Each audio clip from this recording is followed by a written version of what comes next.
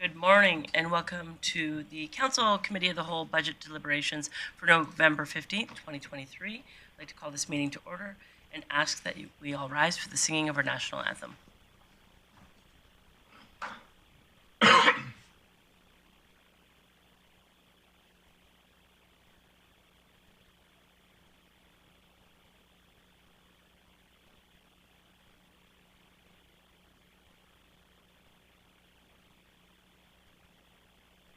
Oh, Canada, our home and native land, true patriot love in all of us command. With glowing hearts we see thee rise, the true north strong and free. From far and wide, oh Canada, we stand on guard for thee. God, keep our land glorious and free. Oh Canada, we stand on guard for thee. Oh, Canada, we stand on guard for thee.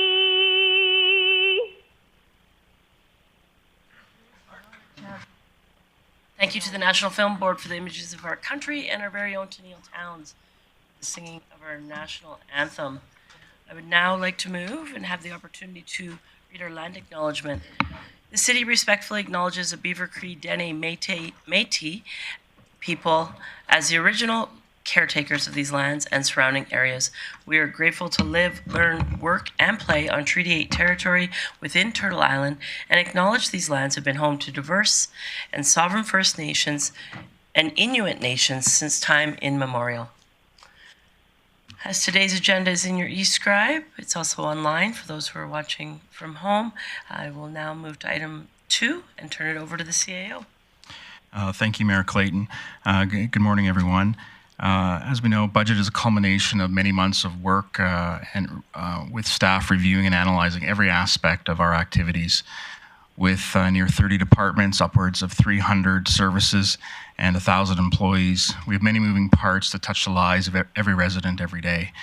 Starting with Council's ambitious strategic plan, legislative requirements, and delivering services that the community rely on, we presented a budget that reflects the current cost pressures while holding the line on general increases and new staff positions. As we go through Budget 2024 deliberations, administration will be pleased to answer any questions, and we will have a presentation following my remarks here. Great, thank you for that. Council's had their books for a little while now. I know you've put a lot of time and effort into this. I look forward to the next couple days of discussions, deliberations, and for now, I'm going to turn it over to the CFO. Thank you, Mayor Clayton. So as you all, I just wanted to go through the agenda really quick of the next couple days. We're looking up next to have an economic update from our investment advisors at CIBC Wood Gundy, followed by a more local economic update from our InvestGP team. I'll then go through some introduction information, and then the corporate leadership team will go through each service area and present the operating budgets. We will then be able to have time for the questions, debates, and decisions, and then followed by our capital budget presentations. And so at this time, I could turn it over to Sharat and James to present. Good morning, gentlemen. Take some time to get yourself set up. Your mics are on whenever you're ready. But if you could just introduce yourselves as you sit down. You know the routine. It's nice to see you back. Thanks for coming. Thank you very much, and good morning, Mayor and Council. It's always nice to be back in City of Grande Prairie. And so we're here, as always, to kick off your budget deliberations with sort of a macroeconomic update. So this should kind of set the framework in terms of the global themes that we're seeing in financial markets and the economy as a whole. So Just to start off, we're going to start by looking back. So over the past year, the world has changed pretty materially. Unless you're living under a rock, you will have noticed, all of these key themes that we're going to touch on: inflation, higher interest rates, slowing growth, the impact of commodities, and then housing and construction. So I'm going to start out just looking back. How did we get here? So this here just geographically represents what we've gone through in the last year. Every country in red has hiked interest rates by at least 75 basis points or more at once since the start of 2022. To put it in context, a typical rate hike from the Bank of Canada or the US Fed would be 0.25%. So this again, we flagged this at our last presentation last year. It was kind of a whoopsie moment by the central banks. They'd left monetary policy too loose for too long, which led to these rampant inflation. So over the last year and a half, we've seen interest rates jump by more in 2022 than any full year on record. So truly unprecedented surge in interest rates. It has different ramifications for the city itself. The good news from an investment standpoint is we can now reinvest at materially higher interest rates. So to put it in context, a year ago, almost all bank bonds were around the 2% range. This morning, we can get 6, 7, 8% on fully guaranteed MGA compliant bonds. So your investment revenue line item, it's going to take a bit of time for it to flow through the system, but the portfolio is laddered. We are set up to take advantage of these higher interest rates, and we're monitoring every day to try and maximize our returns there. On the flip side, obviously, lending has become significantly more expensive. The days of free debt are behind us, and we're going to get into our rate forecast in a little bit here. Now, this just kind of graphically illustrates the roller coaster ride we've been on when it comes to interest rates. You can see in 2020, the massive cut to almost zero. This shows you the 2-year rate and the 10-year rate. The black line being the 2-year rate, which is your short-term interest rates, and the blue line being your 10-year rates, which would impact your lending for any capital projects that you're funding with debt. And just one thing to note here, middle of last year, we saw what's called the yield curve invert. This is just sort of a warning sign that slowing growth may be coming up on the horizon. Essentially, it means that investors are willing to take a lower rate of return by investing longer to lock in the rates now while they can. So why, obviously, no surprise to everybody in the room, why did we see such drastic rise in, historic rise in interest rates? Well, it was to fight inflation that wouldn't go away. This just shows you the consumer price index, which is inflation for kind of the larger 3 economies, the US, the Eurozone, and the UK. And all of us remember inflation middle of last year peaking around 8%. So significantly, that's 4 times what the central bank would target at their target rate of 2%. We've never had so much demand for these economic presentations just because rates have changed and inflation has changed so materially. One thing councillors often, the message gets a little bit lost in translation. Just because inflation is going down does not mean prices are going down. The bill has already been incurred. We've already gone through these prices going higher, and now prices are still increasing. They're just increasing at a slower rate. It's just a rate of change. So again, if inflation comes down, prices are still going up. They're just going up at a slower pace. We are trending in the right direction, which is kind of the good news of our presentation, and we'll go through that shortly here. Just to kind of see how we stack up against our peers, so the US, the UK, and the Eurozone. Canada's the red line there, and you can see that Canadian inflation is easing much more than others. We're on the right track, but we're not quite there yet. So latest inflation readings for Canada as a whole in sort of the mid 3% range year over year, and we do expect that to continue closer towards the central bank's target because of this reason right here. This looks complicated. It's actually quite simple to understand if you look at it. This breaks down inflation into 2 components, your demand-driven inflation and your supply-driven inflation. Now, the problem with supply-driven inflation, that's that light blue line, is central bankers can't do anything to change that. And so it's things like shipping bottlenecks, delays in manufacturing, lags in construction, things like that. We saw supply-driven inflation spike materially over the past year. The good news, though, it's come all the way back down to pre-COVID trends. So a lot of those supply chain issues we were facing have gone away. The good news for the central banks is that black line, which is your demand-driven inflation, that's what comes in response to consumer spending, that's trending in the right direction as well, and that is a line that the central bank can control, and they've been doing so. So I'm going to talk about kind of how this environment of rapidly rising rates has impacted your residents here in Grande Prairie as well and across the country. The left there shows you what we call excess personal deposits. So essentially what happened was during COVID, Canadians got a lot of fiscal stimulus. We couldn't spend, we couldn't go out to restaurants, we couldn't travel. So a lot of Canadians saved excess deposits. What we're seeing happening now with higher interest rates is that red line there on the left, the excess personal deposits are falling pretty dramatically. And then on the right, Canadians for the first time or in the last year or so, they're really starting to tap into credit cards and revolving lines of credit to keep up with inflation and the higher rates on their mortgages. We talk about this, it is pertinent just to kind of understand why these rate hikes have been so impactful. Some people would remember the rate hiking cycle of the late 80s, where interest rates went up by 6.5% in a year. So that sounds like a really bad situation.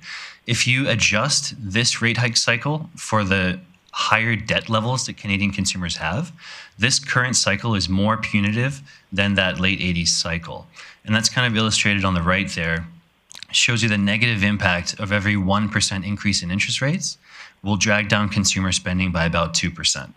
Doesn't sound like much, but if you hike by almost 5%, you're in theory taking 10% of consumer spending out of the economy. So pretty dramatic.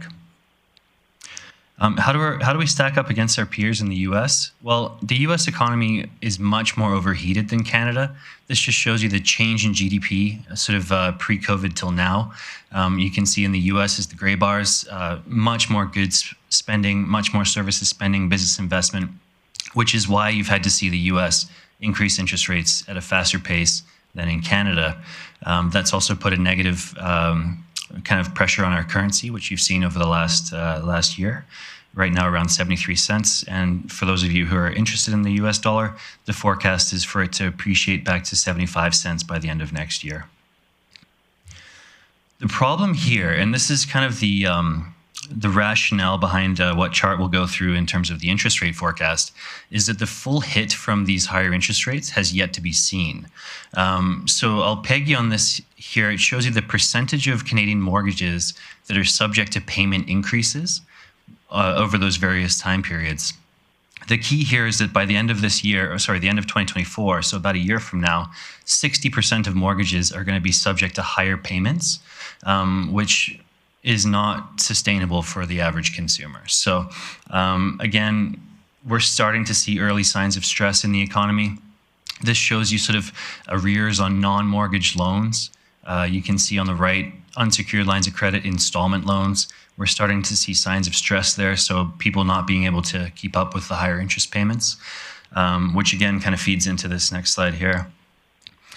This will be pertinent for your budget deliberations. Household affordability has become a massive challenge across North America, but particularly in sort of Vancouver, Toronto, those overheated markets. Housing affordability is at its worst level since 1985. So almost 40 years, we've never seen it so expensive to have. Shows you sort of the average income you need to cover your interest payments and your mortgage payments on a 30-year mortgage. Again, Canadians typically lock into 5-year reset mortgages, whereas in the US, they do 30-year fixed terms. So it just means we're more sensitive to these higher interest rates. Awesome. Thanks, James. So, yes, inflation is high. It's trending down. Yes, interest rates are high, and there is essentially pain to be coming into the economy. It's not necessarily a bad thing. Again, we're eternal optimists. We always say that. It's not necessarily a bad thing to look at, okay, yes, our presentation is things are expensive.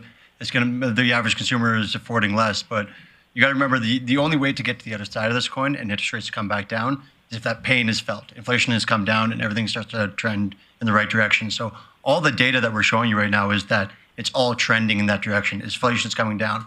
Things are starting to get unaffordable. These are very important data because short-term pain, long-term gain. The quicker we feel that pain, the quicker we're on the other side of it, and the interest rate cuts start to come. So when does the interest rate cuts start to come? The first thing we look at is the Bank of Canada's growth forecast. First and foremost, the forecast for growth is significantly lower in Canada than it was in the past. So on the gray bar there is the January of 2022 monetary policy report from the Bank of Canada. The dotted blue line is the pre-COVID trend of the growth forecast. So basically, when COVID happened, the Bank of Canada said, here's how we're going to get ourselves back on track, back to where that pre-COVID trend was. Well, because of supply chain constraints and what's happened with inflation, in April of this year, they basically come out and said, actually, we're not going back to that number. We're going to aim for a lower level of growth going forward. We actually want to keep the economy suppressed a little bit longer because inflation has been so sticky. So the first reader we look at from an interest rates when we think they're coming down is growth is starting to come down, which means interest rates will start to come down because it's going to affect inflation. So the reading is there. The second question becomes is when. So, okay, when are we going to get cut? Historically, we've always been tied to the U.S. quite significantly. The U.S. is the sun, and we are the Earth that kind of rotates around their gravitational pull in terms of economic policy. However, one very interesting dynamic is shaken out there. On the GDP alone is just a point of data that doesn't tell you a lot of story. If we actually take Canadian GDP and adjust it per capita, so adjust it for the amount of actual total population in Canada, we can see that the amount of output we're getting in Canada is actually starting to contract. So we're actually starting to see the contraction in the economy that the Bank of Canada is aiming for. That's very important because that's what they're actually trying to accomplish. So whatever their goal is they're trying to accomplish, they're starting to achieve it. It's not happening in the US yet. In the US, GDP numbers are strong, GDP per capita numbers are strong. However, again, not the full news story. There's something called GDI, gross domestic income. It's the total income you earn on all the products and services you're pushing out of your economy. It's another test that you can look at your economy.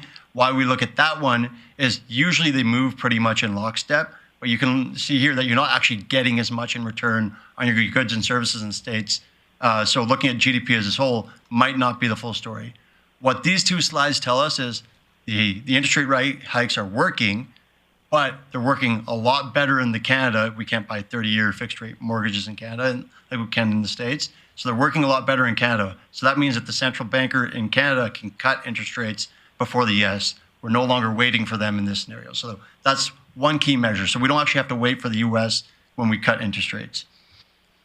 So what does that growth forecast look like for Canada? A lot of data here. On the top line, that just kind of tells you our real GDP number, so growth adjusted for inflation on a quarter-by-quarter basis.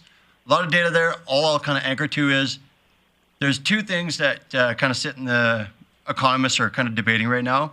Are we going to get the great R word, the recession, or are we going to get what's called a soft landing? And you can debate back and forth any which way you want. I put this slide up there to show one key piece. A technical recession cannot be called unless there's two negative quarters, so two columns back to back of negative growth. Q2 2023, 0.1, Q3 2023 forecast, negative 0.7. You are the closest to a technical recession without having to call a recession as you can, without having, so whether we're in a soft landing situation or a recession situation, we are less concerned because the pain is going to be there. What a soft landing essentially means is, can you raise interest rates enough to slow the economy down and pull inflation down without causing a recession? And you are walking as much of a fine line as you possibly can.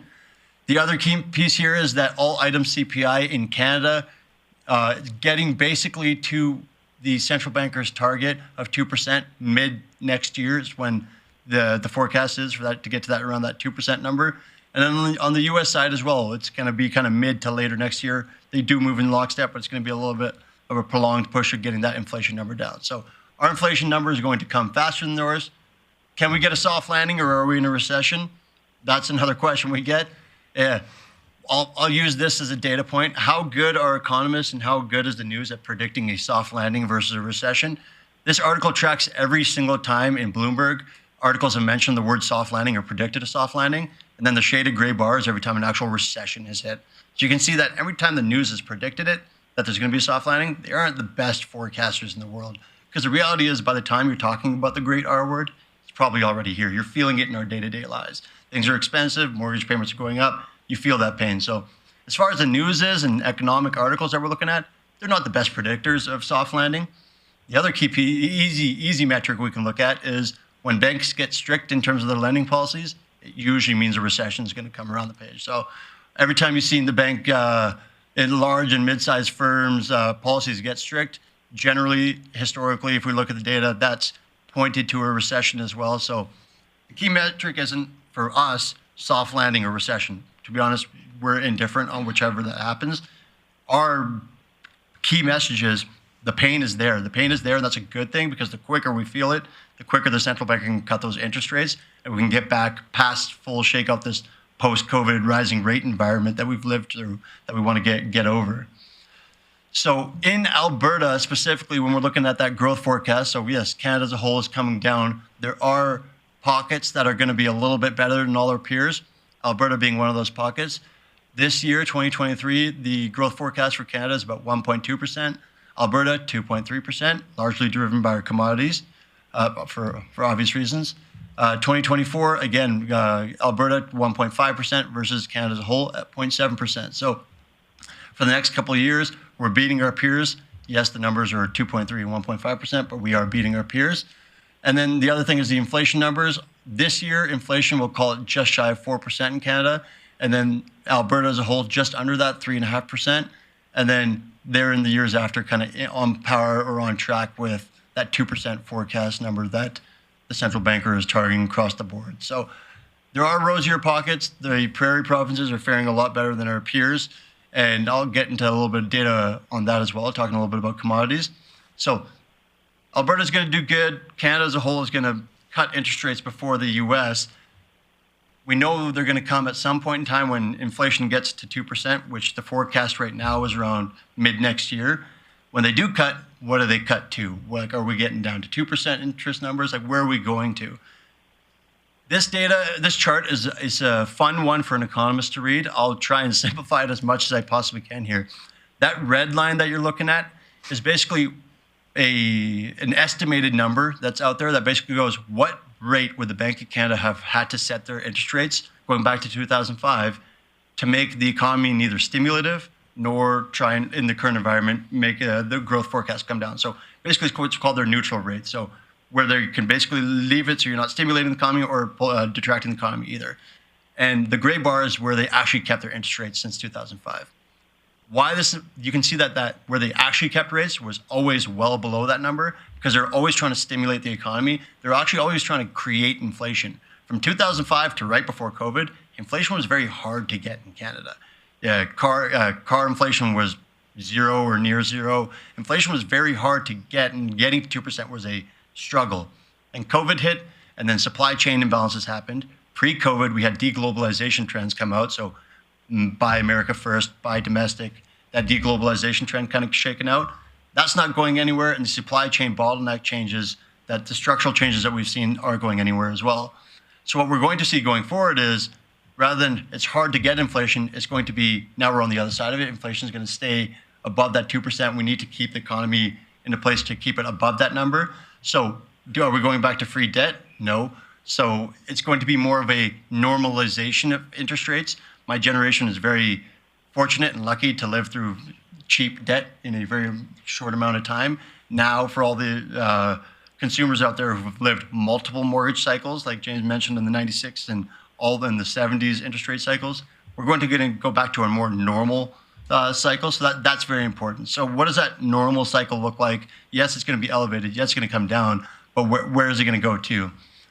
So on the left-hand side there, we look at the Canadian 5-year bond yield. That is a benchmark for Canadian mortgages here in Canada. The line kind of shows you where it currently is, and those 3 dots are essentially where our CIBC economists are forecasting them to be. To give you guys a sense of the impact of what that is, on the right-hand side there, the percentage change in average monthly payments on a 5-year mortgage at renewal. The gray bar is if the rates remain unchanged. So if the rates don't move at all from the current rates, Next year, as James mentioned, you have 60% of Canadian consumers in this higher rate environment. I say 15% increase to your monthly payment. 2025, 20%, 2026, 25%. So very large increases to your monthly interest payments in an environment where we're already kind of living on that paycheck to paycheck. We're using up our credit and our savings and our cash and our excess cash. If we go to where the CIBC interest rate forecast is, it's still going to be an increase in your payment, but it's going more of a normalization to a 10% monthly increase. Yes, that is very high, but when you're sitting at a mortgage of like 2% on a 5-year fixed, it makes sense that there's going to be an increase at your renewal to a more of a normalized interest rate environment.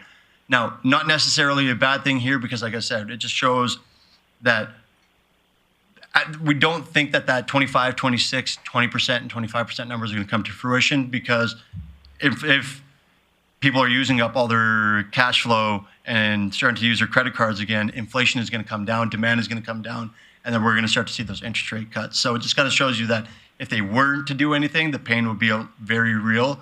The central bankers around the world see this data, they know this data, so they're walking a fine line because they don't want to push it too far into the recessionary territory.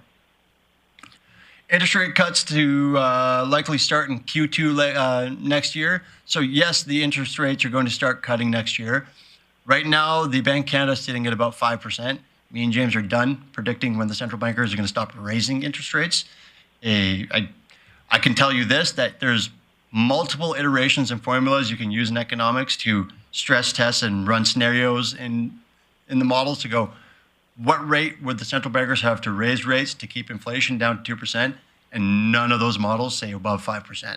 Now, does that mean the central banker is going to stop? Like I said, I'm not predicting that anymore. However, when that inflation number does come down at the top, you can see that we're sitting at 5% right now.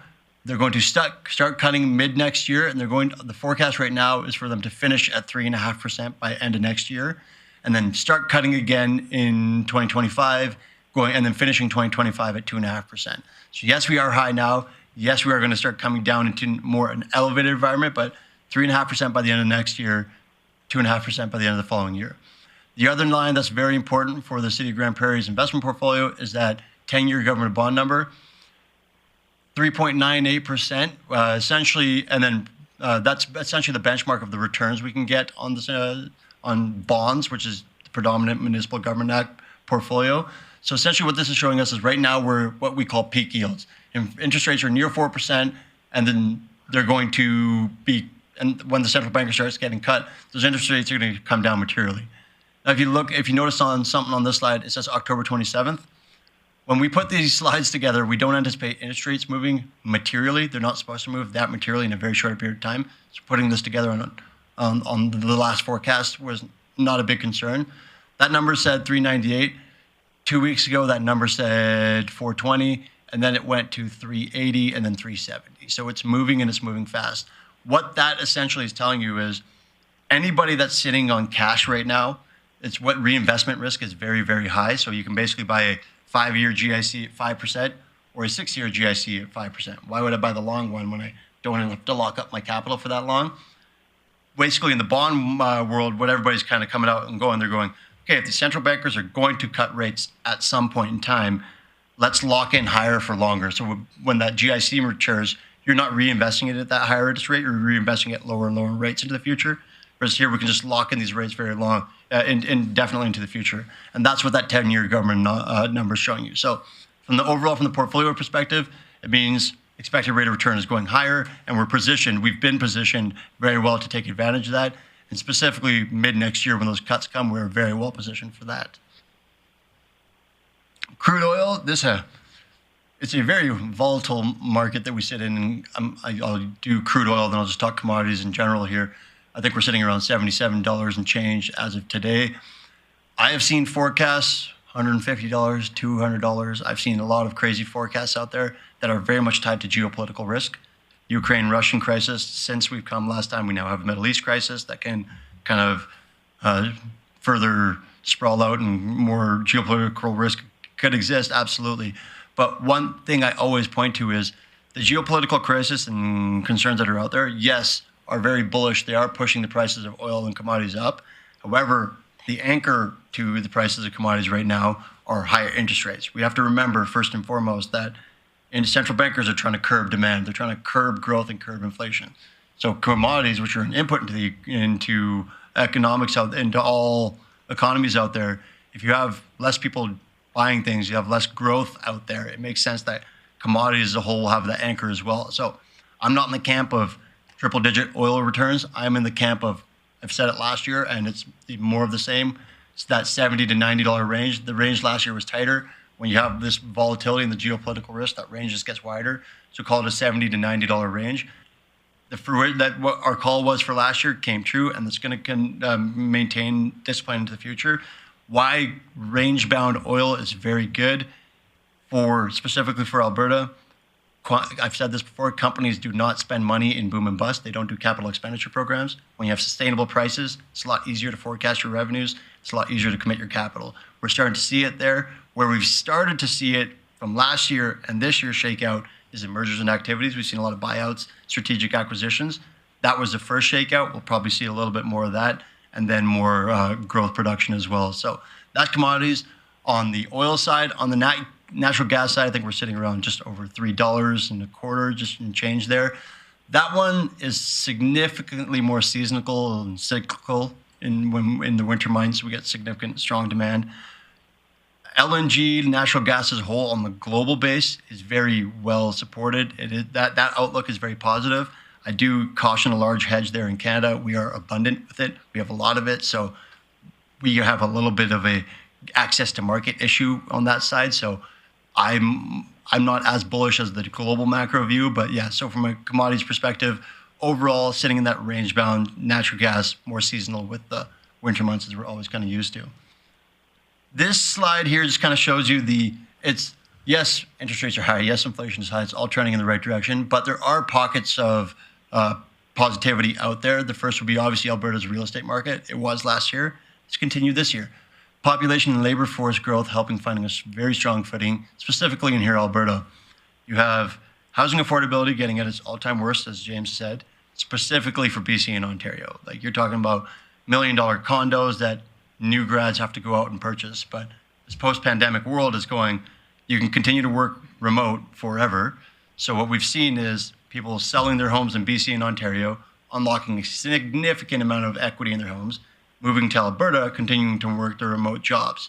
Now that's very good for our real estate and housing market, not so good for our affordability for new entrants. But to give you context, 66,000 net migration to Alberta in the last quarter, massive numbers, right? And that's until it trends the other way, we don't see that kind of changing anytime soon. Population growth up, housing starts down. This is Canada as a whole. I don't want to be the guy that has to fix the housing affordability issue for Canada as a whole right now. It's a very strange dynamic that we're in. The amount of households from a demand perspective going up materially, and the amount of housing starts going down. So this is the problem that essentially the government has faced right now. So we have new households coming up, and we have housing starts coming down. How do we fix this imbalance? Well, let's take a look at both of those in a little bit more granular detail.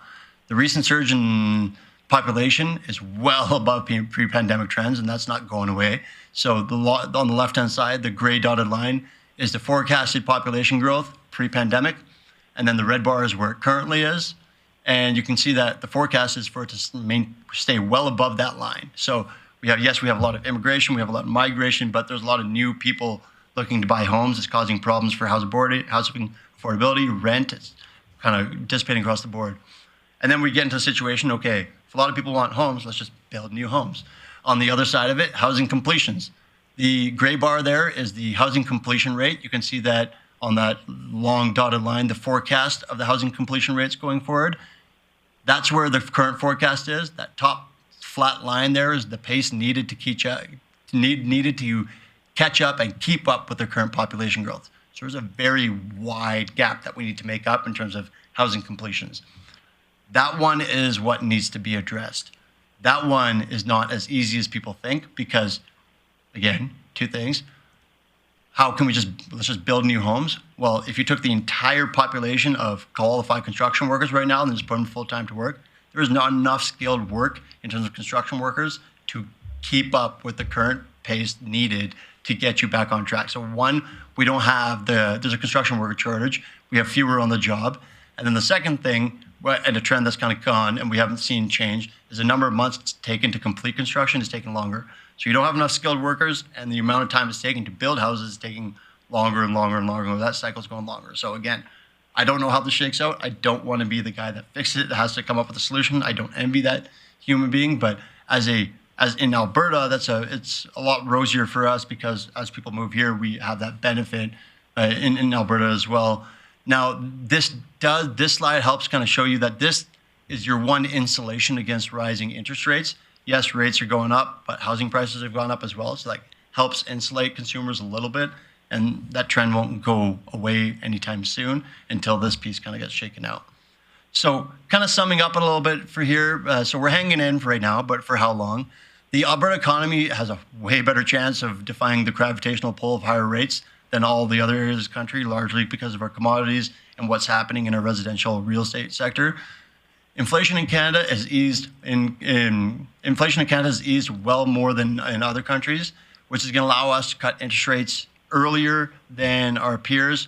Like James said, we're kind of in that mid threes right now, so we're on the right track. We're not there yet. We need to get to 2%, so a little bit of room to go, but we are trending in the right direction. The characteristics of a post-pandemic world mean a longer lag between rate hikes and a slowdown, but it's not going to prevent one. Supply chain bottlenecks kind of created supply-driven inflation, not demand-driven inflation, which meant we had to wait for that to shake out before higher rates kind of dissipated into the economy. Now, again, whether that's a soft landing or recession is irrelevant. We want that short-term pain to get to that longer-term game. We want to get past it. And the reality is we are there. We're right at that cusp. And mid next year is when we're going to see these cuts start to come down. And rapid immigration and population growth is adding to inflation in housing, but it's also filling job vacancies and helping ease inflation in other areas. So yes, immigration and population growth is adding to housing inflation, but it's helping fill other voids in the economy that we have right now in terms of job vacancies. So it's kind of a double-edged sword. And then lastly, interest rate cuts to come in 2024.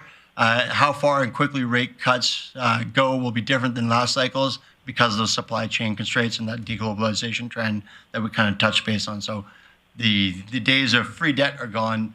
It's going to be a normalization. I very much want a normalization. We are very tired of living through once-in-a-lifetime economic events every time we come up here and do an economic presentation to you guys. So normal sounds really good right about now.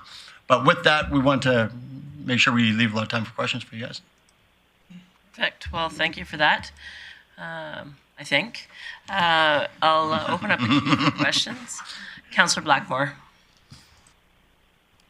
Thanks for coming up here. It's always good to hear your opinions on the state of the world.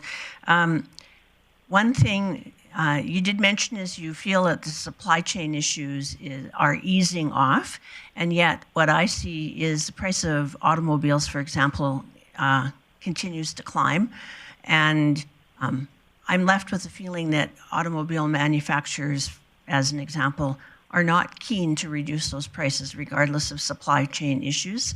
When you live in northern Alberta, that's an essential part of our life. We don't have trains or the possibility of taking alternate forms of transportation. So that combined with the additional costs of transportation, the high cost of fuel, for example, where do you see that going? Are we going to see an easing? Is it going to be in my lifetime or yours? Or where do you see that going? Because That's a great question. I'll kind of touch base on 3 parts. Yes, supply chain constraints have eased. That is more important because that lets central bankers do their thing in terms of curbing demand. What also has happened pre-COVID is that deglobalization, the buy domestic, bring auto workers back, that inherently will reduce what's called opportunity cost of trade, which means it's cheaper to outsource labor somewhere. You're bringing all that labor back into your economy where it's more expensive to do it. That cost gets flowed through to the consumer. That deglobalization trend isn't going anywhere anytime soon. That is going to continue to trend that way. So yes, inflation is easing. Yes, supply chain functions are easing. But the reality is they're not going to, corporations aren't going to give that money back to the consumer. Their job is to maximize profits for them, yes. However, as James mentioned, it's a rate of change. So it's just, inflation is slowing down, so it's going to go up at a slower rate. So we don't see inflation coming down in auto workers, specifically in the U.S., where you have trade negotiations in terms of their unions and things like that. We don't see that number coming down. It's going to go up at a slower rate from here on out. So really what you're saying is their big supply chain issue is actually labor, not parts or material. At the start, so right now it's labor. COVID, it was parts. Yes. So it's always going in one pocket to another, essentially. And now the union issue that they're having as well. So whether the supply chain functions go from one factor to the other, until we see deflationary environment in the automotive industry, that's when you come down. But all signs point to we don't see that happening right now. And are we seeing the same pressure on labor here in Alberta? The cost of labor, not the number of bodies. The cost of labor.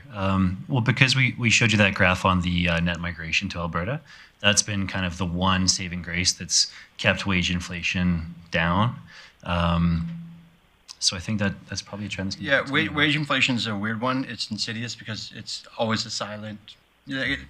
Inflation is 2%, but there's going to be these pockets of 8%. Wage inflation usually tracks a little bit higher, but you don't actually. None of us are getting like 10% consistent wage inflation increases, right? So it's insidious, right? But that wage inflation number, we don't see it coming down. It usually tracks just a little bit around that inflation number anyways. But the labor market in the U.S. is a very sticky number that we haven't seen. It's usually when you see an economy coming down, you see labor, like a need for labor, where we haven't seen that on the U.S. side. Canada side is a very similar story. When I was overseas recently, I met someone from Brazil, and their rate of inflation is 10 to 12% per month. Mm-hmm. So keep it in perspective. That's why you see the overnight target rate at 12.5%, right? Yeah. Councillor Thiessen. Yeah, thank you very much, Mayor Clayton. Thanks a lot, guys, for coming in. I've actually been waiting probably about 5 months and 3 questions later to get your spin on this one. So I really appreciate your presentation and the global perspective, but one thing that I thought that was interestingly omitted was the power of BRICS, the Brazil, Russia, India, China, South Africa economic powerhouse. Now, in the summer, they just brought on new members, United Arab Emirates, they brought on Argentina, they brought on most of Africa, and inside of that now, when they ratify the agreement on January 1st of 2024, they will own, in that group of 7 plus, 80% of all oil reserves globally and 60% of all gold reserves globally, and they're backing their currency on gold and oil.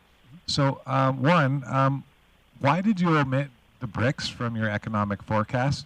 And 2, I know you said you hate coming in here for once-in-a-lifetime economic things, but I think come January 1st, we could be rolling into a new budget with you guys talking about a once-in-a-lifetime economic thing. So what is the impact of BRICS, and how is that going to impact Canada, our currency, and our purchasing power?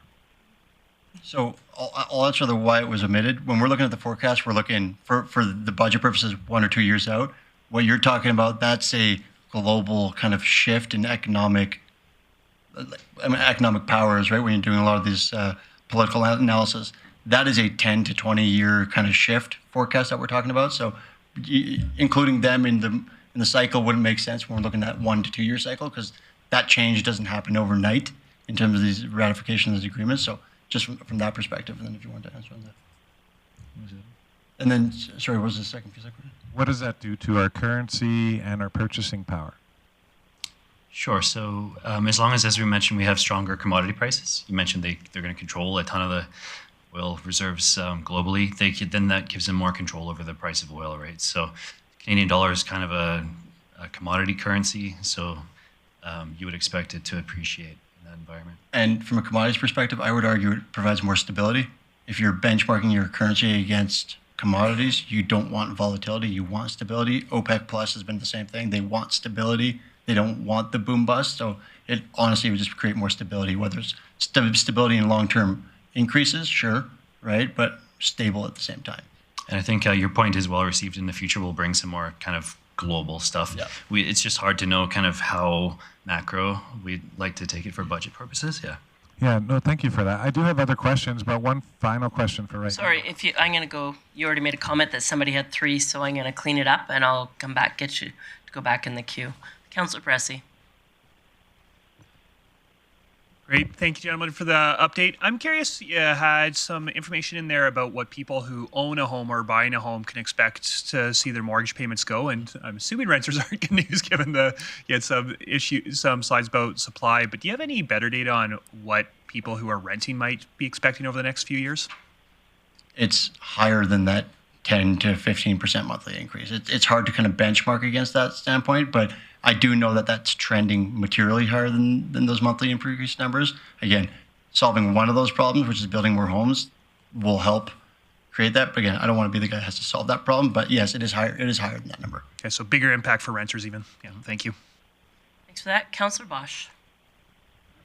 Thank you, Mayor Clayton. Thank you for coming in. My question is similar to Councillor Blackmore's. We talked about the automotive labor disputes potentially or bargaining agreements, but there seems to be, and in my opinion, I think tons more coming in different, whether it's education or healthcare or countless different unions. Now watching what some of these recent bargaining agreements have come to, even the grocery stores. What's the forecast on that and the impact to our supply chain demand and supply? I really like that question. I use the word deglobalization, buy domestic, do all that. The impact of when you bring labor and all that kind of back into town is the control comes back. So you get a lot of unionization, you get a lot of the union contracts. So what we're seeing makes sense. It's you bring everything back and people are renegotiating for their higher wages because that was what they were promised in the first place. So the impact is going to be lower growth. Deglobalization has that impact of lower growth. So that's what you're going to kind of see kind of continue into the future. Even though we have a higher rate of migration, we're still going to see a lower growth in Alberta? Lower growth in Canada as a whole from, yeah. Okay, thank you. Councillor O'Connor. Thank you, Mayor Clayton. I got a sense this is a painful presentation. You kept bringing the pain. I hope you get out of the pain soon. So when you mentioned on the one slide about there are less workers able to construct buildings, and then you've got longer construction time, does not that relate to tougher financing and it costs you more to build because it takes longer to build? Yeah, all of that will be wrapped into that data. Okay, so Alberta is sitting, or Grande Prairie is sitting in a very good place because our cost of housing is way lower than Toronto, Vancouver. We need the pricing to come up. Is there any influence, is there any indication that we're going to see that supply chain and stuff affect where we can actually produce a house that people can afford to build and make a profit on? So it's a tough question, but I don't think that data is there from like that supply. You're talking about like the equilibrium of finding that supply chain. What I can tell you is that the supply chain bottlenecks of like lumber and all that have shaken out. So that shouldn't be a factor, but I've said that shouldn't be a factor, and then something has popped up in terms of what the supply chain issues has functioned, because generally if it's going to affect lumber, it's not just going to affect Grande Prairie, it's a macro factor, right? And then the city of Grande Prairie is subject to whatever macroeconomics that are out there. So it's going to impact everybody as a whole, and that imbalance will come down across the board. But from that housing completion number is, yes, there's a construction lag. Yes, there's a financing lag as well. I don't think we're going to see the solution on the financing perspective. Yes, Canada's more sensitive to rate hikes than our U.S. because we do 5-year, 7-year rate mortgages and things like that. But it also it insulates us from a lot more pain, right? Like the great financial crisis didn't impact us as much as it did in the U.S. because we're not over leveraging. So you always want to make sure that you're balancing one with the other. You don't want to incentivize people to go out there for too long. Well, the banks are, last one there, Mayor Clayton, the banks are being very tight on financing right now. So you're saying that they need to see this drop come down and then we'll see better financing? Because that's what's holding back building here is They are very tight. Yeah, it's all going to be predicated on, can we get to inflation to 2? Because if we can get inflation to 2, then the central bankers can cut rates. That overnight rate comes down, and then everything kind of comes down with it, and lending rates and all that kind of opens up again. Okay, thank you. Councillor Berg. Yeah, thank you, Mayor Clayton. And thanks, guys, for being here in the presentation. I sit back and I look at all of your stats and I process, and I'm trying to figure out how we take that information and carry it through our budget deliberations. So we've got this book here, and largely it is based on inflation that has already happened over the past couple of years. So as we go forward, is there any advice that we should keep in the back of our minds or the front of our minds as we're deliberating our budgets? One quick theme that kind of keeps coming up, we work with 83 municipalities across the country, mostly in Alberta, is the forecast on interest rates when you're budgeting. If they're going to come down materially over the next year, it might make sense to delay some capital projects if you're financing them with debt, right? That's been kind of a key theme. I think over the next 2 years, you should see those rates start to come down.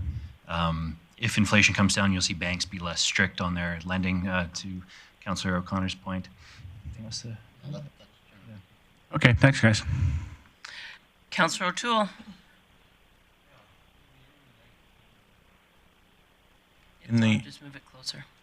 In the early 1980s, interest rates for a mortgage went half decent, and then they jumped up quite high. Like we're talking almost 20%. It was very hard on people. A lot of people brought their keys to the bank and said, "You're taking over," and walked away. Do you think that the interest rates will go that high on new homeowners or even people building apartments and stuff like that? You don't think so? Short answer, no. I would point back to James's slide that said we actually benchmarked that double-digit mortgage rate environment to the current rate environment, current rate hike environment. What we always got to predicate is, remember that mortgages were like $90,000 back then versus what they are right now, right? So if you adjust current debt levels for what, like the current debt levels of the 90s, 86 to 90s interest rate cycle where you had the double-digit mortgages for the current levels, what we can say is the current environment is materially worse than that rate environment in terms of impact to the average consumers. So we don't think they're going any higher. I guess I'm done predicting when they stop raising rates, but we're at or near peak yield because there's already that pain in the economy. And the pain is a good thing because it means that we can start cutting again. 1986, the mortgage rates went down to about 4%. That's when I bought my house. In 5 years, it made a drop. That's a great point, right? So in our worlds where we're like my generation is used to living with mortgages of like 2 to 3%, right? We need to get back to this normalization of debt markets to that 4 to 5%. People need to remember 4 to 5% is still low rates relative to what we've historically seen. Thanks for your input and thanks for being here. Councillor Platt. Thanks, Mayor Clayton. Thanks for coming in again, guys. My question is more, you would mention around oil, kind of stabilizing that 70-90 range, which is good for capital projects. With our area, we're trying to get into this ag food services and potentially petrochemical. With interest rates being higher, do you see those projects being stalled for a year or two because of that, or do you think there's still a lot of growth coming in those two areas specifically for our region? Short answer, no. When they commit this capital, they're not going to change them based on short-term fluctuations. So short answer is no. Okay, so it's long-term committed capital that they wouldn't be changing.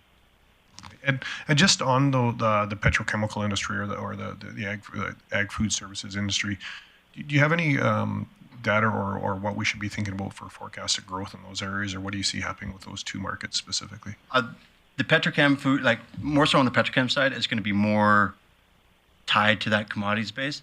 Where those numbers sit, it's still going to be in a range part market in a wider range than what it is because those are going to be driven by cyclical demand situations as well. However, the way to look at it is if we're trying to kill growth and pull growth down, it's going to affect demand across the board. So we will see them start to come down in that range. But again, there's supportive pieces to the other side of it. So all of that's going to be range bound. I wouldn't say I'm neither bullish or positive or negative on ag or petrochem or either any one of them. Okay, thank you. Councillor Blackmore. One of the things that we frequently see in financial forecasting, which you didn't talk about today, is the rate of bankruptcies. I'm wondering if you're seeing more increase in housing bankruptcies, mortgage bankruptcies, or if that's still flatlining, or where do you see that as it's indicative of your financial forecasting? So the key there is that we had a slide on how there's a lag effect between when you hike rates and when the consumers feel the pain. So it's going to take some time for those mortgages for people to start. That's normally the last thing people will skip a payment on is their home. So I think it's going to take some time for those, call it bankruptcies, if they're going to come in large numbers, it's going to be over the next couple of years. Where we are seeing the early signs of stress is on installment loans and lines of credit, things like that. So Canadian consumers are starting to feel the pain, and it will probably get worse, which is why they're going to have to cut rates. Upward trending line for the next 3 or so years, 4 years. 100%. And you can kind of see where people are kind of starting to proactively look for that and kind of solve for that is banks. If you look at what banks have done in terms of what we call our loan loss provisions, where we're basically trying to what we think we're not going to get back and like the banks are going to get from the mortgages, loan loss provisions have basically done this in the last year. So they're in anticipation of that lag effect. They've already started to bake these numbers in. So where you see that data, yes, there's a lag effect. Banks are strict, but they are already anticipating some of that and they're building it into their financials going forward as well. Okay. I have another question. I have a few in the queue. I'll come back. Thank you. Councillor Thiessen. Thank you, Mayor Clayton. I was going to go back to BRICS, but Councillor Blackmore sort of piqued my interest there with her question. You talked about early signs of stress and how closely tied we are to the United States, but in your forecast, one of the things that wasn't actually represented was the fact that over the last 3 months, we've had several bank closures, big bank closures in the United States, including Wells Fargo, Citibank, and Bank of America. Wouldn't that be a sign of, pessimism rather than economic optimism? Or is this just something that the banks do, close a bunch of branches all across the country? There's a few things to take into consideration there. Yeah, I would break it into two worlds. First of all, our banking system versus the U.S. banking system, very, very different. So yes, our economy is really tied to them, but our financial industries are very different based on like government regulations and things like that. I would use even the Silicon Valley Bank, any of those kind of issues, and Wells Fargo and those branch closures more opportunistic. Oil went down. We're strategically going to shut down the least profitable centers. That's what I think about from those guys. But from the actual like bank failures, that is a very bad bank regulation caused with a liquidity issue and a rising interest rate environment. It's basically the perfect storm for a bank that happened in the States. There's a couple one-offs. I do think there might be a couple more that need to happen in the States. Our CEO was doing a talk. He said the same thing. The Canadian system, completely different. Okay, so we're safe then. Yep. Okay, thank you. Councillor Bosch. Thank you. Can you tell us about our investment portfolio compared from last year to this year, losses, profits? I'd like to know where we're sitting. From what I remember, and I could be 100% wrong, but we had a significant loss, did we not? Okay, so there's a couple things to touch on there. Everything we buy is fully guaranteed at maturity, right? So there's two ways to manage municipal reserves. One is to buy units of a pooled fund, where you just own shares of a mutual fund, essentially. And the other one is what we do, which is you own the individual line items. You own each individual bond specifically that the City of Grande Prairie owns. The key difference there is when rates go higher materially like they have, if you own units of a pooled fund, your value of your pooled fund is going to fall significantly, and there's no guarantee it's going to come back up to par. If you own the individual bonds, which is what we do, you know in advance that you have a principal guarantee at maturity. So any price fluctuations that you see on the financials, same goes with any municipality that's invested any funds over the last year and a half. You're going to have a note in there, these losses are temporary in nature. There's no impairment to the portfolio. It's just that when rates go up, if you've bought a bond at 3% and now I can get one at 6%, the value of that bond's going to fall in the interim, right? So it's going to show an unrealized loss. The only thing that we work very closely with administration, they've been fantastic, is making sure that we're balancing the liquidity needs, right? So that we don't have to sell something at an inopportune time. Yeah. So, and then the only thing, James kind of hit two key words there. Impairment, that's the key one you want to look at. There is no impairment. Impairment essentially means that whoever you're buying, whoever these issuers are, you don't think you're going to get the money back from them. We're buying Schedule 1 banks. We're buying very safe names. So there's no actual impairment. So that's when there's impairment involved, that's when you're not reasonably expected to get that money back. So it's very easy to say, it's temporary. But if it's like, I'm your issuer, that's a lot different than like BMO or CIBC, right? So there's no impairment in the portfolio. When we buy these bonds, there's a minimum rate of return that we've locked in when we purchase them. Just north of 3% is what that minimum rate of return is. The rate environment that we're stepping into is around that 6% mark.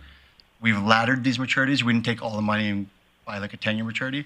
Why we ladder these maturities is you always have cash interest being paid or maturities coming due that you're reinvesting into the rate environment. It's set up for this cycle. Why on this financials it would look exaggerated is because interest rates are not supposed to move 5% in 8 months, right? But it's still built for that. As long as we work with the administration to know there's no concerns on liquidity, we're okay. And the same question The comes review, up. yeah. Yeah. Perfect. Councillor Blackmore. I'm not really sure how to ask this question. So I believe that federal carbon tax creates an artificial inflationary pressure on the price of fuel for consumers. And I don't see that change it's not going to change. That seems to be in opposition to what the Bank of Canada is trying to do with interest rates to ease inflation. So you have one hand is lifting inflation and the other hand is trying to push it down. Is there going to be some path out of that for consumers to take some kind of comfort in, or are we just going to keep paying artificially high prices for gas at the pump? Significantly different than many other countries that we're in competition with. So, short answer, yes, I agree with you. On the first piece there's a couple things that are causing our gas price to be materially higher than everybody else's. One, we export it, we don't refine it here. We need to do a little bit more of that, which creates that issue. It's always been that issue for Canada as a whole. Does that create a lag for when that inflation number comes down? Yes. Is it going to fully offset rising rates and inflation coming down? No. It just lags it out, and that's built into the numbers that you will see. I'm going to jump in before I go to the next round of questions. Can you show me the slide that had the projected CPIs numbers over the next few years? So the key data would be in the top right there. So far right, second line from the top. Yep, that's all I needed. Thank you. Councillor Bosch. Thank you. This is about small business struggles. What are you seeing nationally, particularly with restaurants? Because I feel that here we're getting hit pretty hard with our restaurants struggling.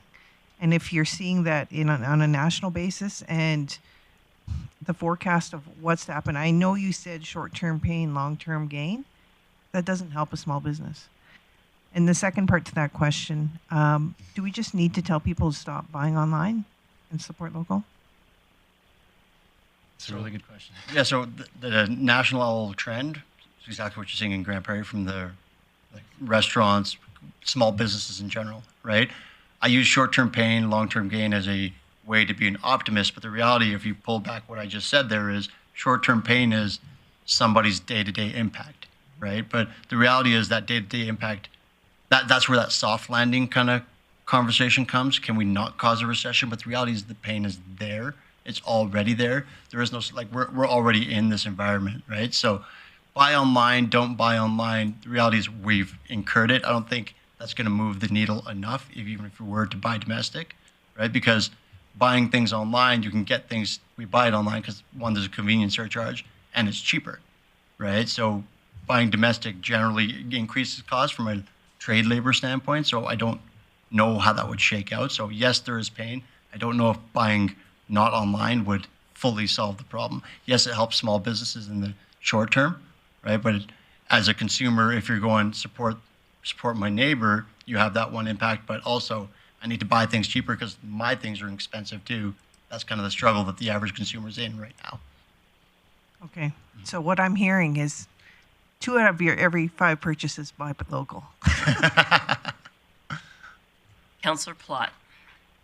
Thanks, Mayor Clayton. I just wanted to touch base on, you'd mentioned 66,000 net migration in Alberta.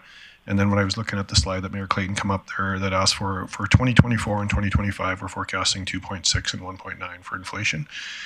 Can you, just so I understand labor in that context, is labor usually mirror inflation? Like if for labor costs, if I'm paying an employee $1 today, does that mean I'm going to be paying them 2%, 2.6% more than that in 24 and 1.9 higher? Or where does labor factor into that inflation number? And what should we anticipate as an organization of what our labor should be going up on as an inflationary measure?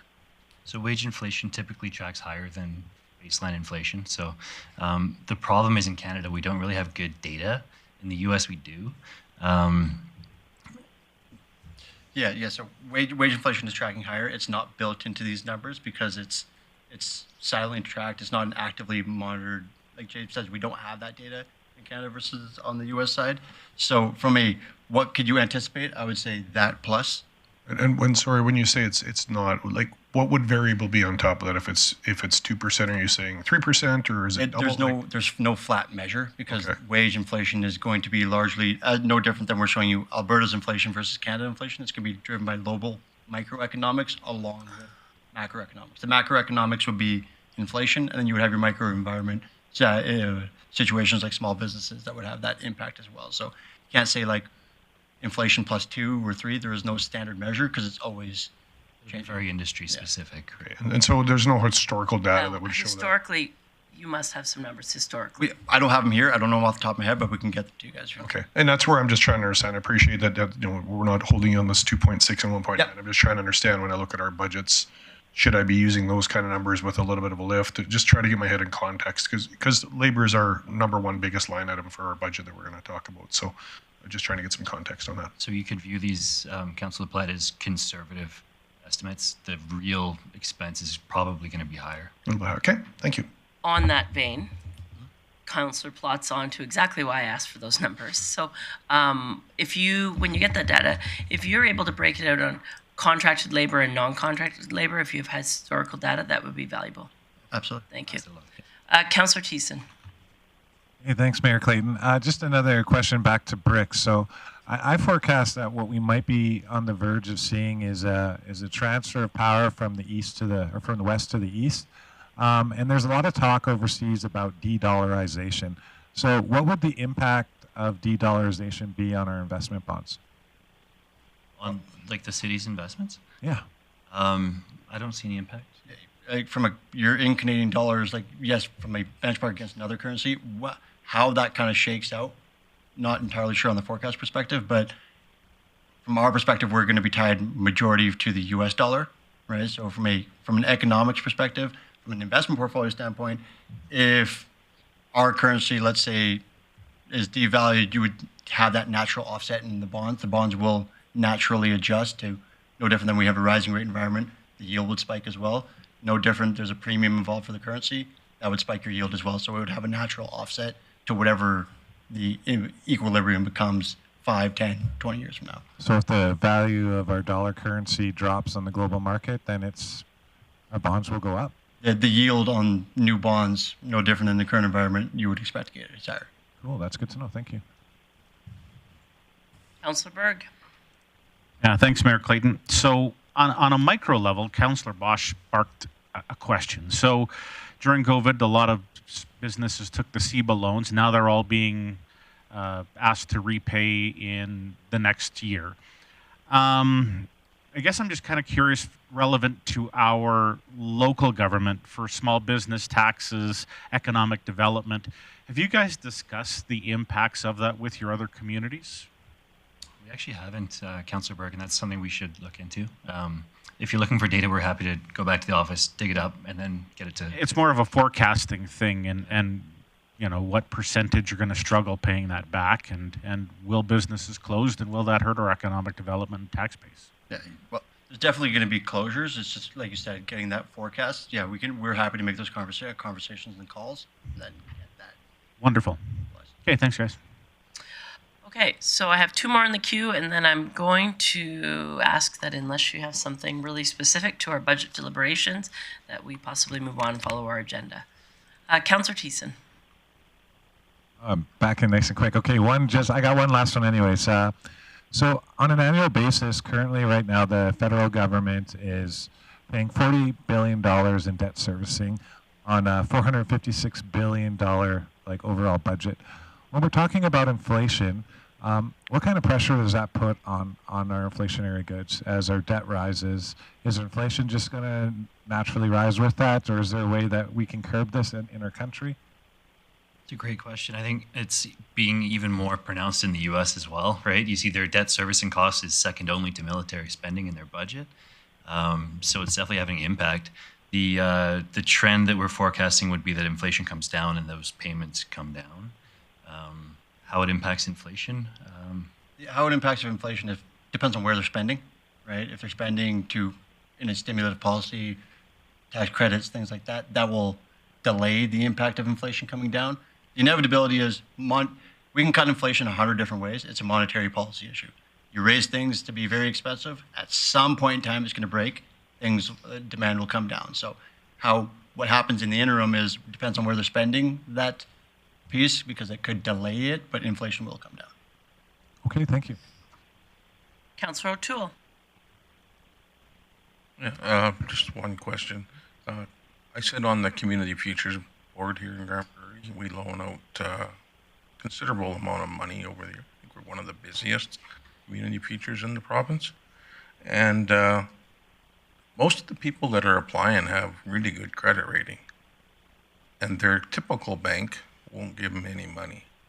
And we're having a hard time fulfilling some of our potential loans because we don't have enough money from our sources. When do you think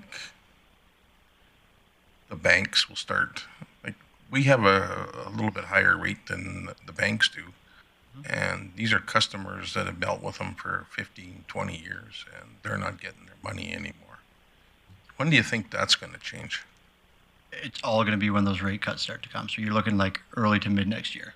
Yeah. It's ridiculous, actually, but I'll keep my comments to myself. Thank you. So again, thank you for your time. Really appreciate it.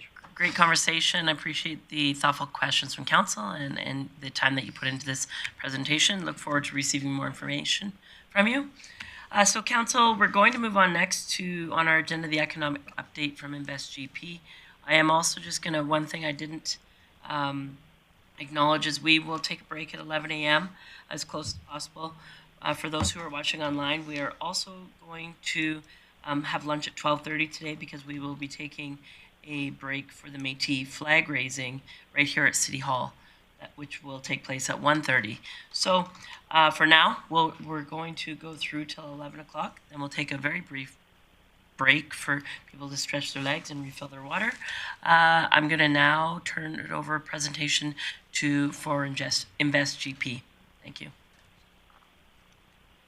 Ms. Pinnock, when you just take your time to get set up. The mics are already on, and I'm sure council will have a few questions.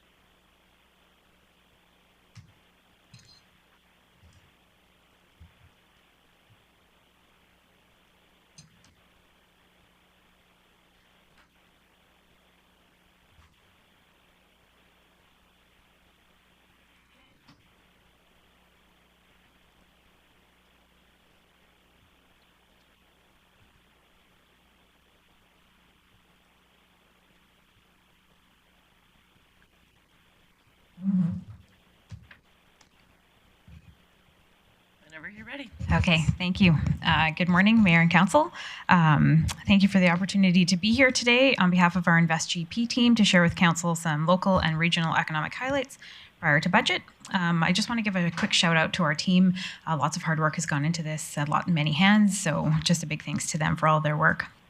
The purpose of this presentation is firstly to equip Council with a better understanding of our local economy in the first 3 quarters of the fiscal year, and then to understand what's changed and what we anticipate happening in the next few months as we close out the year and head into a new fiscal year. So if I can summarize what we're seeing overall in our economy, we continue to see stable growth in most but not all sectors.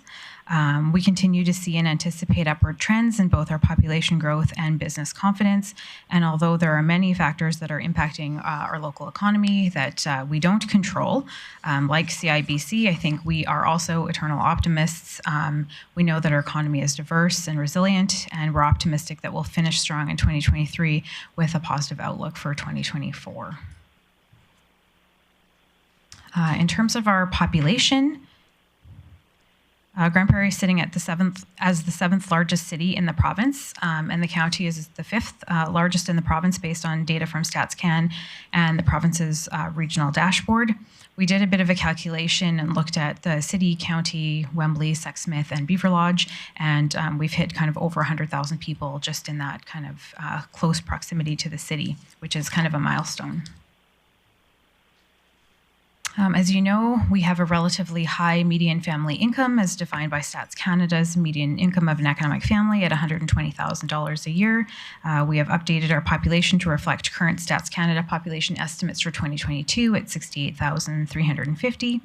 Our average house price in 2022 was just over $326,000, and we'll dig into some more recent stats later in the presentation.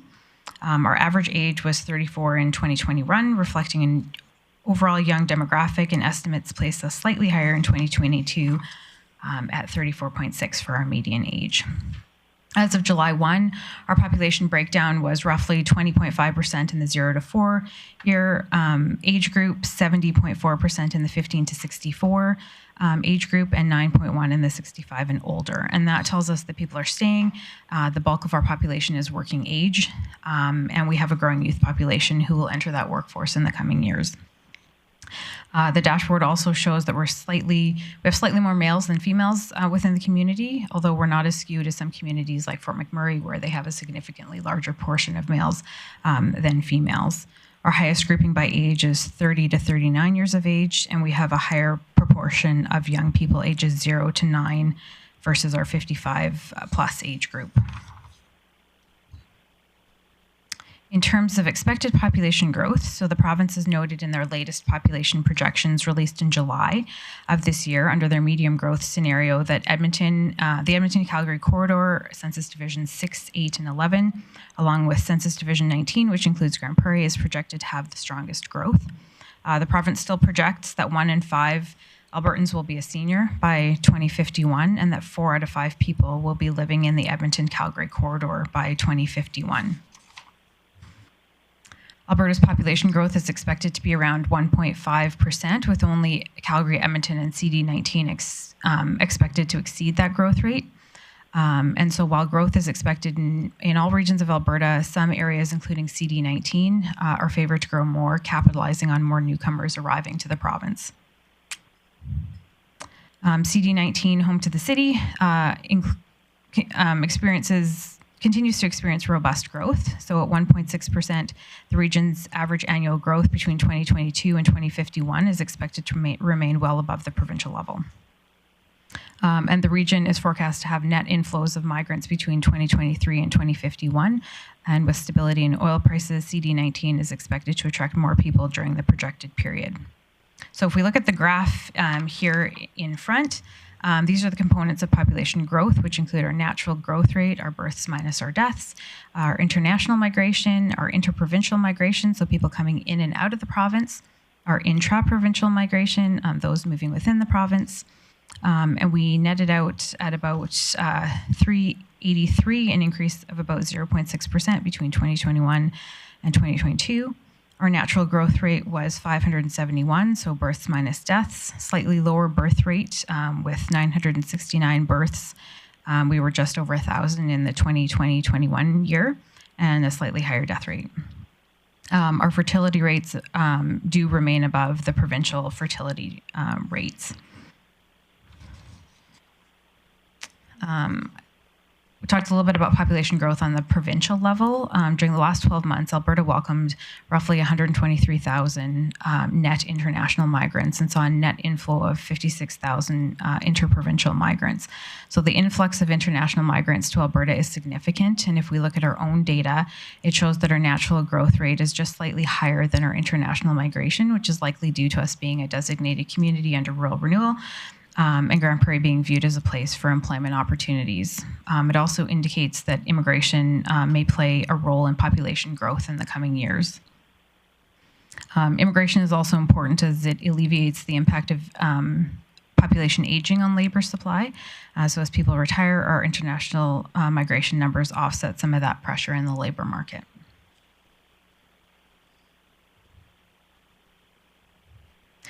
I won't go into too many details here on this slide, just demonstrating that we have more children under the age of 10 than adults over the age of 60. We have an increasingly robust visible minority population, and our immigrant population is increasing, and that's reflected also in the distinct ethnic and cultural origins represented within our community. In terms of employment, Alberta is broken out into 7 economic regions. Ours is the largest economic region in terms of total percentage of the province. As you can see up in the top left corner, our area includes as far north as High Level, as far south as Banff, and as far east as Athabasca. So in terms of unemployment, we were at 6.1% in September, slightly higher than where we were September last year at 5.2%. Alberta's overall unemployment rate has grown slightly to 5.9 in September from 5.4 back in 2022. Just to give you a little bit more context, in January, our unemployment rate was 5.2. In March, we were at 5.3. June, we were at 5.3. July, we were at 5.1. And those are sort of comparable to where the province was as well, slightly lower in some cases. And now we're kind of shifting just a little bit higher than that provincial average. Keep in mind that because that region is so big, we could be anywhere between 1% and 2% lower than that, just depending on what's happening in those other communities impacting our unemployment rate. So if we look at residential sales, this is a good indicator of what's happening within the community. We had just over 1,000 homes sold in the first 3 quarters of 2023 versus about 1,200 homes sold in September, year-to-date September 2022. That's a 13% decrease year-to-date over last year. We do know that housing supply is short, and we've heard that from our colleagues in the real estate industry. September seemed to be exceptionally low in terms of supply. But we had the highest average house price so far this year at $337,000 in September. And so we were only superseded by June of 2022 when housing prices were at about $344,409 as an average. So September was a good month for sales. When I look back to 2016 at just average house monthly house sale prices, only in 2 other months, and one in 2020 and one in 2021, where homes were sold at $333,000 compared to that $337,000 this month. So pretty high actually overall. Year to date, the average house price was $321,497 compared to 2022, where we were at $325,560, which is a 1.24% decrease.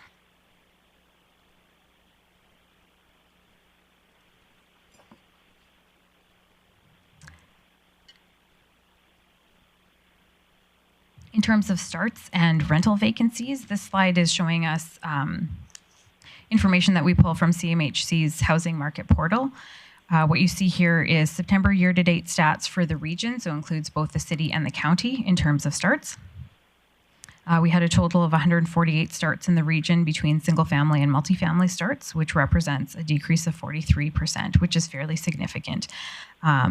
We had 113 single-family starts in 2023 compared to 182 in 2022, 35 in 2023 for new multifamily starts compared to 79 in 2022.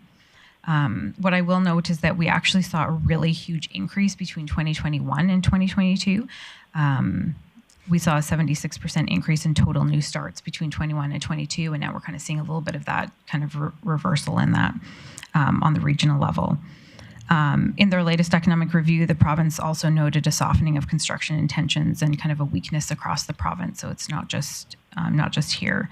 And we know that housing continues to be a challenge in the community with more multifamily starts being needed. The second part of this slide is that rental vacancies. That's also reported by CMHC. We don't have updated numbers yet for 2023, but you can see that there was a big change between 2021 and 2022 in terms of our overall vacancy rate.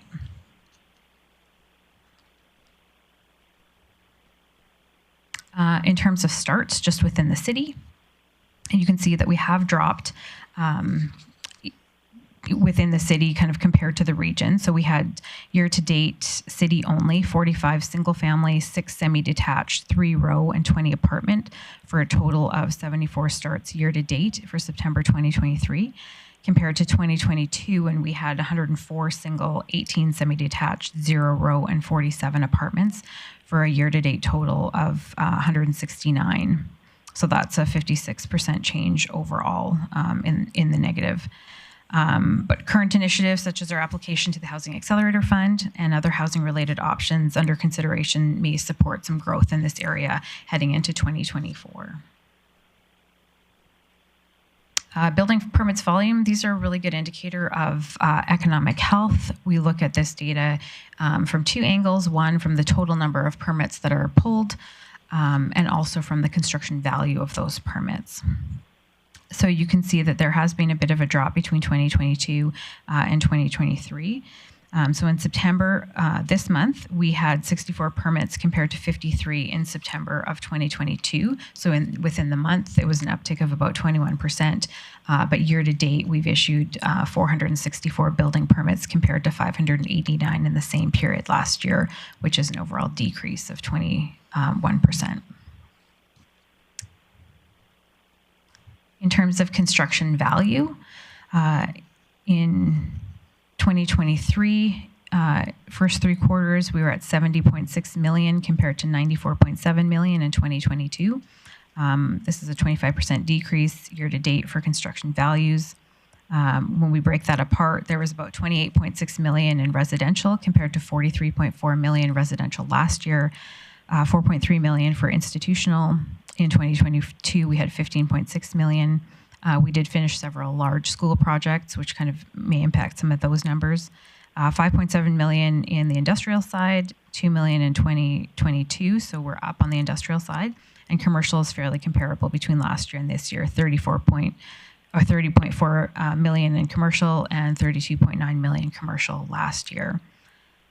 We're definitely not back to where we were pre-pandemic. We had about 113.9 million in total construction value at the end of the third quarter, so end of September back in 2019. And you can kind of see that from the graph and the trend line where we've kind of dropped down and then dropped up and then slightly dropped down again.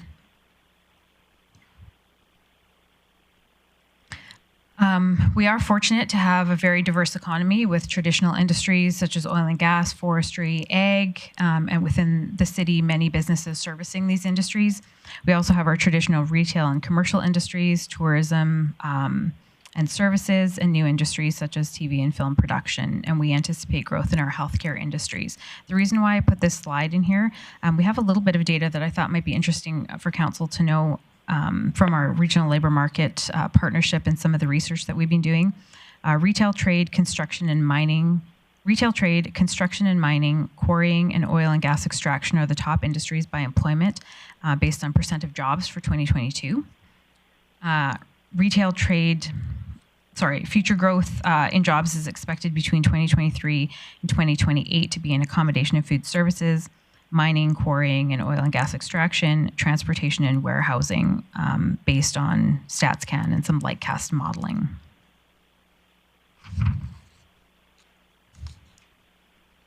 So we know that the city implemented business licensing back in 2021. And so 2022 was the first year that we had a full data set from January 1 to December 31st. So we thought council might be interested in some of this data.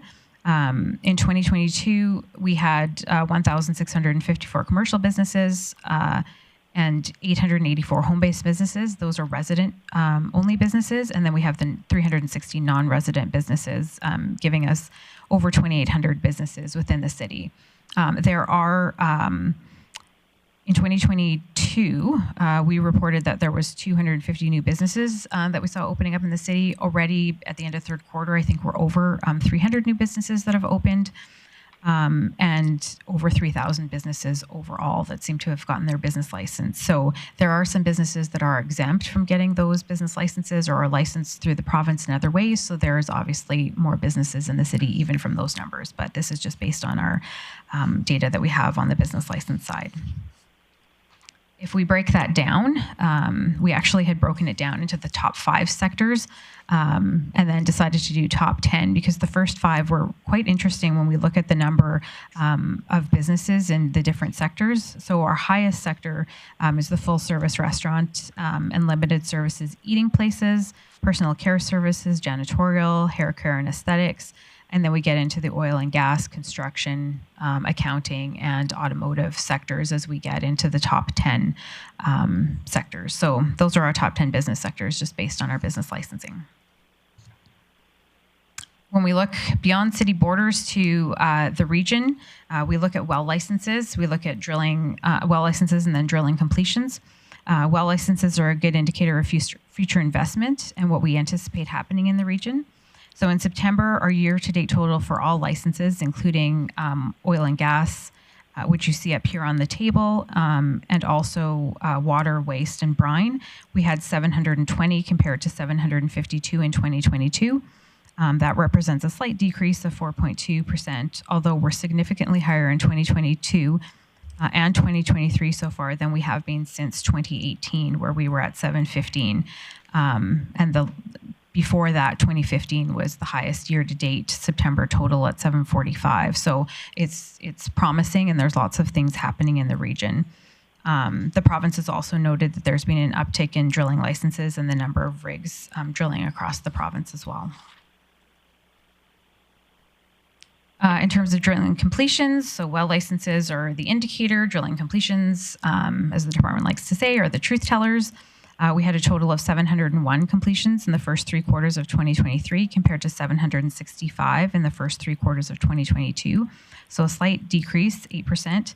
If we look at completions for the first 3 quarters, we haven't been around that 700 mark since about 2014 when we were at 775. And we've also seen an uptick in overdimensional vehicles passing through the city, which is another good indicator of what's happening kind of in the region as well. So overdimensional traffic, 2022, we had 8,684 overdimensional vehicles pass through the city. These vehicles show us that industry activity is ongoing, and those vehicles are traveling out to those major plays within the region. This year to date, we've had 7,255 in 2023, and if you look at that chart, 2019, we're kind of back to those 2019 levels, which is a good sign. In terms of airline passenger traffic, we've had 22,394 passengers pass through in September. That's up from 20,774 in 2022. Year to date, we've seen over 182,000 passengers pass through the airport, which is above where we were at the end of Q3 in 2022, although pre-pandemic levels had us at between 400 and 450,000 travelers overall, so we're still not quite halfway where we were pre-pandemic levels. Top producers. This is just a slide to give council a bit of an understanding of who are the top producers in the region. For 2023, we've got ARC Resources, CNRL, NuVista, Ovintiv, and Birchcliff Energy. 2022, Pipestone Energy was on there as one of the top producers.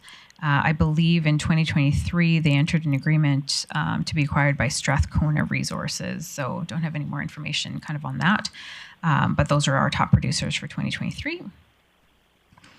Regional capital projects and infrastructure. We still have lots of investment happening within the region and planned for the region. This is a tabletop exercise that we pull most of the information from Alberta's major projects listing. Anything over $5 million should be captured in that. There are some that are not, and we have seen lots that have been completed in this last year, which does have an impact. So in the city, we have the Sunrise Youth Shelter expansion at $5.5 million. We recently completed that St. Pat's School replacement at $24 million. I did reach out to my colleagues in the county and the MD to just see if there was anything else that they knew about that wasn't listed here yet, but could be relevant. And they noted in the MD the Summit Coal Mine 14 project in the Grand Cache area with Maxim Power Corps and Valerie Resources. That's a coal for steel production industry project. And then also in the county, the CSV Midstream Albright Gas Plant project, which on their website says that they have a September 2024 timeline for startup. There are also a couple of CCUS projects that were announced for some feasibility studies. So we're not sure if those have started at this time or kind of what the status is, but there's the Net Zero Gateway, North River Midstream, Kiera Entropy, potential sequestration hub north of Grande Prairie, and the Greenview CCS project, ARC Resources, for the potential sequestration hub southeast of Grande Prairie. And I did add the Siralon project at $2.8 billion, which is not yet on Alberta's major projects list, but is another significant project for the gig.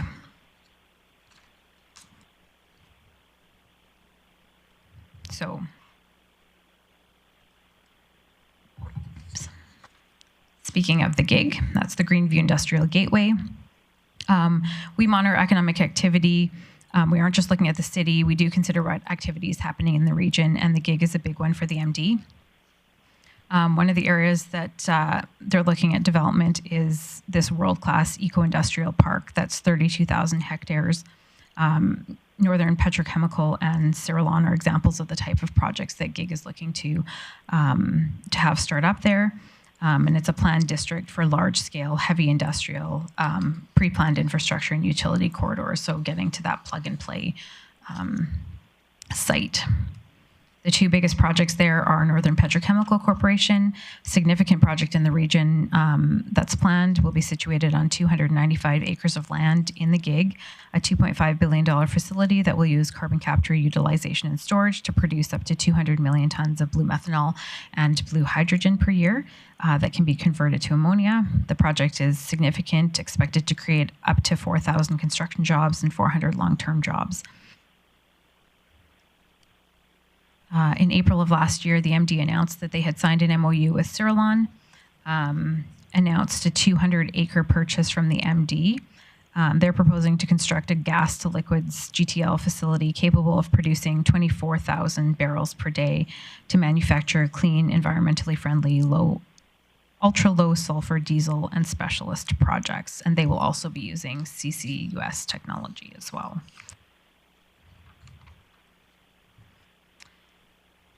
Just shifting a little bit to our retail sector and our trade area. So our primary trade area, as you can see from the red on the map, is roughly 177,000, and our total trade area is 295,000. So as a regional hub, we have many people that are coming to the city to access services, and those numbers will continue to grow as our population expands. In terms of retail, our total catchment area for spending is $5.1 billion. Current retail floor space is 3.98 million square feet. Our residual demand is 1.06 million. On the retail front, we've seen a lot of success over the past years attracting different retailers. There is potentially some saturation in certain pockets of the market, so targeted attraction is where we're going to focus within the department. A slowdown in household spending can be impacted by all of the things that CIBC talked about earlier, so that will potentially impact spending in 2024. And then just a really quick snapshot of Small Business Week. So we had a chance to chat with over 65 businesses in 2023. We visited more businesses than that, but on site, some of the managers or owners weren't on site. In 2022, we had about 104 responses to our short survey questions. Overall, we had a lot more people giving us a 10 in terms of satisfaction than we did back in 2022. Most businesses overall were satisfied with the city as a place to do business. And when we asked them over the past 12 months, how are you feeling? Are you feeling the same, more negative, or more positive? More of them said that they were staying the same or were more positive, although they did note some of the challenges that they face with the vulnerable homeless population, increasing crime in some cases, supply chain challenges, labor shortages, and the cost of goods that continues to eat into some of the profits. But these are challenges that small businesses are facing across the country and in many other areas. And that's it. So with that, I'm happy to take any questions. Thank you for your presentation, Ms. Pinnock. I have a couple councillors in the queue. Start with recognizing Councillor Bosch. Thank you. I have a couple questions, but we'll see how many I can get away with here. Two, because I have a full queue. Okay, two. Okay, good. The CMHC statistics feels like reading last week's newspaper in regards to the rental. It says 2022, 5.1%. Anecdotally, I'm told we're at between 0 and 1%. Are you hearing the same? Thank you. Through the chair, yes, we are, for sure, for rental rates. Most of them have said 0 to 1%. The market is very tight. How do we get, maybe we need to have a conversation on how we get CMHC to be current. I don't know how that happens, but we can talk about that another time. Well, we can actually tell you. Oh. Okay, how do we do it? Well, first of all, it doesn't measure just Grande Prairie. It measures a zone. Mm-hmm. So if you want to maybe provide that information, Ms. Pinnock, do you have that information? The information for? The measurement of CMHC and how it relates to not what's current. When was it last measured, and what area does it actually encompass? That I would have to pull to give you a confident answer in exactly what I'm saying. But it's not as nimble as the numbers we're hearing locally from housing management organizations, and it's not just for the city of Grande Prairie. So. Okay, so then maybe is there a way that we can let our citizens know what's a little bit more current? Maybe it's not CMHC numbers. Maybe it is anecdotal numbers through various sources within the city. Because if I'm hearing it and you're hearing it, a number. Well, our message has been publicly that it's below 1%. Okay. The other question I have is you said there's 123,000 migrants to Alberta, and the last delegation said there were 66,000. So I'm just curious what I'm missing there to see the double difference. Through the chair, they had noted in one quarter. This was pulled from one of the population projections and estimates where they said that in the last 12 months. So we're looking at a broader time period. Oh, I wrote down the last year to date was 66,000 from what the last delegation said. Is that wrong? 1 quarter? Okay. It just depends on the quarter that they were looking at and the one that we've pulled this data from. Okay, and we don't have any idea how many of those migrants have moved to our area? Through the chair, no. I mean, we know that in the stat, I'll just go back to this.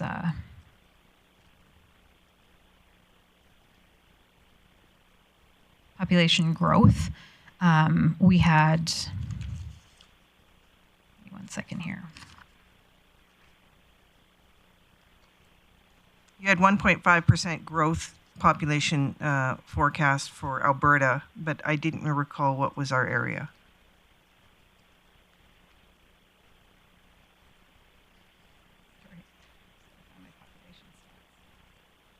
If you want to come back to it, that's fine. Councillor Blackmore. Thank you. You had a chart that provided the top 10 types of businesses. For me, it would be more valuable if I could see the top 10 number of employees at businesses, top businesses with the most employees, the top 10. And also whether or not those employees' numbers are going up or down. So I know that you won't have that with you right now, but it would be helpful for me or interesting for me to see those in the future if you have them or if you can get them. And my real question is there actual movement going forward in the gig? Because I feel that it's stalled, and I guess I'm looking at you, Mayor Clayton. You might have a better idea of what's happening behind the scenes there. But right now I see it as being stalled and not something that will influence our economic future in the next 12 months. So at a very high level, I can tell you that the MD of Greenview and the executive director for the gig are working very hard in investment attraction. The operational sort of level where they're at with the provincial government is in regards to water. They're still working on their water license, which I hear optimistically should be wrapped up by the end of the year. The significant partner, sort of first to the finish line, continues to be the conversation around Northern Petrochemical, which I understand has an FID coming up in early first quarter 2024. Councillor Berg. And sorry, if you did get the number for Councillor Bosch, feel free. So the net international migration for the 2021-22 period was 561. Okay.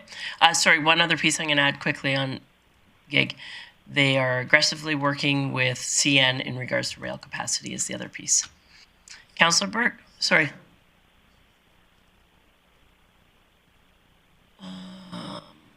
Yes, fingers crossed. Councillor Burke. Yeah, thanks, Mayor Clayton. Ms. Pinnock, can you put up the slide again of the top 10? Because I was scanning it, and I was just curious. I didn't see retail anywhere on there. And I would think that retail would rank higher than landscaping, but again, maybe that's an extension of Councillor Blackmore's question, is maybe there's a better way to rank this. Through the chair. Yes, so we did a sort. Some of the businesses are classified under multiple categories, I guess, depending on what services that they provide. This was just a sort of all the 2022 businesses that we had, and the ones that came up with these multiple categories that had the most number against it were these top 10.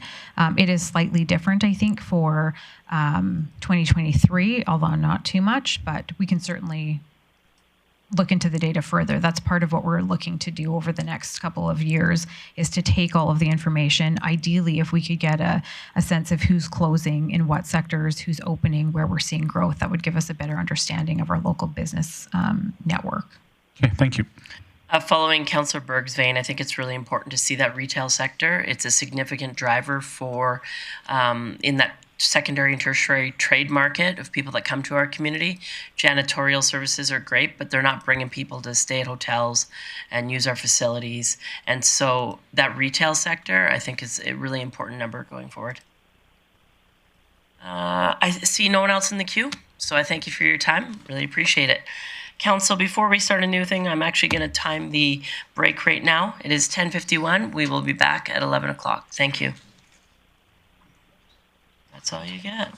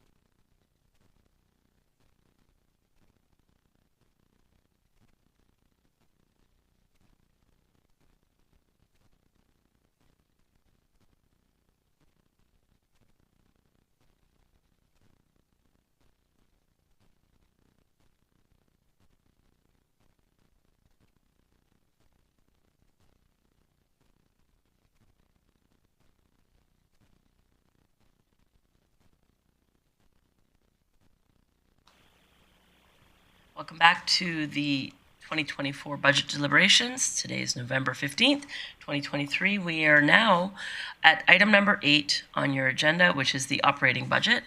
I will turn it over to CFO Danielle Whiteway for introduction. Thank you very much, Mayor Clayton, and good morning, Council.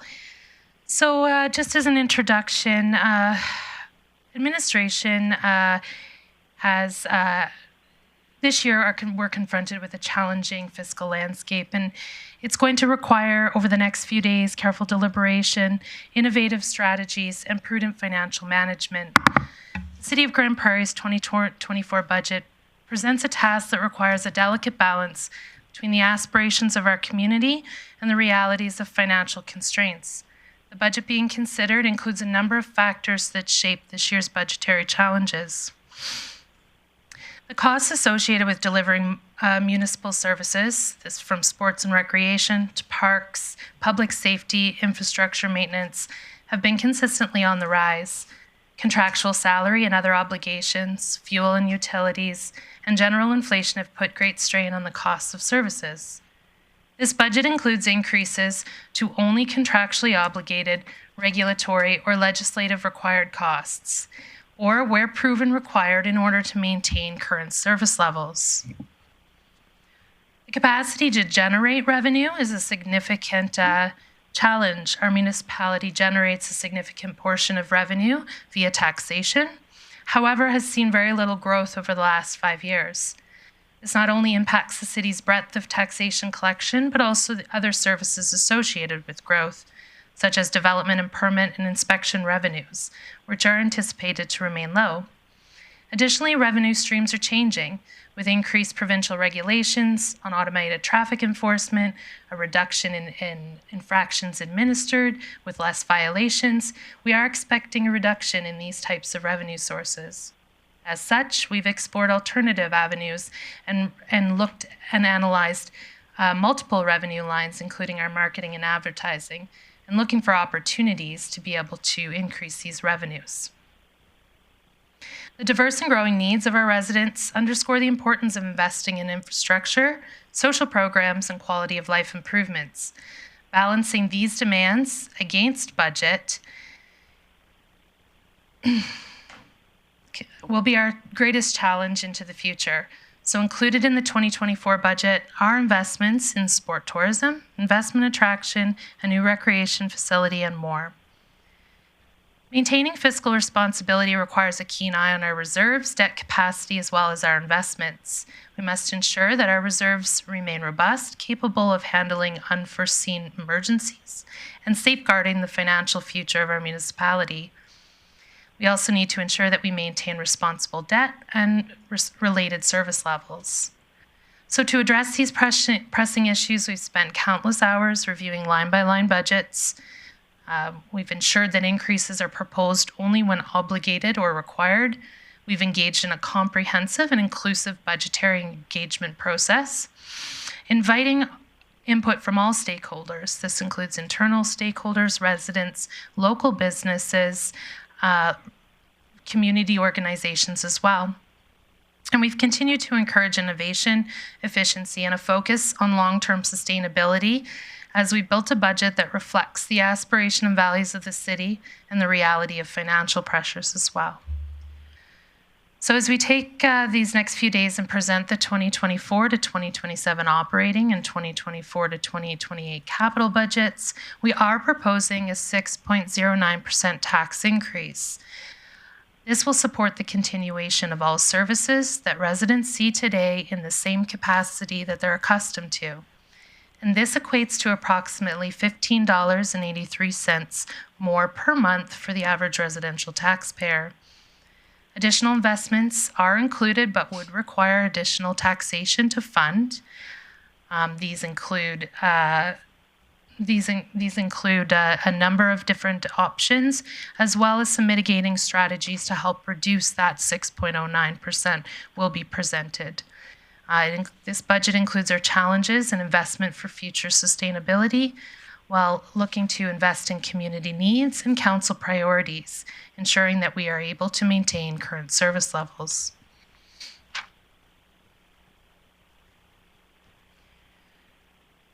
what I do always like to do at each budget deliberation is take a look back on the many new and expanded services that council's approved over the years.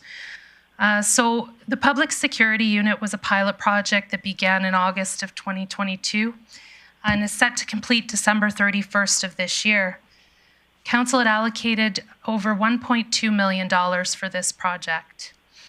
Transit has increased $420,000 with newly designed routes and schedules to enhance connectivity and rider experience. On-demand transit to service previously fixed routes with low ridership or previously unserved neighborhoods, as well as late-night service, free youth transit. We've expanded special events. Events were added like the Grand North Winter Festival, Sundays in the Park, Experience Grande Prairie, Harvest Festival, Alberta Day, Girl Zone, Halloween Spooktacular, and Here Comes Summer. We've also enhanced the scope of the New Year's Eve party and Canada Day over the last few years. The Activity and Reception Centre was opened in January of 2022. This would include an operating budget of just over $200,000. The Coordinated Care Campus and the Fletcher House, both are budgeted as break-even. However, these were new additions for services to be provided to the community. Snow and ice control was expanded as well to enhance snow and ice control at transit stops. Our mobile outreach team joined the city in 2021. The Aquaterra outdoor pool opened in August of 2019, and council's increased community group funding and large-scale tourism over the last couple of years. Additionally, I do like to look back and over the tax rate changes, and specifically looking at our consumer price index increases. So in addition to those new and expanded services that I just reviewed, we have met our contractual obligations as well as had our own price increases, and council has allowed taxes to pretty much stay the same over the last 5 years with only a 0.1% change. Whereas all the while, we see the consumer price index up to almost 17% cumulative over the last 5 years.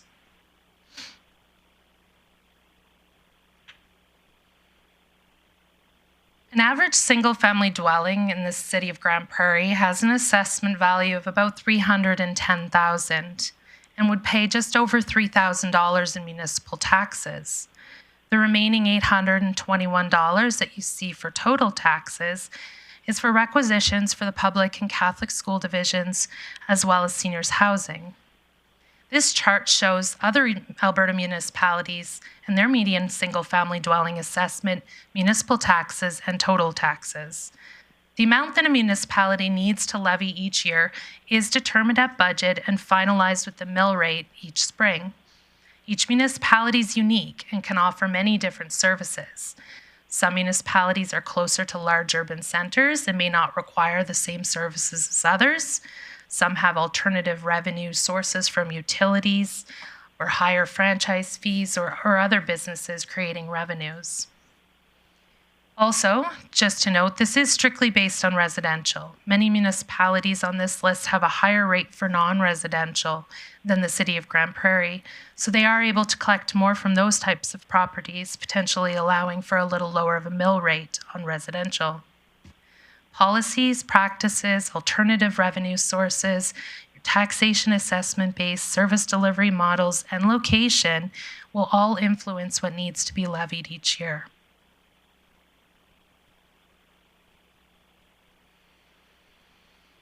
Another item to highlight is that for our city, we do have a heavier reliance on taxation revenue rather than other revenue sources. This chart is based on 2022 actual results from the audited financial statements of other municipalities submitted to municipal affairs. For us, just over 50% comes from taxation, whereas others may have other revenue streams helping to balance their budget with much less taxation. Again, as I've mentioned, utilities, recycling and waste disposal, higher franchise fees on electricity and gas, and other businesses can help revenues allow for less can help municipalities have less reliance on taxation. So a little more locally focused, the city's taxation is almost all collected from residential and non-residential properties, whereas our neighbors rely heavily on linear and machinery and equipment as taxation revenue sources. A municipality's assessment mix has a significant impact on their tax rates by class. Both the county and MD levy less from their non-residential and residential properties, and they do have a significant amount of linear and machinery and equipment. And finally, I do want to go over spending per capita. So this is the final comparative that I just wanted to share. And it does accurately reflect budgets required for a municipality. It's calculated by taking your total spending and dividing it by the population.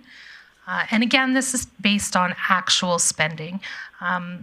It's very difficult to find detailed budget information for all municipalities. Not all put out as much information as we do. So we've taken a lot of this data from municipal affairs and the financial returns that are filed each year by a municipality.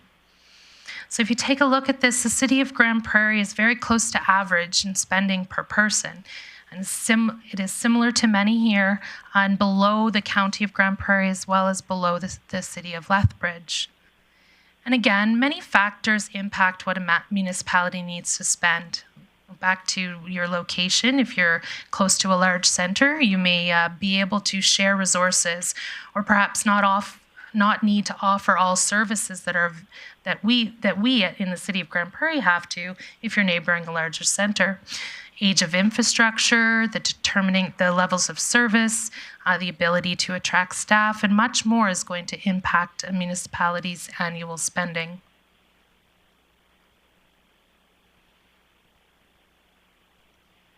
So with that, I will get into the introduction. Sorry, just before you go on, can you go back to one slide that showed the percentage? Keep going. That one? Yeah. Okay, thank you. You're welcome. So now that we've got some background and analysis, I just want to we're going to start to get into the details of the 2024 operating budget. Management has prepared a status quo operating budget for 2024, meaning that the services offered today at their current levels are what we plan to continue into 24 to 27. Other items included are the stormwater utility, as well as the transition to the Grande Prairie Police Service. All other service level increases and budget referrals will be proposed to Council for decision making. Approvals throughout the year have also been built into the 2024 and subsequent budgets. Some of these include the portion of bandaged pause, the impacts of the transit adjustments for free youth and extended hours, the increased support for community groups, and the anticipated revenue impacts for the Alberta Winter Games and National Aboriginal Hockey Championship. Also within this budget, management only permitted contractual, regulatory, and legislated budget increases, or where it was proven that more budget was required to maintain today's level of service. Any other proposed increases from departments were not included. This includes increases to salaries, utilities, legal, fuel, some supplies and materials, and contract costs. Where possible, management also strived to reallocate existing budget to ensure effective service delivery. And the final budget being proposed today calls for that 6.09% increase, equating to about $15.83 per month for an average resident.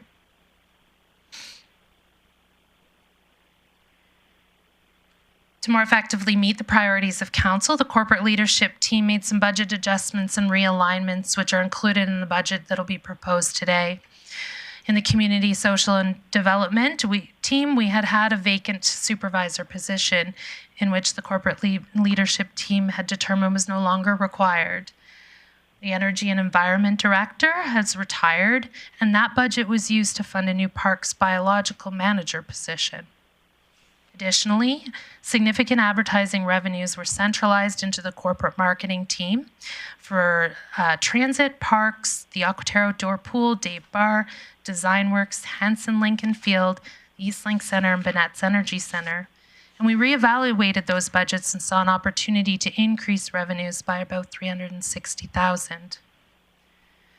Additionally, we looked at organizational training and were able to reduce it by $250,000 to be more in line with actual spending. In recent years, we've worked hard at more internal and cost-effective training solutions that we've implemented. We're also prioritizing throughout departments, and this has allowed us to reduce these expected costs.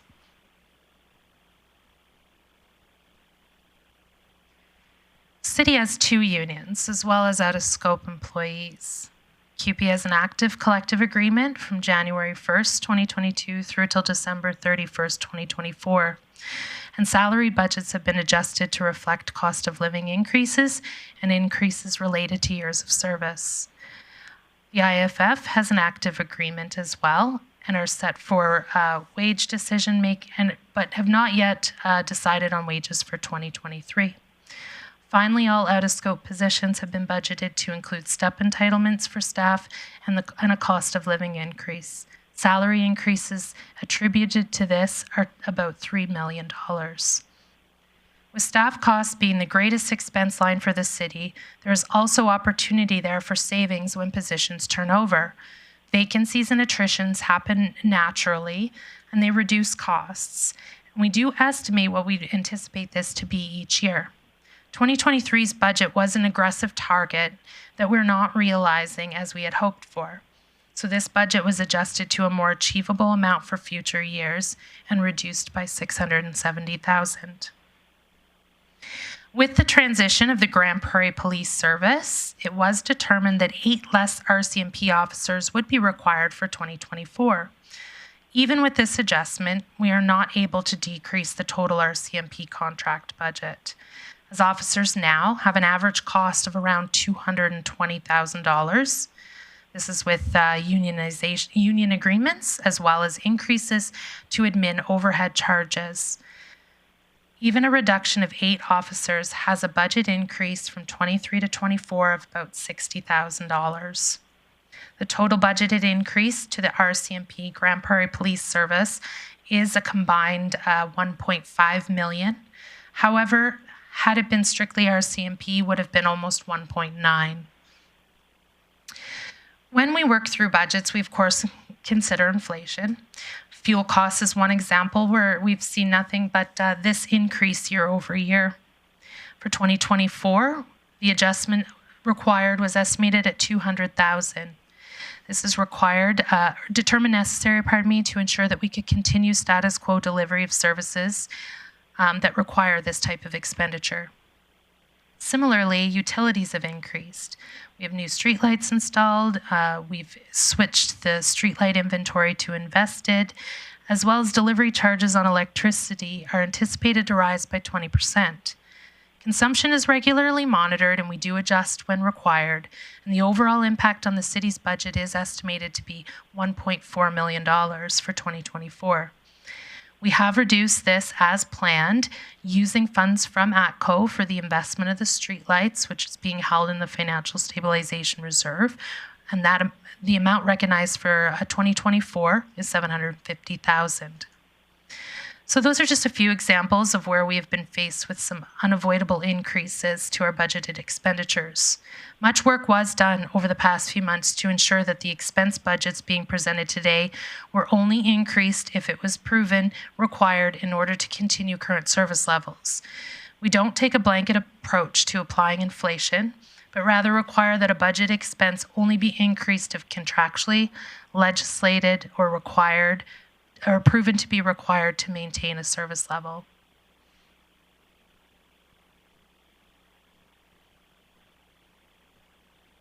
On top of cost pressures, we of course have revenue pressures as well. As I've gone over, the largest source of revenue for the city is taxation.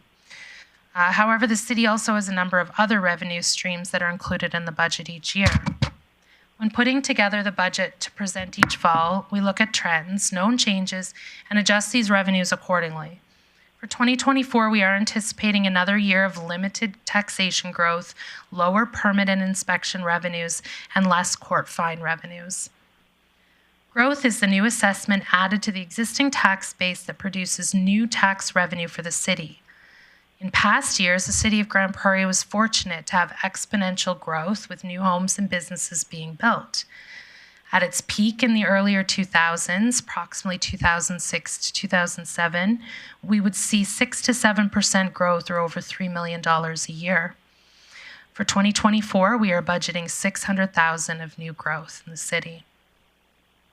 And of course, with less growth, we see the trend of less permits and inspections. And this has been reflected into the 2024 budget as well. Court fine revenues are the city's share of fines charged by enforcement, RCMP, and the police service. It is budgeted based on trends and has shifted over the years based on legislation changes and, of course, number of infractions. This revenue has been declining over the years for the city, with actuals in 2019 being $6.4 million. And for 2023 are forecasted only just over 3.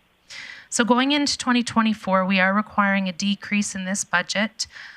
We are expecting around $4.5 million into next year, which is about $2.5 million less than what was budgeted in 2023.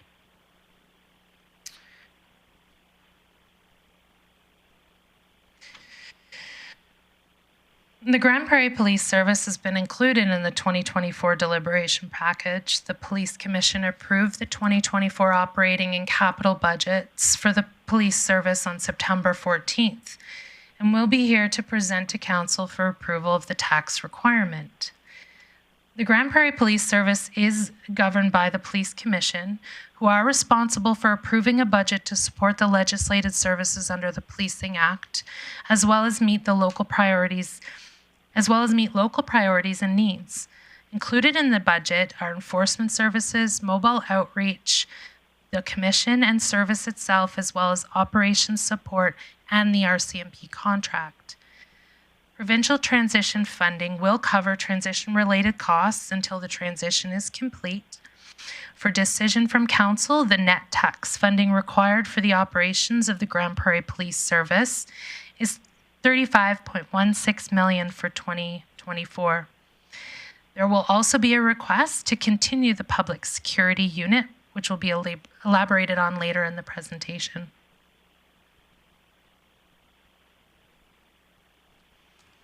Another item to highlight is the stormwater utility charge. In 2024, we will see this added to budget, and it is anticipated to begin July 1st, so a half a year has been included. The results are a reduction of taxation of $3.1 million that will now be earned by way of the utility charge. This amount was determined by the existing expenses that the city has for storm operations and capital. These costs include maintenance, street cleaning, some asphalt and concrete, engineering, and admin overhead. 50% of the planned stormed capital has also been included at $1.6 million. New costs have been added as well, bringing the total required revenue to generate to be $4 million for half of 2024.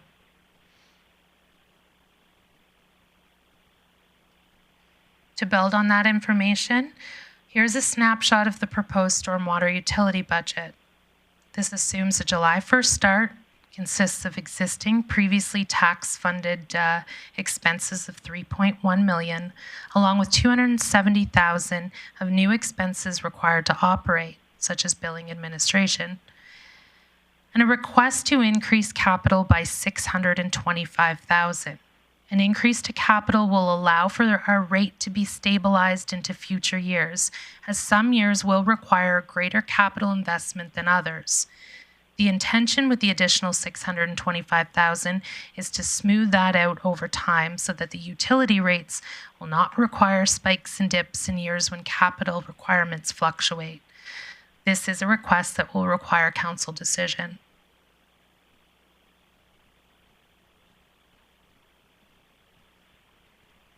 So before we begin our service area operating walkthroughs, I do want to review the org chart for the city.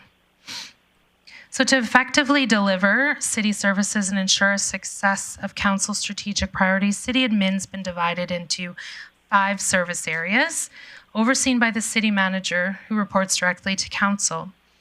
The city provides strategy and communication services, overseen by Chief McEachran, financial and administrative services, overseen by myself, operational services are overseen by Chief Glavin, public and protective services are overseen by Chief Lemieux. Currently, both Chief McEachran and Chief Glavin are sharing oversight of Invest GP.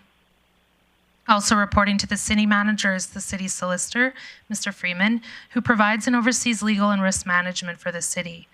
Together, we form the corporate leadership team for the city and provide leadership to the multiple departments that provide the on-the-ground services either internally or externally to staff, residents, visitors, business owners, community groups, and more.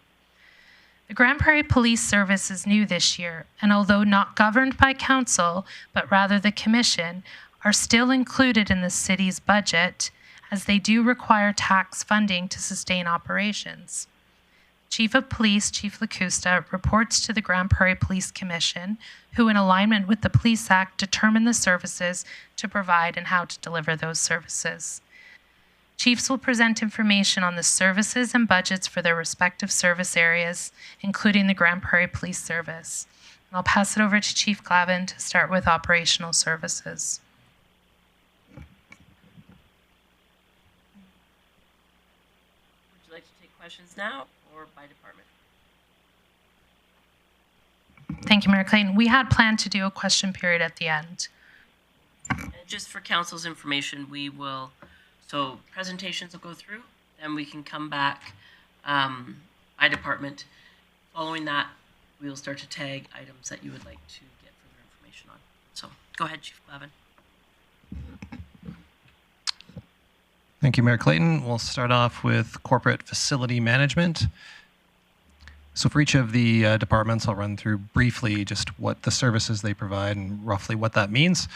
So in corporate facilities management, we have the facilities operations. This is both internal and external. So we manage the reactive and preventative maintenance of city buildings, as well as oversee a number of external facilities such as the curling rink, GP Live Theater, the Heritage Discovery Center, the Golden Age Center, Creative Arts Center, Indoor Soccer Pitch, Center 2000, Wyvern Building, Rising Above, and the Pace Building.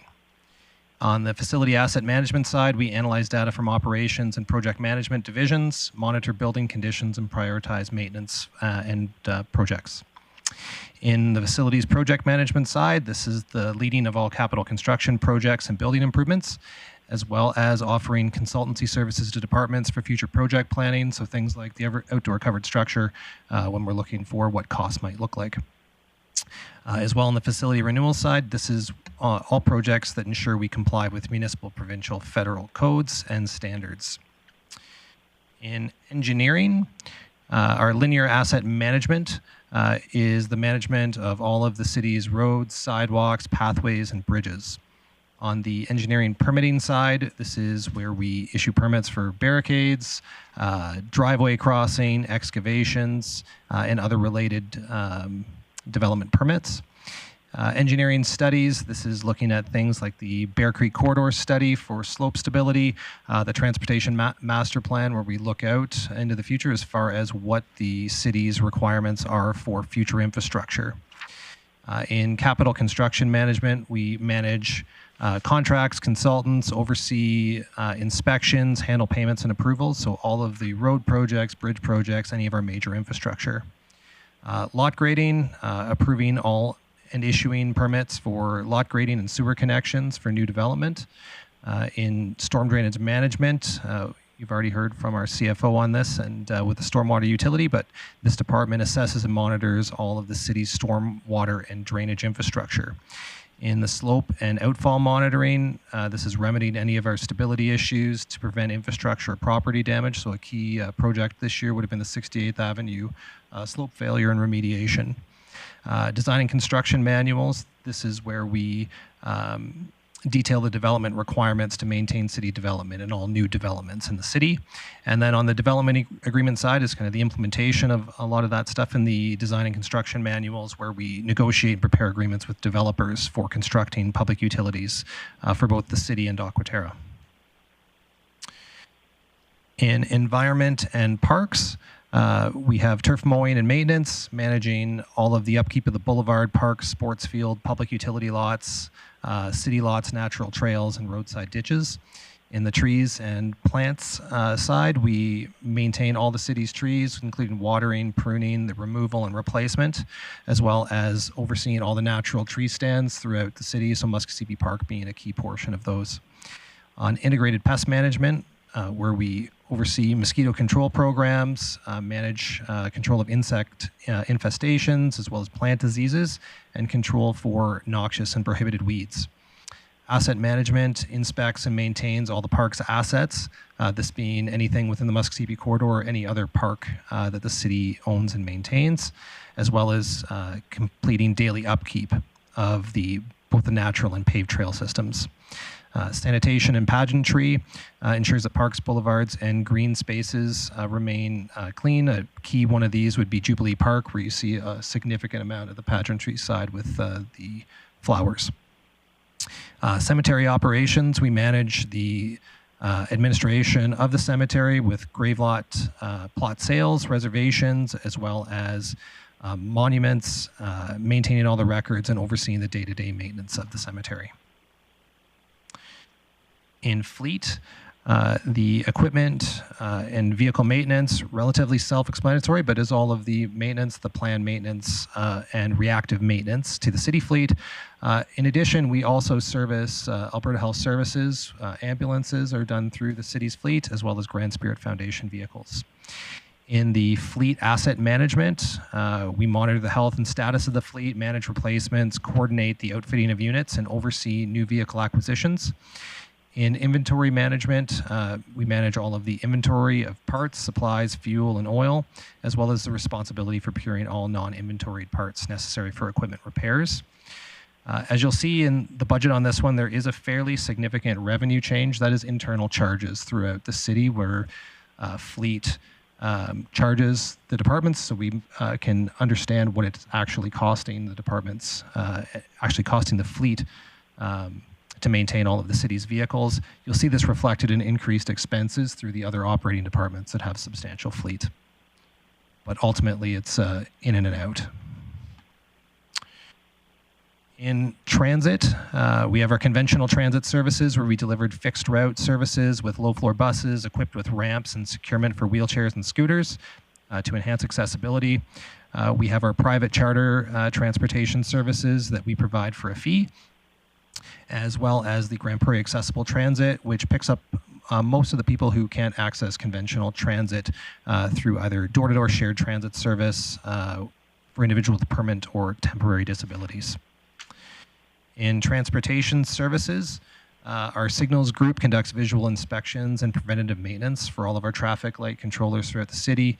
On the sign side, we're responsible for the repair, replacement, and maintenance of all traffic signs, the painting of road markings, and lines and crosswalks. Traffic engineering focuses on the data collection and analysis and analyzes that data to inform decisions regarding signals, the placement of signals, crosswalks, the adjustment of speed limits, and other traffic-related infrastructure.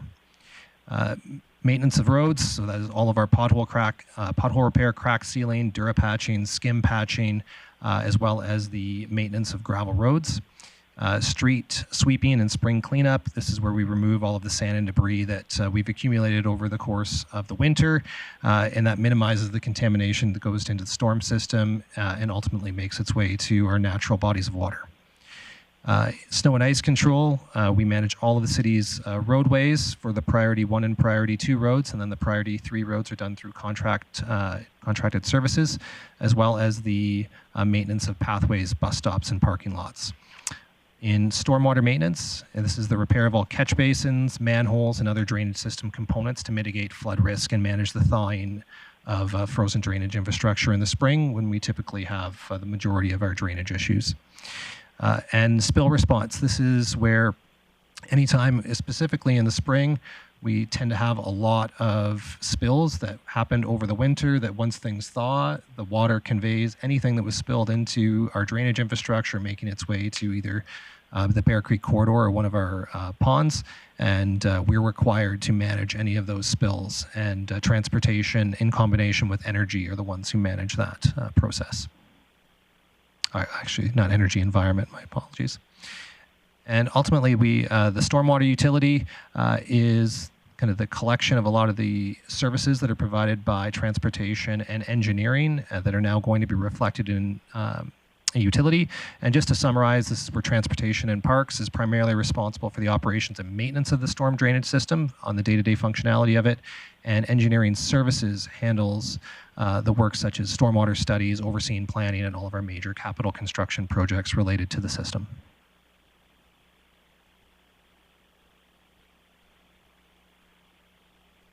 Chief McEachran. Thank you, Mayor. So the next service area is strategy and communications. This service area includes corporate communications, corporate marketing, executive services and strategy, human resources, intergovernmental affairs, and legislative services. The service area provides leadership and support and coordination to various city departments, provides recommendations to City Council, represents the city's interests in local, provincial, and federal issues, and works to improve the quality of life in Grande Prairie. The first area we will review is corporate communications. So corporate communications is responsible for the external communications on behalf of the city, internal communications, also community public engagement, brand management and graphic design. They work with our corporate marketing area on this.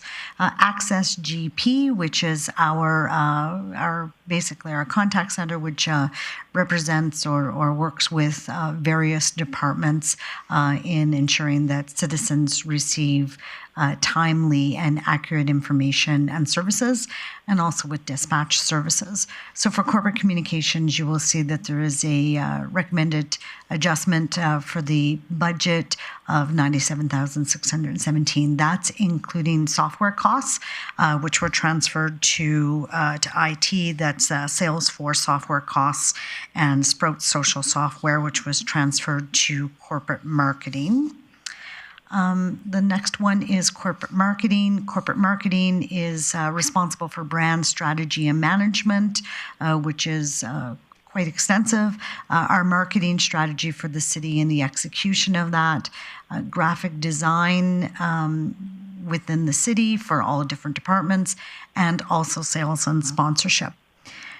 Adjustments to the 2024 budget include an increase in revenue due to organizational marketing revenue all being centralized under corporate marketing. We anticipate that this move will provide more efficiency in marketing resources. In the past, when it has been divvied up between different departments, they often did not have a strong sense of how much was required in order to execute some of the marketing. So we expect to have significant efficiency gains with this. We also are anticipating additional revenue from digital advertising. This is a new stream that we have just started, and we anticipate to have approximately $342,500 with that, as well as new GP Guide advertising revenue. And so that is where you will see the adjustment of $843,325. Executive services and strategy. This is in the area that provides executive support for the mayor and the chief administration officer, and also does strategic planning for council, or the ongoing monitoring and implementation with different departments on strategic initiatives for council. The adjustments in this area are minimal and just relating to travel, supplies, and contractual obligations. Intergovernmental Affairs is responsible for intermunicipal relationships with our other provincial partners, municipal partners, as well as advocacy at both the provincial and the federal level. Indigenous relations is under intergovernmental affairs as well as grant coordination, which is a new service that we have offered beginning in 2023. And again, the changes in this are just relating to contractual obligations. Human resources, a number of areas under human resources include this strategy, human resource reporting, performance management for employees within the city, recruitment, recruitment and retention, labor relations, so that is overseeing some of our contracts with the 2 unions that we represent, as well as out-of-scope employees. Policies and procedures, there is a large plethora of human relations policies and procedures that we have ongoing review of right now, actually. Training and development for all staff and the health and safety component. So the adjustments you'll see for 2024 budget include the portion of ERP planning licensing costs, which will be ongoing for a bit yet. And also there's an increase in some software costs for, it's called chemical management software, Chemiscapes, which is used for safety data sheet management within the health and safety department. Next, we have legislative services. So this area is the city clerk's office, oversight of city boards and committees, records management, bylaw and policy management, appeals hearings for the city, elections and by-elections, census data collection, flag protocol, and council and committee coordination. Adjustments for the 2024 budget include increased meeting management software costs. All right. Before we go on, there's been a change of plans. I know you guys are getting restless. So we're going to go back and we're going to provide an opportunity for questions on those 2 departments. Then we will come back following our scheduled break at 12:30. Following our scheduled break, we'll do the Métis flag raising. So we're going to get some of the questions out of the way now. We're going to start with Chief Glavin's department. So we're going to start, and so just so I'm clear on this, this will be an opportunity for questions on what was presented. It is also an opportunity for you to flag items. So if you have a question in the overall department's projections, let's do that. But if you have a specific item as identified by the chief, just flag it and we'll come back to that. Okay? So I'm going to recognize Councillor Plott in the queue first. Thanks, Mayor Clayton. So we're looking at operational. That's where we're starting. So I guess for Chief Glavin, my question is, and I'm seeing this as a pretty common theme throughout our budget binder, we aren't forecasting any revenue growth in almost any of the departments. We're just kind of flatlining. Corporate facility management's kind of flatlines for 4 years. Engineering services kind of flatlines. Pretty much every department I'm looking at flatlines for revenue. I'm just wondering why our revenue is considered to just flatline almost in every department for the next 4 years. Chief Glavin. Thank you, Mayor Clayton. Largely, we look at historical trends. We've seen a substantial decrease in new development activity, especially land development and new construction starts. When we know of newer projects, so for example, if we knew that there's going to be a new hospital built in the next year or so, we could start projecting some of those, but we don't have a lot of big projects in the pipe that we're aware of.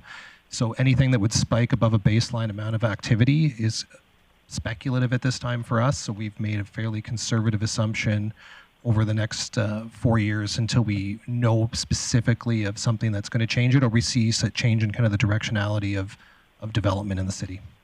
Okay. No, and that makes sense. I guess my concern is it's not, and my optically for me, when you're showing your staff that you're almost forecasting that we're not going to grow at all for 4 years. I don't know if I like the message. I guess that sends to the departments that we're okay with zero growth in any of these areas.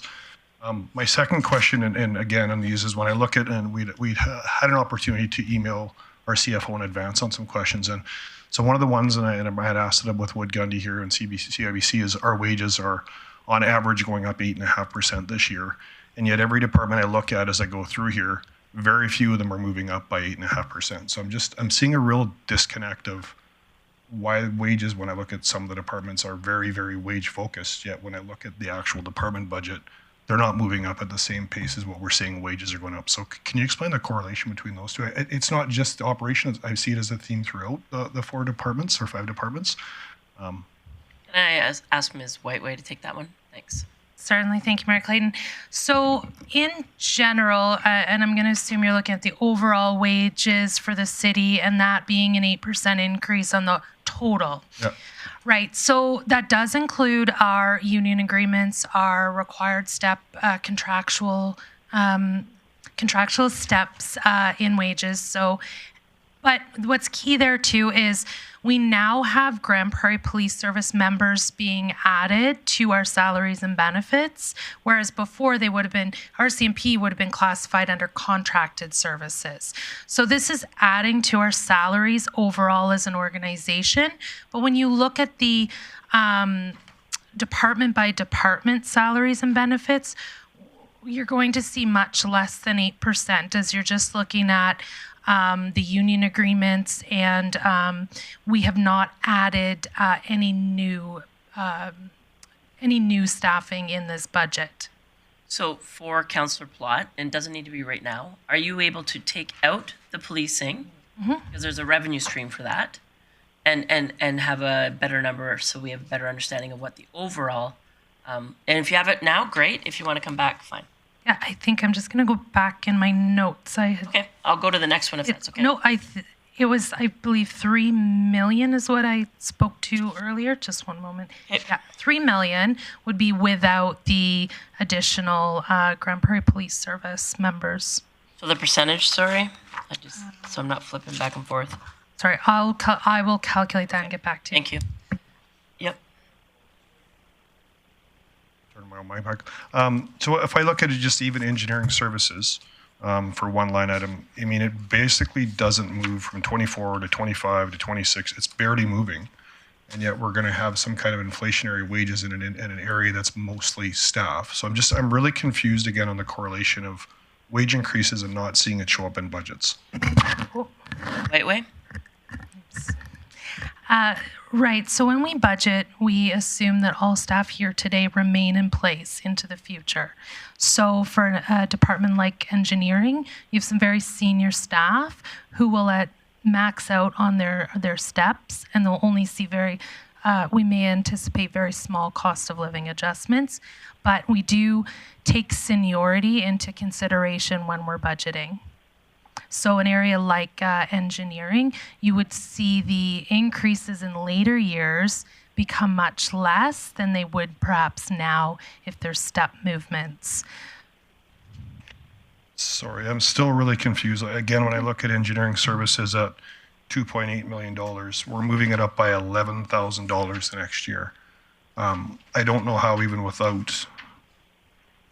just on normal inflationary wage increases on that area, I'm having a hard time commuting how we're barely moving. So if you add CPI to that, it equates more than $11,000. A lot more than $11,000. The year after is only $12,000. And it's a pretty common theme throughout our binder that it seems and maybe I'm just misunderstanding this, but there seems like a big disconnect when I see these departments barely moving up, yet we know we're going to have substantial, at least 3 to 4% wage increases every year alone on those departments. And engineering services being one of those, a lot of that is primarily labor, I would think, within that department. So I'm a little bit confused on that one. Ms. Whiteway or Certainly. Chief Glavin? Yeah, I can address the future years. So I think where perhaps it might be better, and I can get the breakdown for the future years, but we do put contingency within Fiscal Services salaries and benefits for that very purpose. So when we run and budget engineering on its own, we look at the staff in place today and assume that they would stay for the whole 4-year operating budget. We do know that as an organization, we are going to see turnover, we are going to see changes, and so a contingency is built within Fiscal Services for future years, not at a department operating level. Okay. No, thanks. That helps a bit. Thank you. Councillor Bressie. Great, thank you, Mayor Clayton. I've got a question for Chief Glavin about the transit service area and trying to figure out if we're appropriately funding transit or not, specifically the on-demand service. I'm curious, how are we doing with on-demand in terms of hitting the council-approved service levels, expectations for wait times and trip times? Chief Glavin. Thank you, Mayor Clayton. So right now, if you have a planned trip, almost always we're arriving within 15 minutes of that planned time. For kind of same day scheduled pickup, about 67% or so are within 15 minutes, about 25-ish% are within 30 minutes, and around 5-6% or 45 minutes, and a very small minority are within an hour. Largely when we proposed on demand, we said that it would be as good or better than conventional transit. Conventional transit is on every 40 minutes to an hour, depending on the route. So generally speaking, we almost always hit that and are usually significantly faster than what conventional route would be. But those are the data as of the last 2 months, from September to October. Thank you, Mayor Clayton. I got two more specifically on demand. Do you want me to ask them now or get back in? Go for it. And then I'm hearing from some riders that sometimes when they request a ride through the app on demand, they get a system too busy, no seat available message. Do we have stats on how often that's happening? Chief Glavin. Yes, thanks, Mayor Clayton. So right now we have, as far as ride requests, so about 8.7% are unaccepted, so there just isn't anything available or isn't accepted, which could be a system error, where if you called in, you might be able to get or would likely be able to get something planned. 11%, there's cancellations of the request, and about 17.8% of the time, there's a seat unavailable for them. So if it's a peak demand period and they're trying to get in, there isn't service available roughly 18% of the time. But as of right now, about 62.5% are completed as requested. Thank you. And my last question on demand is, I do have some concerns about how many riders are being told we don't have a bus for you right now, and I'm worried that it will get worse as we have free youth transit and we're seeing so many more international students at NWP. If council wanted to add another bus to the system to make sure we can keep delivering what people expect, what would that cost for us? Glavin. Thank you, Mayor Clayton. In today's dollars, right now for 2023, we have the service pegged at about $98,000. That's $63,000 for operator wages and benefits, and about $35,000 for maintenance and fuel for that equipment. Great, thank you. And on demand is something I'd like to flag for further discussion. Thank you. Councillor Bosch. Thank you, Mayor Clayton. I think this would be for Chief Whiteway.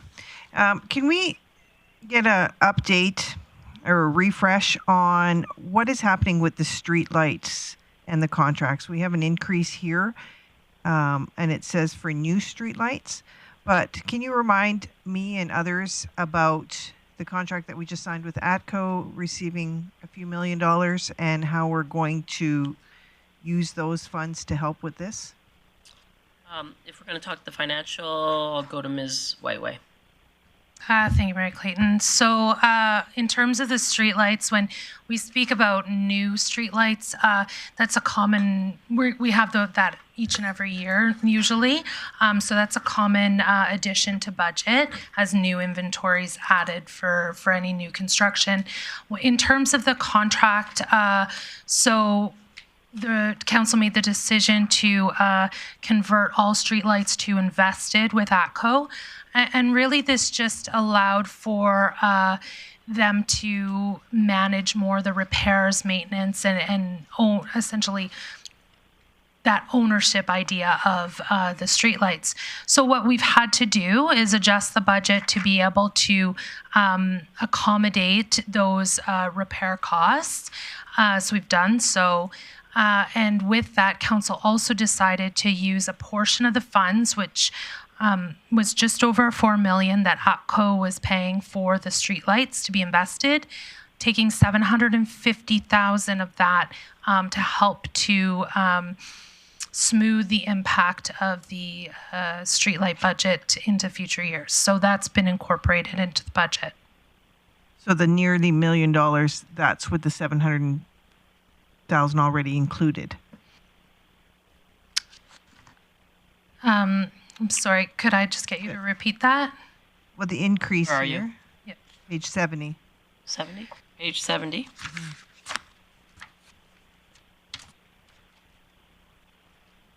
I'm sorry, 100,000, not million. So the $100,000 difference here, that's with the 700 per year that we've already allocated from that 4 million? Ms. Whiteway. Thank you, Mayor Clayton. Transfers from reserves would be budgeted within Fiscal Services, so you wouldn't see that $750,000 in corporate facility management. So where is that?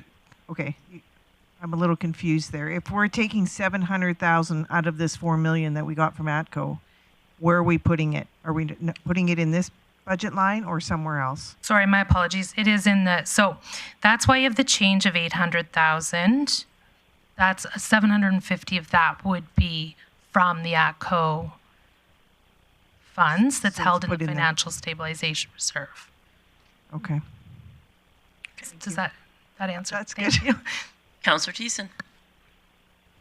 Thank you very much, Mayor Clayton. This is a question for CFO Waitway. It's on our stormwater utility. Now, I know that council discussed and administration has gone off to work on a granting system for any not-for-profit or school that seeks to apply for it for, I guess, a rebate on the stormwater utility. But I don't see that reflected anywhere in our budget lines going forward over the 4 years. Is there a place I could find that, or do we still need to budget for that? Ms. Whiteway. Just to make sure, so we've budgeted the stormwater utility to be able to cover off all expenditures. So the total required revenue is what we have budgeted. When it comes to credits and such, I'm not sure if Chief Glavin has more details on that one in particular. Chief Glavin. Thank you, Mayor Clayton. Administration intends to bring forward a report likely in December on the stormwater utility bylaw that would cover off the credit portion of the discussion here. But to help to echo Councillor Thiessen, at this point you forecasted that all potential revenue is being collected. So if there was grants, there will be a shortfall in revenue. That's correct. Okay, no, thank you for that. That's what I was looking for. And I'd just like to flag stormwater utility grants. Okay. Great. Thanks for that, Councillor Thiessen. Councillor Berg. Thanks, Mayor Clayton. A couple of questions around transit. Just curious if we've weighed the operational costs of the electrical buses versus fuel. I just know that with the spike that we've seen in electricity costs, if that differential is closed or even lopsided. Chief Glavin, would you have a per hour operational rate or something that could answer that for Councillor Berg? Thank you, Mayor Clayton. To get a very specific number, I'd have to ask for that, but my understanding is that based on the subsidized buses that we have, they're cheaper to operate. However, if we had to buy them at market, it would be more expensive than conventional, but the gap is closing on That that. includes depreciation, not strictly operational. I think Councillor Berg's looking for something operational. Operationally, on a day-to-day basis, it's cheaper to operate them, but it's much more expensive to purchase them. Okay. And then a second question, if I may. I wasn't aware that we had a private charter transportation. And so I look at that and I was just kind of curious to see what it would cost. Again, I'm looking for revenue here to rent it out. And then I go to our fees and bylaws, C1395, pages 122 to 126. I don't actually see that listed there. I see potential opportunity there. I wasn't aware of it, so I was curious, and I'm not seeing what it would actually cost to lease. I think if we made that public, we might be able to find some partnerships. Chief Glavin. If I may, Mayor Clayton, I can take that. Just in terms of what's in your budget book, that would only be what's being proposed to be changed. So if you do go to the actual existing fees and charges bylaw now, we would have those rates. This is only what we're proposing to make changes to. Okay, thanks. Councillor Blackmore. My question is for Ms. McEachern. On page... Sorry, we're going to come to that one after. Weren't there yet? I thought we were doing them both. No. I'm going to do... Sorry, I'll ask in the queue. Or let's just stay... Wait, I'll come back to you, okay? Councillor Thiessen. Thank you very much, Mayor Clayton. This is for Director Glavin. In regards to engineering services on page 72, so part of our service overview is on traffic signals on a 7-year life cycle. 7-year cycle. I was just wondering what the life cycle is of our typical traffic lights. Chief Glavin. Thank you, Mayor Clayton. I'd have to get you a specific number on that. Kind of similar to the ATCO presentation we gave there a few days ago. We do non-destructive testing on all of our lights. Salt is a significant driver of deterioration, as well as obviously if you're at a high traffic or high collision site, occasionally things get hit and you have to either repair or replace them sooner, but we can get you a specific number on at least a rough range of what that would look like. Okay, and just as a quick follow-up, when we start looking at traffic signals in their life cycle, that 7-year cycle, is that a full replacement or just a partial replacement? So, are we talking poles and the lights, like the red, green, Chief Glavin. yellow? Thank you, Mayor Clayton. I believe it would depend upon the condition of each asset. Again, if we could extend the life and it would be cheaper to keep it there than it would be to physically utilize the labor and equipment rates in order to replace it at a later time, we would likely keep something. But I received an answer on the typical life expectancy. It's roughly 25 years is what we expect the traffic light poles to survive. Okay. On average, just an average life cycle. I know sometimes things get damaged, but typically, I know they're 25-year life cycle, but are we replacing them every 10, 15, 20 years? Is kind of what I'm reaching for. Chief Glavin, sorry. Thank you, Mayor Clayton. To my knowledge, I would have to get, again, I'm not sure if we would have the exact data, but I believe it is in that 20-plus year range that we are getting out of those assets, just based on some of the things that we've replaced recently in the downtown. Even were well over 20 years old when we did the downtown redevelopment. Thank you. Councillor Bosch, is yours on operating? Go for it. Thank you. Chief Glavin, can you help me understand, in your transportation services on page 80, you have a reduction of just over $1 million, 1.3, and some of that is said to be allocation for stormwater utility, overhead and administration. Yet when we go to page 83, is that included in this operating expense of $4 million? Like where did that million go, or 1.3 million, or is it only a piece of it? Chief Glavin. Thank you, Mayor Clayton. Yes, the vast majority of that is now in the stormwater utility, as we're tracking all the utility-related expenses separately from transportation. So the work is still being performed by transportation, and then the other components of the stormwater utility are coming out of engineering, and then any of the associated overhead with the administration of the utility. But the actual work is still being done in those two departments. So if I got this right, you have 3.1 less in the tax base, and then the rest of the cost roughly is from transportation moving into here to the just over 4 million? Chief Glavin. Yeah, the amount that's transferred out of here is part of that 3.1. Oh, it's part of the 3.1. Okay. Councillor Thiessen on operational. Yes, thank you, Mayor Clayton. Director Glavin, I know this is going to seem like a regular theme every year, but Levels of service around playgrounds. It says here that we inspect them every 2 weeks. I guess my question is that every playground, like over 100 playgrounds that we're inspecting every 2 weeks?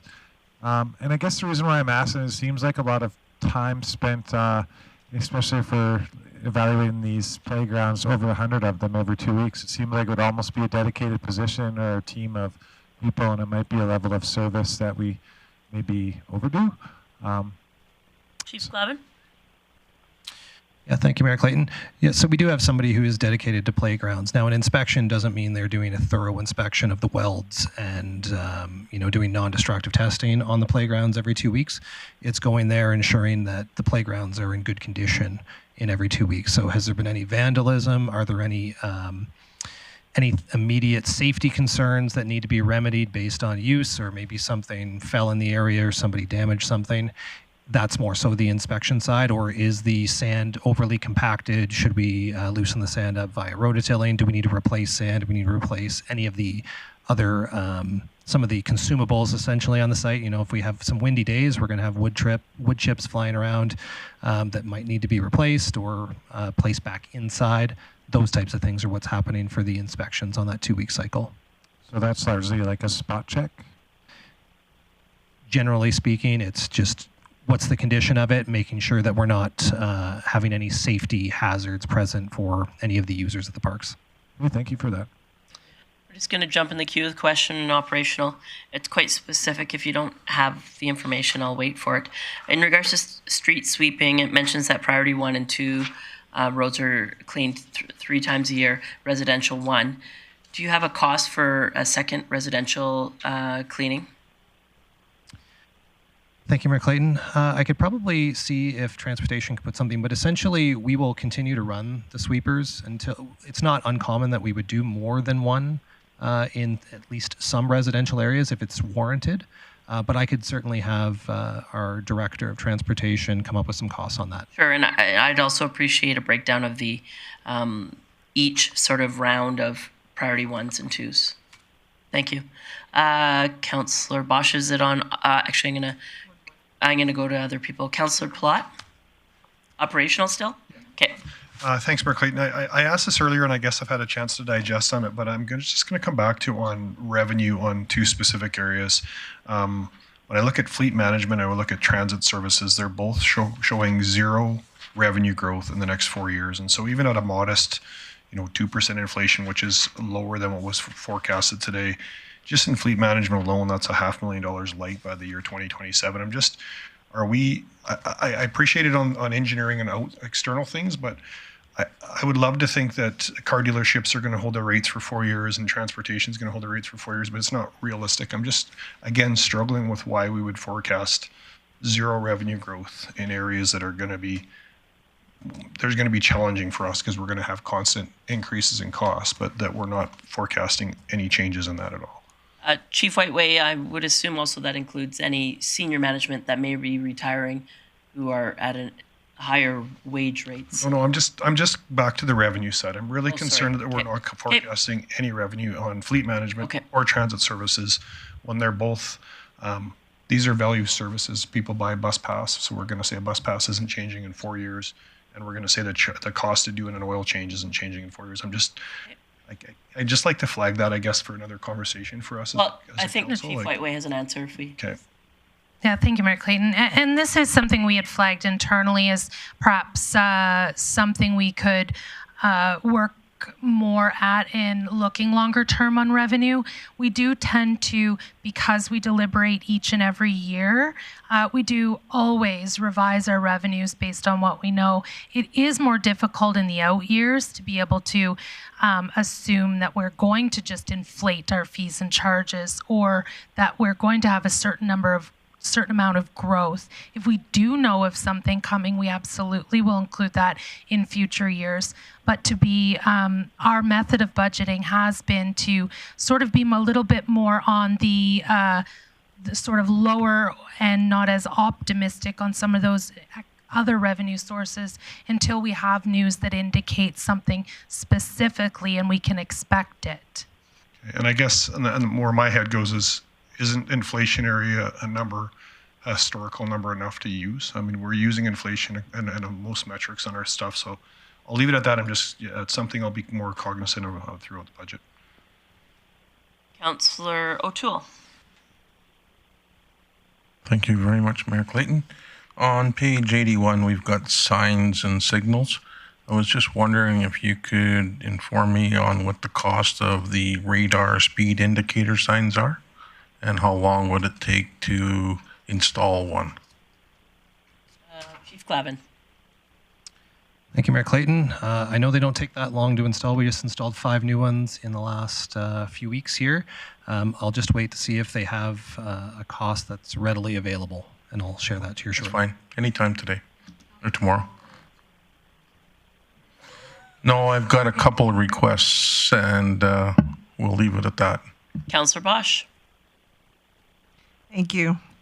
Hopefully I don't confuse myself, but I got 2 departments in here that I have a question that align. So on page 79, for the transit services, you're looking roughly for another $1 million, and some of the reasons for that is advertising revenue to corporate marketing.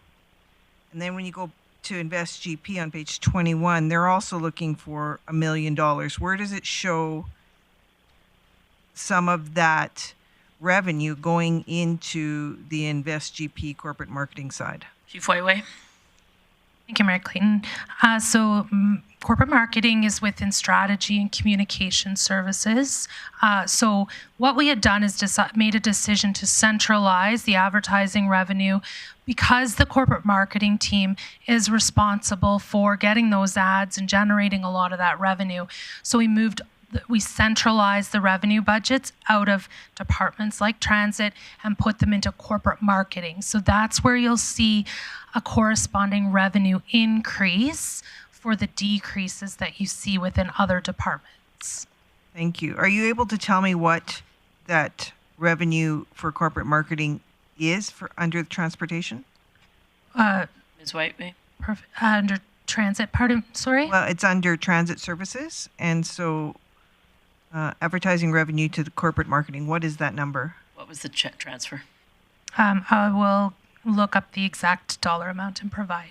Okay. Thanks. And so then secondly, because this will go into the next department question, when Mayor Clayton moves on, that amount, where do we see that on the corporate marketing side? Okay. You want to come? I'll come back to you, okay? Or do you have it? I can speak to it now. Thank you, Mayor Clayton. So if we go into, so if you want to go reference the corporate marketing budget, you will see there's an increase in $1 million in revenue. So that's new this year. What page are you on? Sorry. 54. Okay, thank you. My apologies. I'm looking at my slides. Sorry, my apologies. Okay, and then when we look at, one moment here. So what we had done was we moved, I can get a breakdown, but it's multiple departments that we moved into marketing. But I can get you a list of what makes up that sort of $1 million that went into marketing. Okay, thank you. Councillor, okay, I see no one else on operational. We're going to shift to strategy and communications. First in the queue, Councillor Blackmore. Well, really, I feel that Councillor Bosch cheated. She did. She did. She Yes. bucked the system. She You're right. cheated. So, Ms. McEachern, talking about corporate marketing, we have $1,001,512 in revenue showing up year after year, and I'm curious if we're focusing a department, so to speak, on corporate marketing, why would that number not be moving up? Because it concerns me when I see the number showing up year after year, whether it's in revenue or expenses, because I don't feel that it's a well thought out number then. Thank you. Chief McEachran? Thank you. So what we did, because this is our first year of centralization into marketing, what we've done is taken a look at what our targets are. We're hoping by completion of Q1, we'll have a better understanding of what our sales strategies will be to meet those targets. So you may see that move in out years, but currently that's what we utilized. I'm not sure if Chief Whiteway has anything additional on that. Ms. Whiteway? Thank you, Mayor Clayton. So I think it is similar to the response provided to Councillor Palat in that we probably could do some generic inflationary increases in our revenues. However, that's not really typically been our practice, something we can look into for future budgets. But again, as we determine specific strategy, we do incorporate going forward. And that is the benefit of revisiting the budget each and every year. So it does give us the most accurate projections we can by revising those numbers every year. If I could ask a follow-up question. In this case, we're talking targeted sales. And it would seem to me that your planning strategy would include targeted sales for years to come. And so that's one of the reasons I'm concerned to see that number flatline, because I don't see that targeted projection. I also see that we are increasing expenses every year in a department that is a sales department and keeping the revenue stream flat and below the expense level. Chief Whiteway? Thank you, Mayor Clayton. And our intention would not be to just flatline that revenue. We would revisit it each and every year. And if it indicates we could increase it based on trends or based on pricing or uptake, then we very much would. One thing that department we did do is we already increased to $360,000 from what we had in 2023. So we are hopeful to get new uptake in our advertising and marketing revenues going forward. And you are faced with businesses having the cost pressures of inflation and having that dip into their bottom line. And marketing and advertising can be one of the things that they will end up scaling back to save money. So we're trying, and we've put in the additional $360,000 as a target, and are confident and hopeful that we can get that for at least 23. And if we will reevaluate as well each and every year that we come in forward to council. I'd like to flag operating expenses for corporate marketing. Okay, thank you. Councillor Plott. Thanks, Mayor Clayton. Just kind of building off of what Councillor Blackmore was, and to speak to Chief McEachran, I thought when you had made your update, you had mentioned that between the magazine and digital signs, would be seeing an increase in sales. And yet again, back to this, we're not seeing any new revenue. So can you speak to that for me? I'm a little bit confused on that one. Ms. Whiteway, do you want to take that?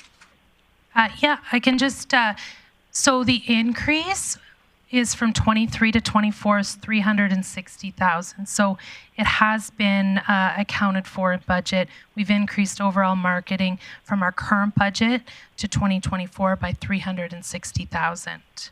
Okay. Can I add something to that? Yep. Thanks. My concern when we don't forecast growth in a 4-year budget is that you're leading the conversation to look like what future years ahead show for tax increase, and it may not actualize some interpretation for growth. And so to the comments of Councillor Plott and Councillor Blackmore, we assume that there's growth in these departments, and I understand we're focusing on this year of the 4-year budget, but elected officials' decisions also incorporate future year tax growths. So I just wonder what your thoughts on consideration for that are. Thank you, Mayor Clayton. And you're absolutely right. And it was one thing we had flagged internally at budget review this year was that perhaps there was more work that could be done on revenue projections going forward rather than doing the bulk of the work each and every year. But also with that, it would be very high level assumptions, and it would be would still be required to be adjusted each and every year as things do change. But you're absolutely right. It is something that we probably should spend more time on as an organization and look at making those revenue numbers more, maybe perhaps inflationary, or some sort of growth in those numbers going forward. If I may, Mayor Clayton, I do have some more of the $1 million revenue breakdown. Okay. For marketing. Okay. So the total 1 million, there was the additional revenue. So we centralized a total of 660,000. So in 2023's budget, spread out through a number of departments, is 660,000 in advertising revenue. So we did centralize that going forward into marketing, as well as added an additional amount for the digital screen advertising, and the GP guide ad revenue is in there as well. So what was brought in from transit was 260,000, to answer your question, Councillor Bosch. So on Councillor Plott's piece, I'll just come back to, I would assume that a multi-year sponsorship, if it has increases in the multi-year, that's budgeted for accurately. But there's no assumptions from communication with the department of things they have on their radar for future years. Correct? Correct. We would be building in, if we do know of escalations in long-term contracts, those would be in there. Yep. Okay, Councillor Plott. Yeah. Sorry. So there is, if there's a contract in a building title or something that has growth, it should be realized. Correct? Thank you, Mary Clayton. Let us get some notes on that and provide some more after. Councillor Plott. And just, I was also going to flag corporate marketing, so I thank Council Blackmore for that. When we come to that, if I could just ask administration, so give you some time on that. A couple questions I have specifically about that is, I realize there's corporate marketing and then there's sales within corporate marketing. Can I get a breakdown of the wages that are for actual marketing the brand of the city, and how much are for sales focused? And I guess for me that'll help a lot, because it's a little hard to look at that we're spending more on expenses to create revenue than we're creating, and appreciating that we're also doing marketing in that. So I just want to see the split out of that. And if it's not too much work on the revenue piece, just trying to understand, as Councillor Clayton brought up, how much of this is already locked in as multi-tier marketing, like the Bonnet Center, the Design Work Center, like these facilities that we've got long-term multi-tier naming rights on. How much of that revenue is locked in for a consistent period of time, and how much is actually selling on a regular basis would it be important for me to understand.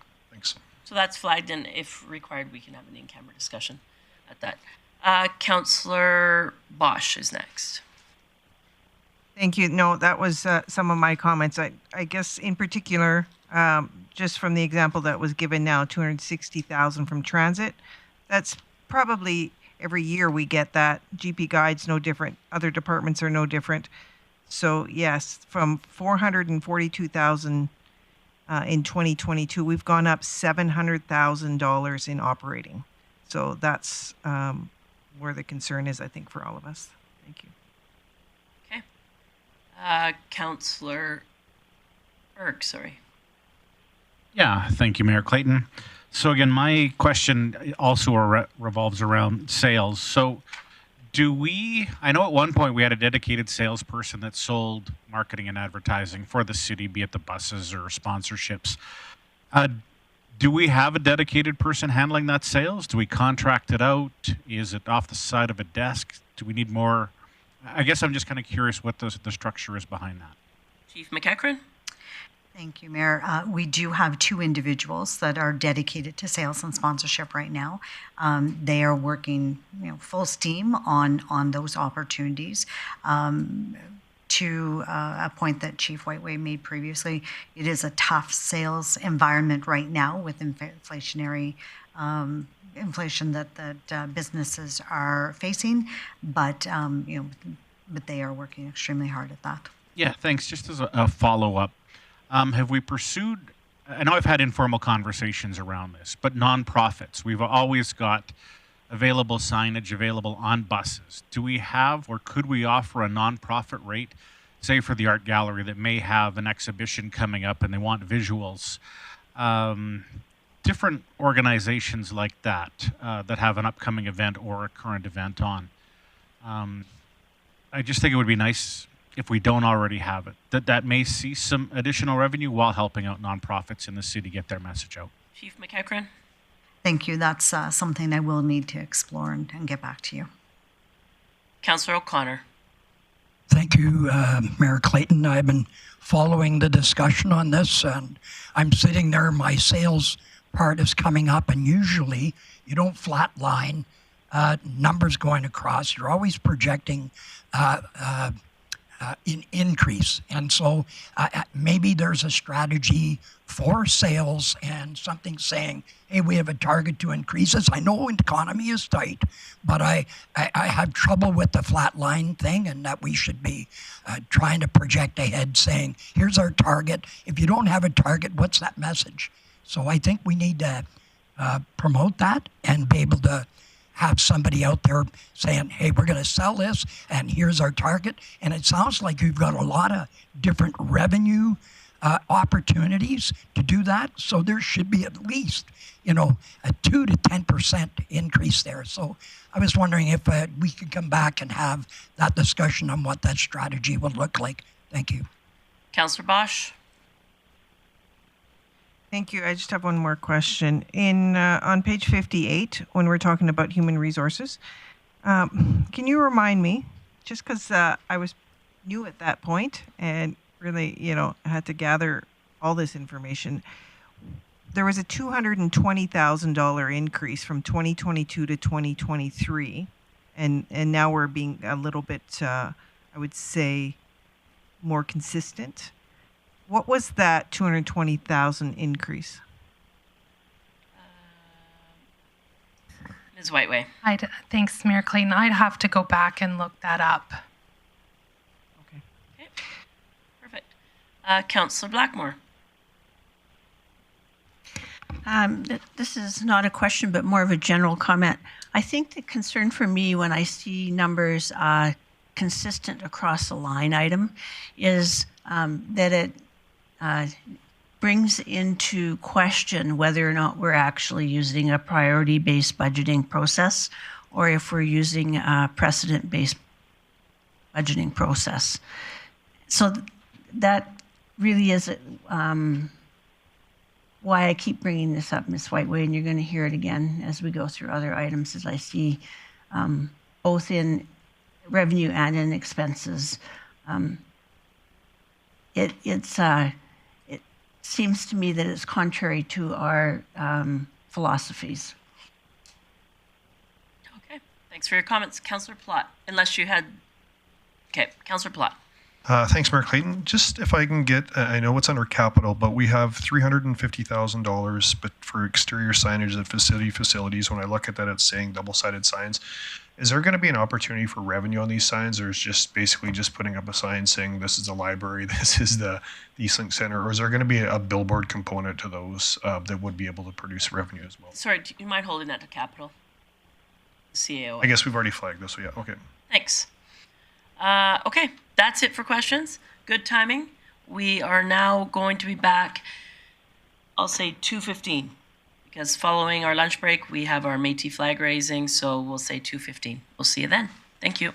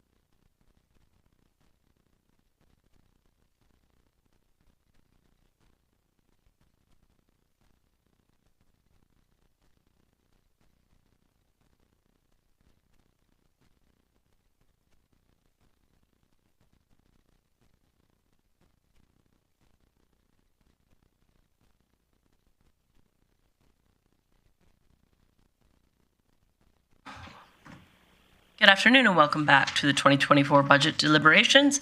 It is November 15th, 2023. If you've been following along on the agenda, we are currently in the operating budget deliberation portion of our process, and we are now heading into public and protective services in regards to operational discussion. And I will turn that over to Chief Lemieux for introduction. Mayor Clayton, if I may, could we just be, we have the GPPS chair of the commission as well as Chief Lacusta here. Yeah, and I thought Chief Lemieux would introduce them. Oh, my apologies. Okay. Thank you, Madam Chair. So next we'll look at policing services. And one thing I want to mention is that one change that you will see is that last year the RCMP contract management, enforcement services, and mobile outreach were under Public and Protective Services. Effective January the 1st, 2024, those move on to the police budget. So I'd like to introduce Mr. Dan Wong, the chair of the commission, and Chief Lacusta, who will walk us through the police servicing budget. Perfect. Welcome, gentlemen. Afternoon, Mayor Clayton, Council. So we are joined also by our Executive Director, Lori Sittler, and there are members of your administration and policing transition team available for questions later. We're here to present the 2024 Grande Prairie Police Service budget, and the budget we're presenting is essentially a status quo budget in terms of the cost of the service and the level of service. And they are in line with the projected 2024 budget in the MNP Policing Transition Report. The reporting is a little bit different than previous years because this is more of a consolidated set of policing services as opposed to last year where it was all broken up. And then we're also looking at removing revenue as part of the budget, so court fines and things like that. That goes into your City of Grande Prairie Fiscal Services budget under revenue, and the budget that you're going to see here is mainly just on expenses. So there are 6 service areas that we'll be talking about. We'll talk about, you see them on your screen, the Grande Prairie Police Commission, Enforcement Services, Grande Prairie Police Service, Mobile Outreach, Policing Operations Support, and the RCMP Contracted Services. So we'll go through each of them one slide at a time. Starting with the Police Commission. So expenses for the Police Commission include salaries for the Executive Director, office space, and other operational expenses for the Commission. Out of the $280,946,000 budget, $216,146 is allocated from the Government of Alberta Policing Transition Grant, and the remainder of that $64,800 is the tax-funded portion to cover Commissioner honorariums and any expenses directly related to Commission members. On the next slide, you'll see the Enforcement Services budget. And again, change from 2023 to 2024 is that the revenue has been moved into the City Fiscal Services. There's a small reduction in the contractor expenses from year over year due to provincial regulations on the automated traffic enforcement, which is your photo radar. There's also a proposal to keep the there's the public security unit, which is not shown in the budget right now.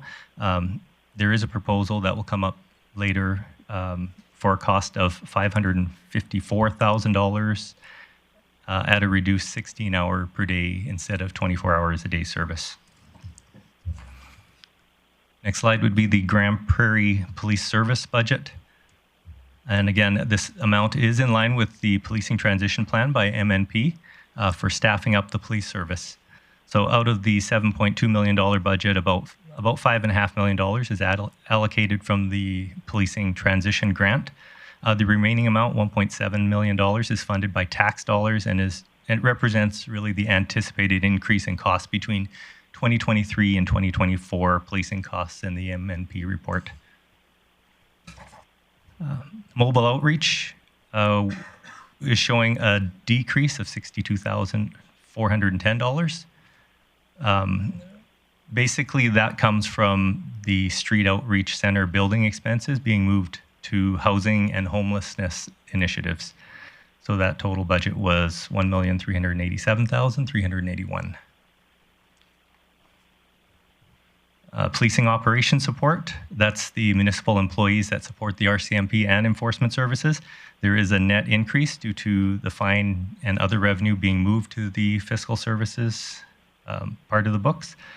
The increase in expenditure, if you ignore the shift in the revenue, is actually only $83,504. And finally, the RCMP contracted services. This amount is $20,322,926, and it's showing a net increase of $57,079.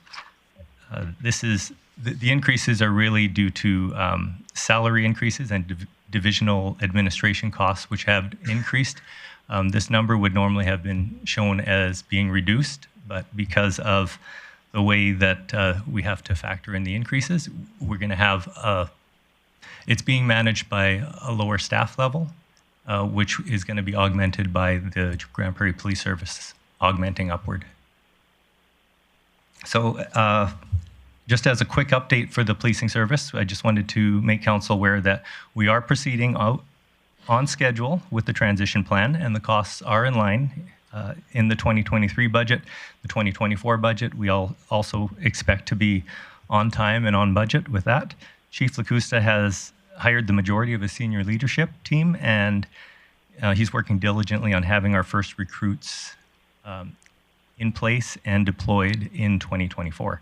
So I'll pause here to see if Chief Lacusta has anything to add. Nothing further at this time, Chair. Thanks. Okay, so we thank you for your time, and we're available to answer any kind of questions that you might have. We might ask for the help of some of your administration who's helped us with these books. Absolutely. Appreciate the presentation. Recognizing in the queue, Councillor Blackmore. Thank you, Mayor Clayton. On, I find it here, if I turn the wrong page, I'm looking at the administration costs that you have listed here, and police operations support, I guess, would be on page 116. I was expecting that those costs would be declining as operations consolidated between the police service and the RCMP, and I'm not seeing that on the operating expenses line. It continues to go up over the 4 years of the budget. Am I remembering that incorrectly from the transition report, that we would expect some consolidation in administration and costs would, there would be some cost savings there? Chief Lacusta, at any point, if you want to defer to our CFO, just give her the nod and I'll introduce her. But yeah, thank you, Mayor. But I can provide a quick reply to that. So right now, based on the current staffing levels, that's what we're projecting here based on what's currently in place with the RCMP. We are now conducting a review of the actual efficiencies that be created with those positions. So is there duplication in the work? Is there processes that don't align with the Grande Prairie Police Service? So we're relying upon the M&P report for what they projected here, but now we need to operationalize that. So our initial projections are there will be a reduction, but we're just starting to really dive into the assessment of all those personnel that are assigned right now. Okay, thanks. Thanks for your questions. Councillor Bressie. Great, thank you, Mayor Clayton. I also think what Councillor Blackmore might be referring to is we see administration costs going up huge in the RCMP contract, and I think those were the savings that we were talking about, not our own civilian support that we're paying for directly here in the city of Grande Prairie. I'm curious if staff happen to have, and this might be a Ms. Whiteway question, although it might be a Chief Lacusta question. I'm curious if we've guesstimated out what this budget would look like if we hadn't been transitioning to the municipal police service. Are we so far saving money or spending more money because we're transitioning? CFO Whiteway. Thank you, Mayor Clayton. Yes, we did, pardon me, run that had we not transitioned, we would have had to put the RCMP contracted services up by approximately 1.9 million. However, we've only had an increase now for the GPPS in total of 1.5 from last year. So I think, Ms. Whiteway, you mentioned earlier those stats, as well as the fact that by reducing the eight people, there was a 60,000 approximate savings. 600 or 60? I made a note. Thank you, Mayor Clayton. So I believe it's 57,000, so called 60,000, was still the increase in the RCMP contracted services budget, even though there was 8 less officers budgeted. Right. Perfect. Thank you. Does that answer your question? Yeah. Okay. Councillor Thiessen. Ooh, that's great. That answered one of my questions too. So I guess my question is for administration, chief, or the commission. In response to the public security unit that we piloted over this last few years, is this an area that as the municipal police service fills out that we will continue to need to invest in a private public security unit, or could we have a line of beat cops? I mean, it's only 8 members, but do we foresee that in the future as being able to facilitate that type of enforcement, I guess? Yeah, great question, Councillor. So one thing that I'm paying attention to is the contracted services. So I do know that they come as a projected line item of 564. I believe they're $1.2 million for the initial pilot project. So I'm looking at that, recognizing that security officers offer they don't have the same enforcement powers as a police officer or peace officer, so I'm recognizing that. But everything that, one thing you'll hear from me often is we need to show value and impact on everything we're doing, return on investment. So what I'd like to do is look at the origins of the program. What were the KPIs? What were the objective measures? Are we achieving that? What are the subjective results from the downtown business core? And take all that into consideration. Can we provide a more enhanced, more value with the deployment of a high visibility police service? Potentially, yes. Will it come at a cost? I don't know. We need to conduct that analysis. So, excuse me, that's one thing that we're going to be diving into here to look at that, to see if we are actually achieving the results that were projected from the beginning. And that's going to be data driven. Okay, no, I appreciate that response very much. So, and this isn't a question for this year or next year. It's actually looking like 3 or 4 years down the road, because we have this expense for the next 4 years, at least in our budget book. So, thank you. Thanks for that. Councillor Bosch. Thank you, Mayor Clayton. I guess for me, I just want a summary overall, because when we switched over, or said we were going to switch over in March to a municipal police force, we also told our residents that we're not going to charge them more in taxes. So I want to know that that's true, what we're saying, and these increased in costs here, for instance, on policing operations support, the 83,000, is that's solely coming out of the grant from the province, or are you looking for additional tax money? Something we said we wouldn't do. What page are you on, Councillor Bosch? 116. Ms. Whiteway. Thank you, Mayor Clayton.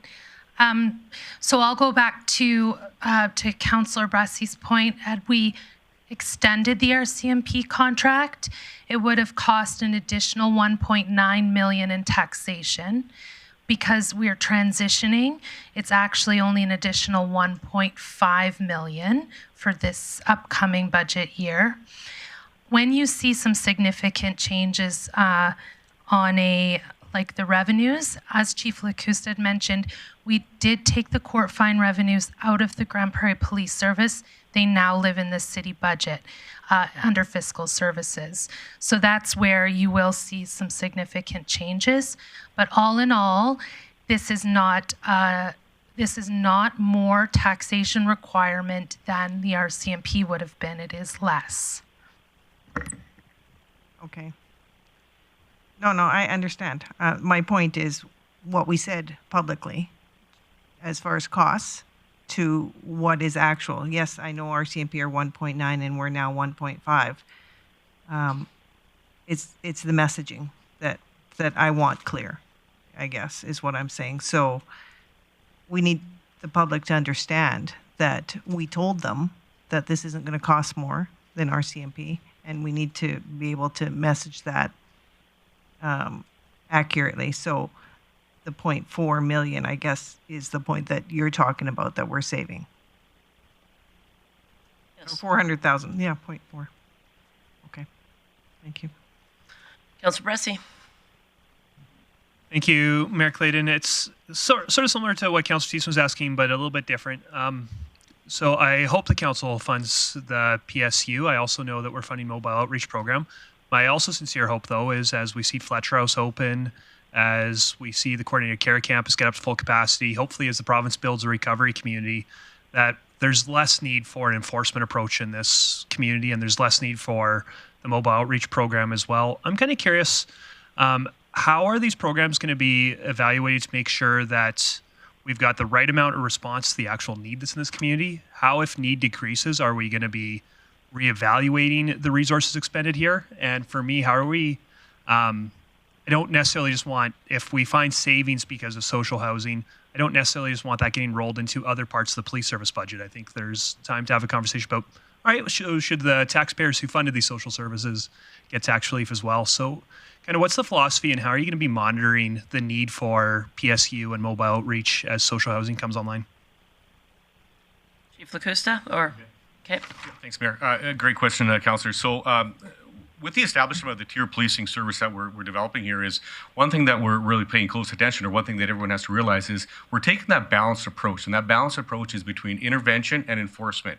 And as we move forward with the addition of the Fletcher House, the coordinated care campus, the recovery center there from the province, these are all in place there to assist with a lot of the social disorder that's impacting our community, the homelessness, the drugs, the addictions, the mental health, and that's a path forward. So that's great. To your question, though, just as I mentioned with Councillor Thiessen, is we're going to be constantly evaluating those programs. Are we getting value? Is there an opportunity for us to redeploy? The benefit with us as municipal service now is we're able to pivot and respond to those emerging trends as they take place. And we've seen a lot of emerging trends over the last 5 years. I've seen many over the course of my career. So we're going to constantly work with the commission, work with the community, so we can start to identify those. And if we are seeing a decrease in certain areas, then we'll certainly redeploy those resources. But it's not going to be done haphazardly. Again, I'm big on data-driven analytics. I'm big on getting the feedback from the community to make sure that we're providing that responsive model to the needs, the unique needs of Grande Prairie. And that's going to be ongoing. Councillor Berg. Thanks, Mayor Clayton. So my question also is around the public security unit. Are we currently running 24 hours a day, or are we running at 16? It's currently at 24. I'm going to look to down the move, going to 16 hours in the next budget. Okay, so then Chief Lemieux. Yes, so that's accurate. So what we're proposing is from 24 hours going to 16 hours a day, and the new cost would be $554,000. Okay, then by extension,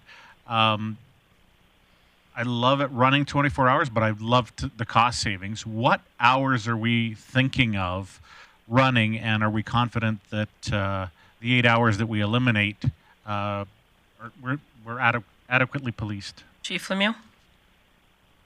So as Chief Lacusta has talked about, we do continuous evaluation, and we are doing an evaluation right now on both the public security unit and mobile outreach to make sure that we're meeting those KPIs.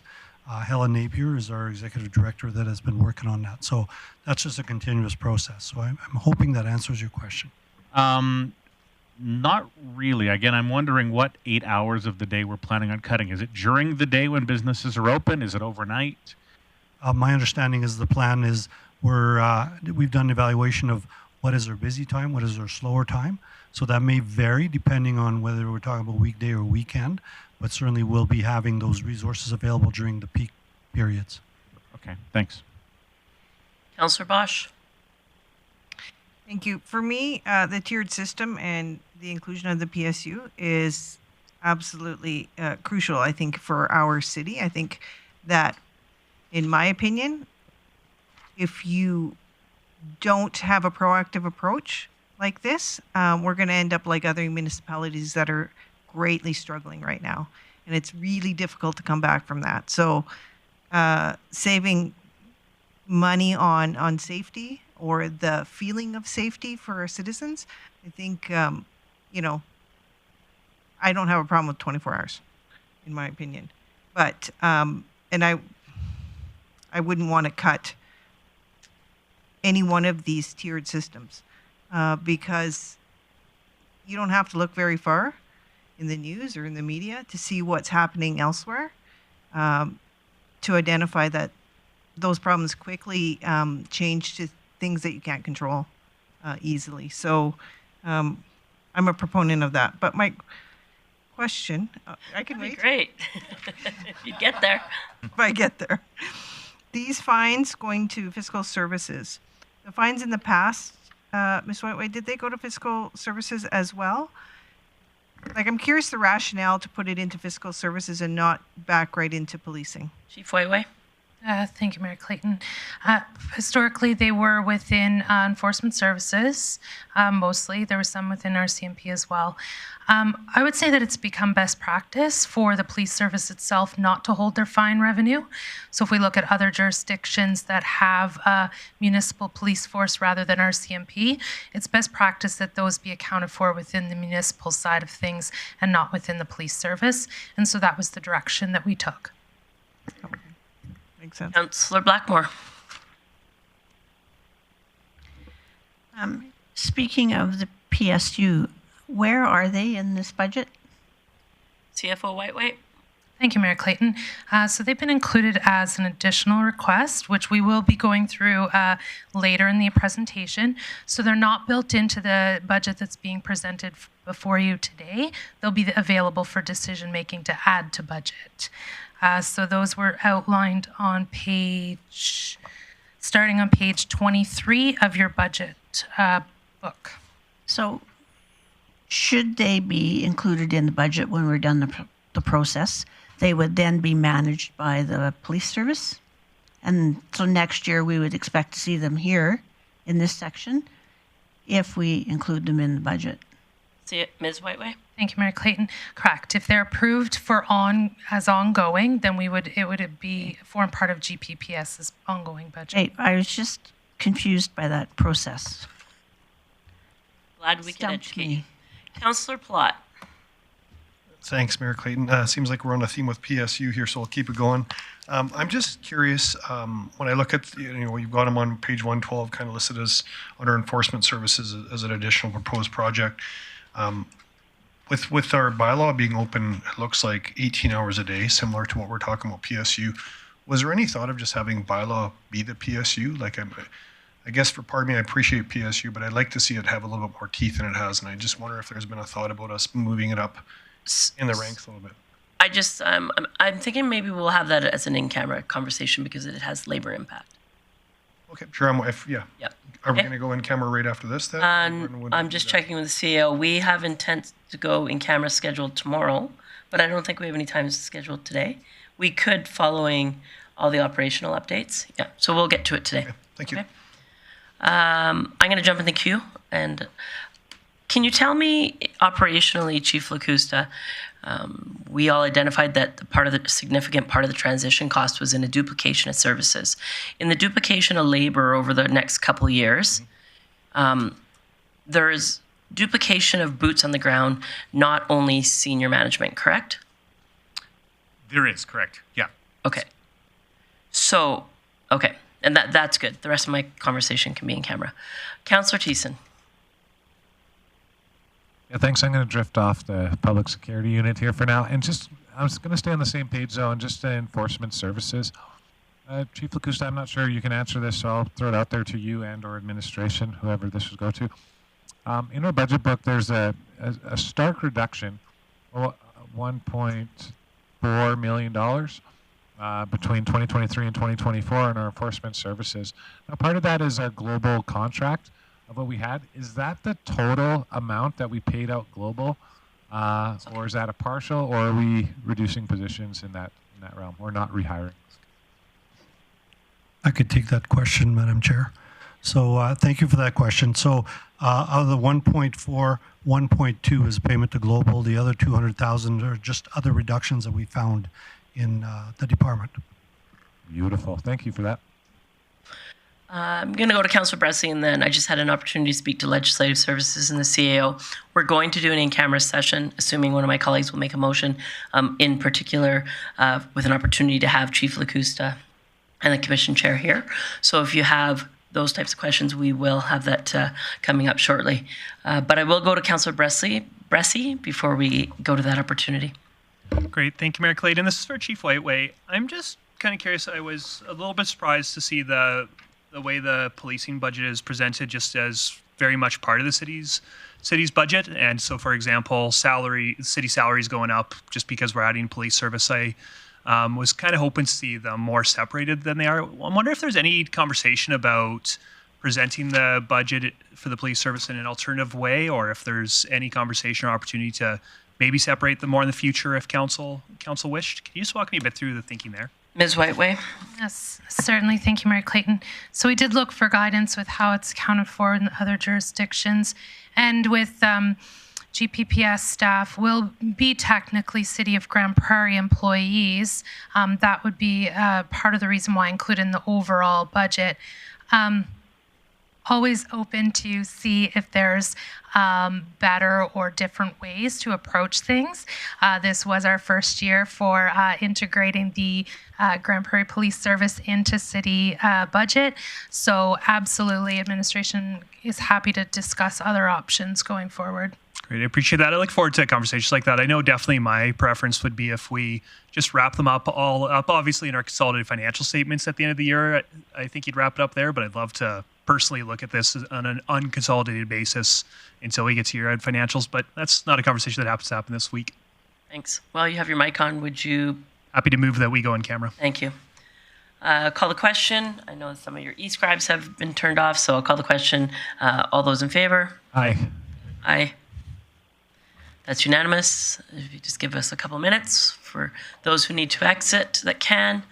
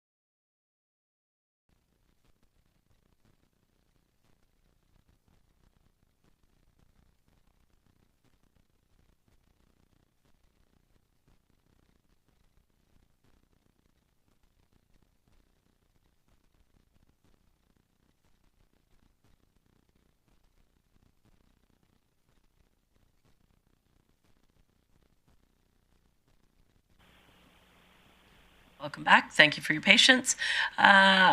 We appreciate Chief Lacusta, Mr. Wong coming today. I do see Councillor Blackmore in the queue. Is it a question for these two gentlemen or? Okay, perfect. So then I'm going to hand it back to Mr. Lemieux. Chief Lemieux is going to continue on public and protective services in regards to his operational budget, and you two are free to go. Thank you so much for coming today. Sure. Thank you, Council. Thank you. Councillor Blackmore and Councillor Plott, are you okay if Chief Lemieux has an opportunity to get going, or do you need this question answered before he starts? Okay. No, sorry, I meant Chief Lemieux starting his presentation. Go for it. The question I had is in regards to RCMP contract wage back pay. I know we have a chunk of money set aside and we're waiting for a certain date to pay that to them. But I noticed in the news that there is a lot of chitter-chatter about another request for coming forward for salary negotiations, another increase in wages, and I'm wondering if we've taken that into account or if you know anything about that.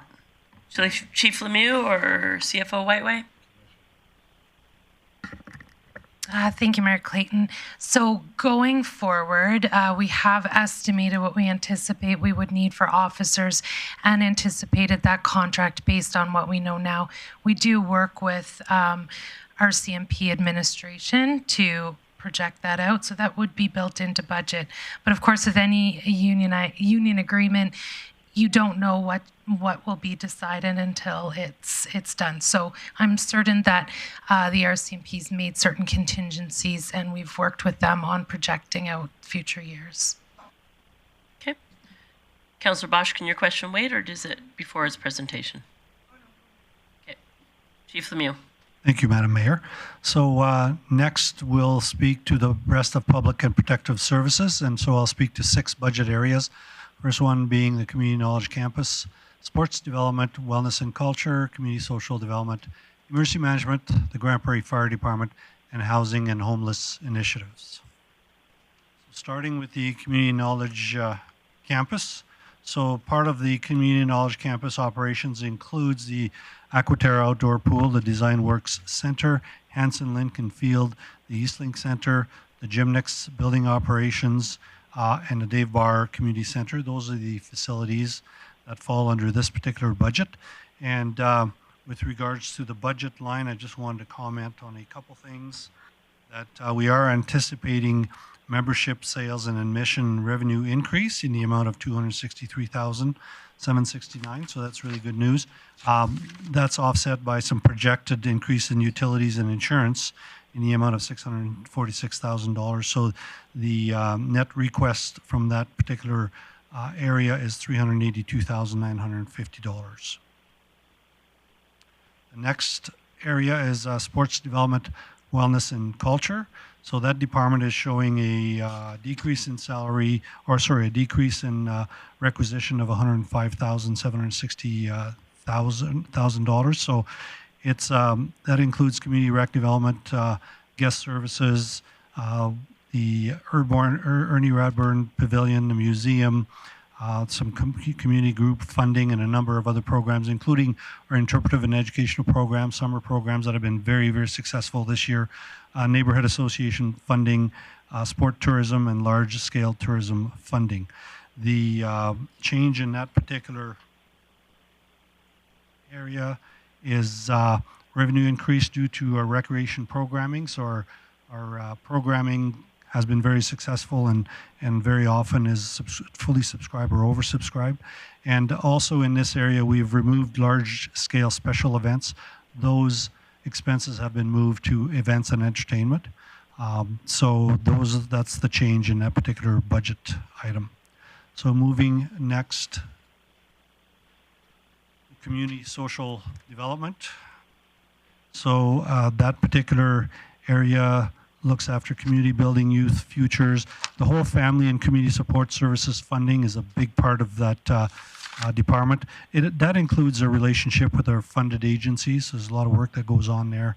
Recreation Access Program, the Grande Prairie Local Immigration Partnership. So there's a lot of work that comes from that department alongside Invest GP, the Community Opioid Response Task Force, and Home Support Services, to name a few services provided by that area. You can see that the budget is being reduced there by $225,000. That's the one area where we have eliminated one position. A supervisor position has been eliminated. And we have split, if you recall from last year's budget, we split housing and homeless initiatives from community social development. So there's some internal rent here that's been passed on to housing and homeless initiatives. So that speaks to the decrease in budget there of $225,000. Next is emergency management. So that's our GPREP, our part of the GPREP partnership. We manage that as part of the 5 municipal partners.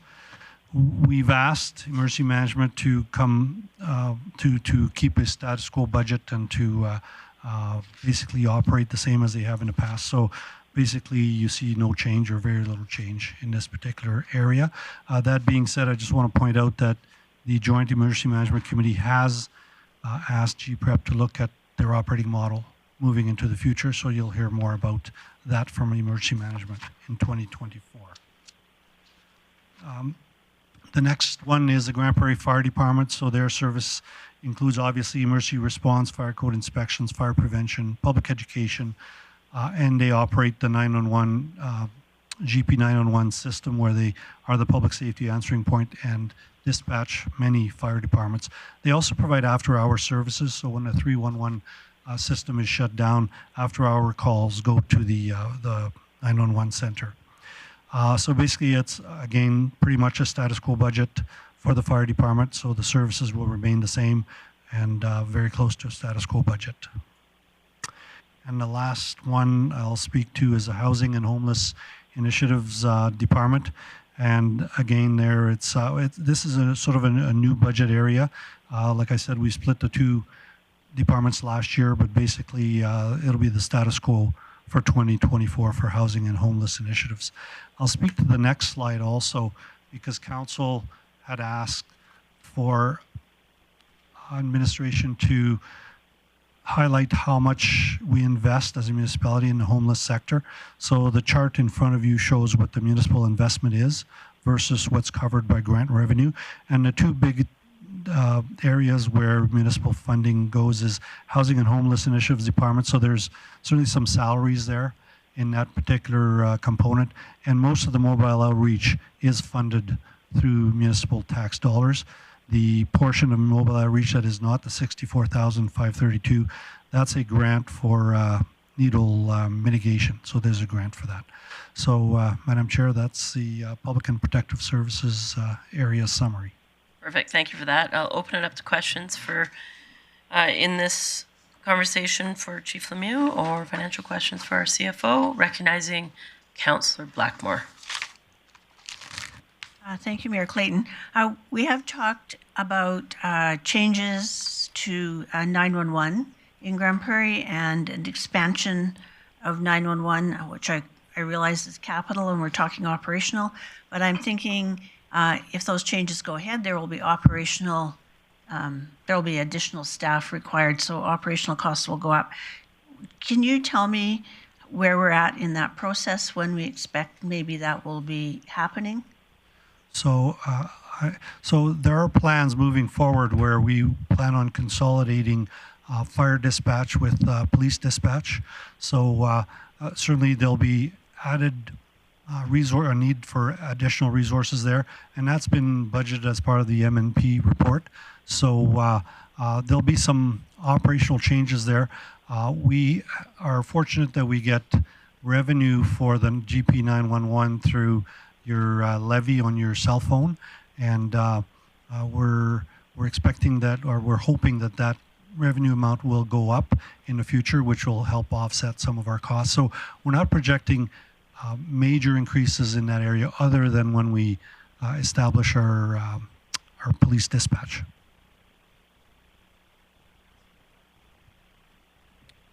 Thanks, Mayor Clayton. My questions are around the Community Knowledge Campus, and if a couple. The first one would just be on the revenue. It's showing that we're going to have about a 4% growth for 24 for revenue. How confident are we that we're going to achieve that? I guess is my first question around the revenue side. And what initiatives are we doing to help achieve that, I guess? So the revenue, thank you, Madam Chair. So the revenue there is from rental and also cross charges for internal departments to be in that particular facility. We have looked very closely at our rent. We've increased what we were going to charge at the Community Knowledge Campus in terms of rent. We've increased that slightly. And we've budgeted for some slippage, so periods of time where people aren't able to pay their rent. So we are, again, we haven't operated the Community Knowledge Campus for a long time. We've just been in there for a couple of months. So we've made some assumptions, but we're fairly confident that we can meet those revenue targets. Okay, and just on the revenue, again, just the theme, but we go up by 4% and then it flatlands again for 3 or 4 years. Is that kind of the same? We'll get to that. Kind of some sort of process around that, like the other departments we've discussed, or? Yes, I would say that our focus really has been on 2024, 2025. We didn't really project too much further than that. Okay, and can I have one more on coordinator? Sure. Just wondering, we've implemented Perfect Mind quite a few years back now, and I'm just wondering if you can tell me about some of the efficiencies we've seen with having that program, either through staffing efficiencies, hours of operation, or programming. Mr. Lemieux? So I'm going to take that one away if I could, and my staff will help me answer that question. Okay, appreciate it. Thank you. Councillor O'Connor. Thank you, Mayor Clayton. Getting back to 911 and the potential of that being part of the GP police service, where will that end up in the budget? Because we got fire, we got ambulance. Where is that going to end up in the budget line at some point in time? Mr. Lemieux? So that's a really good question. We don't expect that change to happen until a couple years from now.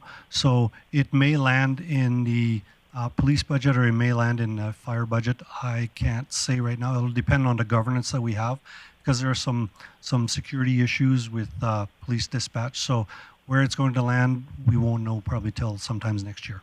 Okay, and I'm assuming that we're going to have a separate budget line. It will break it all out for us so that we'll be able to know, if there's an increase or whatever in that whole position. Absolutely. I think what you'll see is, depending on how we structure that consolidated dispatch, definitely will be having a very detailed breakdown for you. Yes. And of course, the location is not determined yet, so that's in the future as well. Yeah, the location hasn't been determined, but it makes sense to consolidate the computer-aided dispatch system that this council has approved a couple years ago that cost us $1 million. Happens to be, and the reason there was a reason for this, we purchased a system that is police-based and fire-based. So that computer-aided dispatch system will be used by police and fire. Okay, thank you very much. Councillor Thiessen. Thank you very much, Mayor Clayton. Thank you, Chief Lemieux. Going back to the Community Knowledge Campus, just a question on the Eastlink Center aquatic side. Over the past year, on long weekend days, there were several times where our pool was closed for users. Some users were aware, some users weren't. I just wanted to make sure that this budget and this ask for the aquatic center isn't including any closures on those long weekend days, or is that a cost-cutting measure that we? Mr. Lemieux? So the answer is no. There is no inclusion. There's no plan to close on stat holidays. So in this particular budget, this is the status quo. I'm also going to put a plug in for our new text messaging system. So it seems to work very well, and I'm hoping that more and more of our members at the Eastlink Center subscribe to that, because that's the quickest way to find out if there's a change in the schedule. Awesome. I appreciate that. Not just Eastlink Center, but through a whole community. Yeah. True. Councillor Berg. Thank you, Mayor Clayton. Chief Lemieux, can you bring up that slide that showed the budgets, buckets, I guess? Yeah, there we go. Oh, that one, yeah. So external housing programs, I'm just kind of curious about that. I guess at a glance when I see that, I see affordable or accessible housing. and I don't necessarily see that as a homeless sector bucket. Can you elaborate on that for me, please? What's in that bucket? Yes, I certainly can. The reason I ask, it's the single biggest item on there. Just give me a second here. I'm just going to look at my notes.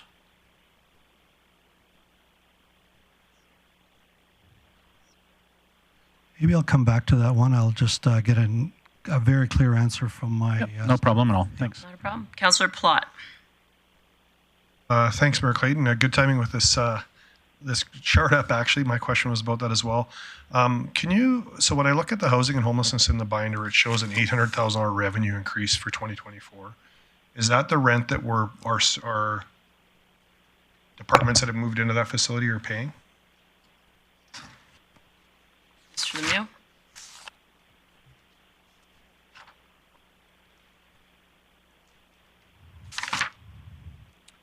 Yeah, so I see the $818,000 increase.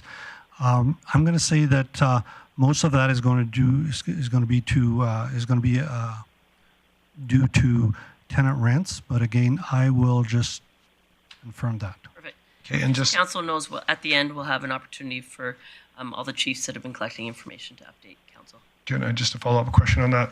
And I guess sticking on the coordinated care campus, I'm not sure how much we borrowed in total. I know it was for $15 million at the beginning, but where does that $15 million in debt servicing show up on our books? Because it was specifically for the purchase of that property. CFO Whiteway? Yeah, so that is part of the CCC operating budget. So we're debt servicing it out of the CC operating budget with municipal investment of minus $63,000. Is Whiteway? I can add more context. So a portion of the debt financing was accounted for in determining rents and what was needed to operate for the housing piece. And the remainder is also allocated for internal departments that are using it municipally. So, for example, like CSD would have a little bit of an internal allocation as well, as they will be occupying space at that location. But yes, the budget does include the appropriate portion of debt servicing. Okay, so this is where I get a little bit confused, and maybe you can walk me through it. But other than CCC, is there any other departments that would have a line item to include debt servicing or rent in them? Ms. Whiteway? There is some internal cross charges. We don't do all. It was done intentionally. It was part of the plan in order to demonstrate the tax impact of the coordinated care campus. So it was done intentionally. Normally, yes, General Fiscal Services holds most of the debt servicing for, let's say, our fire halls or Eastlink Center and those sorts of things. So it was done in a different method than we've done in other departments for an intent. It was intended to do so to demonstrate the municipal portion. Okay, and so just for me, it's hard for me to act like this isn't an impact to the city when we've taken on debt servicing. We're charging rent to departments, but we're saying to the community, it doesn't cost us anything. And so I appreciate it's in here. It's not here to debate, but it's something I'll continue to struggle with, that we're acting like this hasn't had a tax impact on us. Councillor Bosch. Thank you. The kitchen renovations of $250,000 or so, where is that for the CCC? That is in planning stages. I don't believe that has started, but it's in the planning stages. So it's not in the budget? Financially, I'm sorry. Where is it reflected in this book? So would it be in this? It's something that was approved by council, and I forget what the funding source was. I think it might have been a OSSI, so grant funded. All of it is grant funded? Ms. Whiteway, do you want to chime in? Yeah, we'll confirm that. Thank you. Yeah. Okay. I think, Mr. Lemieux, if you're good, we're good for now. We'll move on to financial services. CFO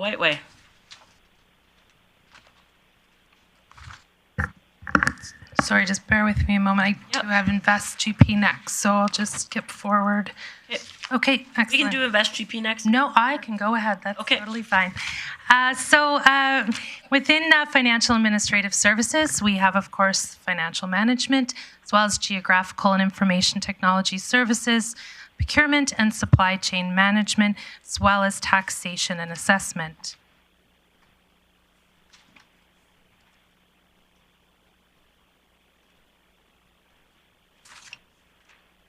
Sorry, I said I was ready, and then I have to find my right notes. Not a problem. All right, so within financial management, this is where financial reporting, including our audited financial statements, that responsibility lives, as well as internal financial controls. This team does cash management, budget development, looks after investments and debt, financial strategy and analysis, pay and benefits, our capital assets and projects, asset data management, asset planning and strategy, and of course, general accounting services. You'll notice $162,000 budget increase going into 2024. This is predominantly related to the expenses related to the ERP licensing costs. So this had previously been a capital project. These licensing costs are ongoing costs related to a cloud system and have been built into the operating budget for the first time in 2024. Within our geographical and information technology services team, we see they handle strategy and governance, server and storage infrastructure, as well as network connectivity and cybersecurity. They look after our business systems, our map productions, provide client services, application design and development, as well as user support, education, and customer service.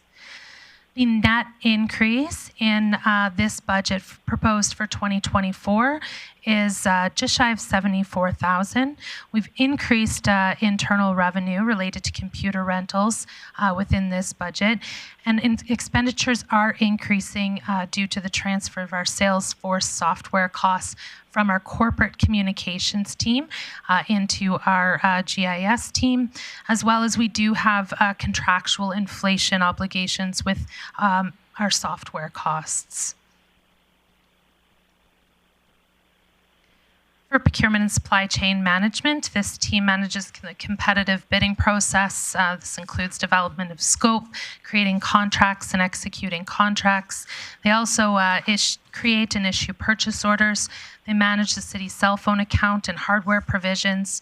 They manage all of the city's sort of furniture and retired like equipment and vehicle. They support fleet through those surplus and retired asset disposals. They do vendor development and performance management, as well as manage the City Hall building, the whole internal mail for all of the city facilities, and provide systems and process training as required. So this budget is also anticipating an increase, just about $104,000, with a portion of that being, again, the introduction of licensing costs associated with the enterprise resource planning system. And as well, we're seeing utility increases at City Hall for natural gas and electricity. Finally, within taxation and assessment, we have this department leads the property assessment, provides a lot of customer service for phone calls, questions from taxpayers, as well as appeals. They send out notifications, collect payments, and look after delinquencies. Here they're looking for about $30,000 more for 2024. We are seeing a noticeable decline in real estate transactions, which is causing us to collect less revenue related to tax searches. So we've decreased the revenue $15,000 there, and we are expecting to have some increased costs to support our new tax system going forward. And that does complete my presentation. All right. Opportunity for questions for financial and administrative services, recognizing Councillor Palat. Thanks, Mayor Clayton. My question's in regards to procurement and supply chain management, just on the purchase orders. It said we'd have been averaging 250 POs per month, and now we're up to 1,600 a month. Have we had some major policy changes, or what's the difference of why we're doing 8 times as many POs a month? Ms. Whiteway? Thank you. So part of that is our shift to the ERP and proactive purchasing rather than reactive purchasing. So historically with our older system, there was very limited capacity for requisition, purchase requisitioning, and purchase order approvals. It's a very important purchasing control and financial control, and we've now moved in the direction of having that purchase requisition, purchase order done on, I would say, all of our purchases, excluding those done on City P cards or visas.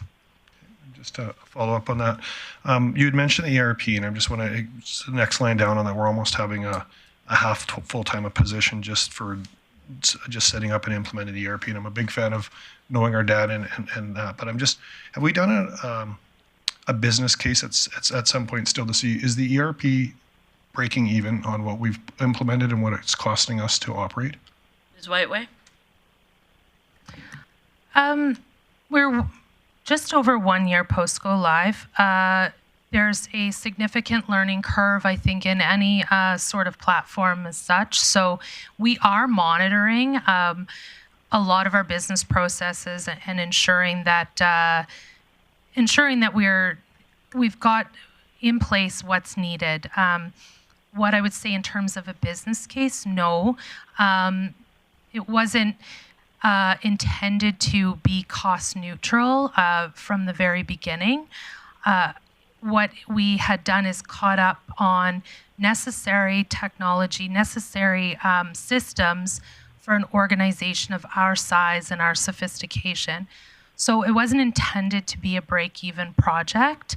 It will come with some additional costs. And we are working on bringing an update. It's on our outstanding items list for committee. So we are working at bringing back a bit of an update to committee on the ERP. Okay, thanks, Chief Whiteway. Councillor Blackmore. As we heard from CIBC this morning, there's lots of pressures on people, and I'm wondering if we are seeing an increased delay in people paying taxes if they're paying late, or I know that we have a list of properties coming forward for property sale that probably will not be necessary, but maybe this year. I'm just wondering if we're seeing an increase in delinquency in our tax accounts. Ms. Whiteway. Thank you, Mayor Clayton. No, we're not seeing significant changes in our collection rates for taxes. We actually had to decrease slightly the budget for revenues on tax penalties going forward, as we're not actually getting as many penalties as we once did. So people are paying more promptly. People are paying promptly, yes. Okay. Councillor O'Connor. Thank you, Mayor Clayton. On Ms. Whiteway on procurement and supply chain, following up on the question of going from 250 purchase orders to 1,600 purchase orders is a tremendous amount of extra time. Is there an efficiency in your new software that makes it go quicker? Because 6 times is a huge number. Ms. Whiteway? Thank you, Mayor Clayton. I would tell you that as of today, we're getting there. It is a learning curve. Automation is great, but it takes a lot of time for a system to learn how to do things effectively. So we're in the process of continuous training of our system. But in terms of efficiencies, reactive purchasing was not previously how we've done it in history was not the proper way to be doing our purchasing. It made it difficult for us to see our encumbrances and future commitments. Having although it may seem like, yes, it does add a couple minutes here and there to people's work, it allows us to see what cash we've now got encumbered and is going to come out going forward. Things like that were not available in our old system. It was available, but not, like you said, we didn't do as many purchase orders. It wasn't as automated as it is now. But I would say as people are training, as we are learning the system more and more, it's getting quicker and quicker to do those things, and that it will continue to do so as it becomes second nature to people. Okay, thank you. All right, there's no further questions for our financial and administrative services. We're going to move to Invest GP, which I understand will be shared between Chief McEachran and Chief Glavin, and possibly our CAO. So I'll start with Chief McEachran, please. Thank you, Mayor. Yes, I will cover off economic development and events entertainment under Invest GP, and then hand it over to Chief Glavin for inspection services and planning development. Economic development captures business retention expansion, business and investment attraction, strategic partnerships and engagement, economic data and analysis, market research and analysis, and public relations and promotion. You will see the budget for this year is a minimal increase of $26,000. We are basically recommending status quo. This is just adjustments to operating expenses, contractual obligations, just to maintain our current level of services. Under events and entertainment, captures Banette's Energy Center, where we have the ice operations, external rentals, internal rentals, ice rentals, food and beverage, and storm hockey, as well as Montrose Cultural Center, where the library, Teresa Sargent Hall, art gallery, and concession are located, as well as numerous community events and event and volunteer coordination. We did see a change this year, as Chief Lemieux mentioned, in that large-scale events have moved into events and entertainment from SDWC. So there's a recommended increase to budget of $384,000 for that. That captures Grand North, Canada Day, Heritage Day, Experience GP, Harvest Fest, Halloween Spectacular, and New Year's Eve.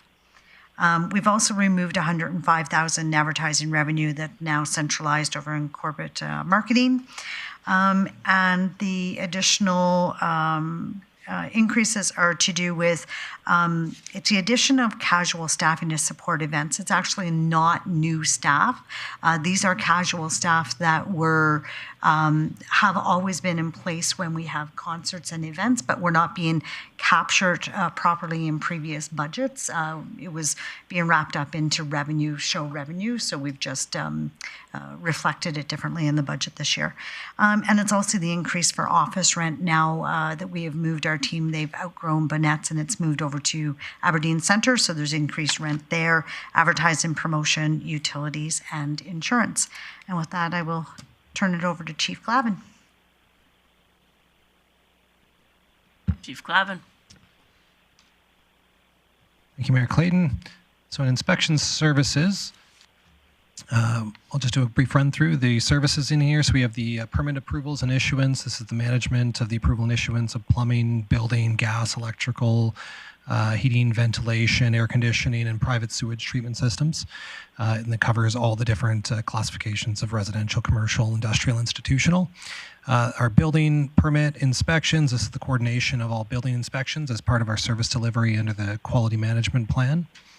Our subtrade permit inspections are the schedules of inspection for electrical, plumbing, gas, HVAC, as well as anything else under the QMP and the issuance of permits.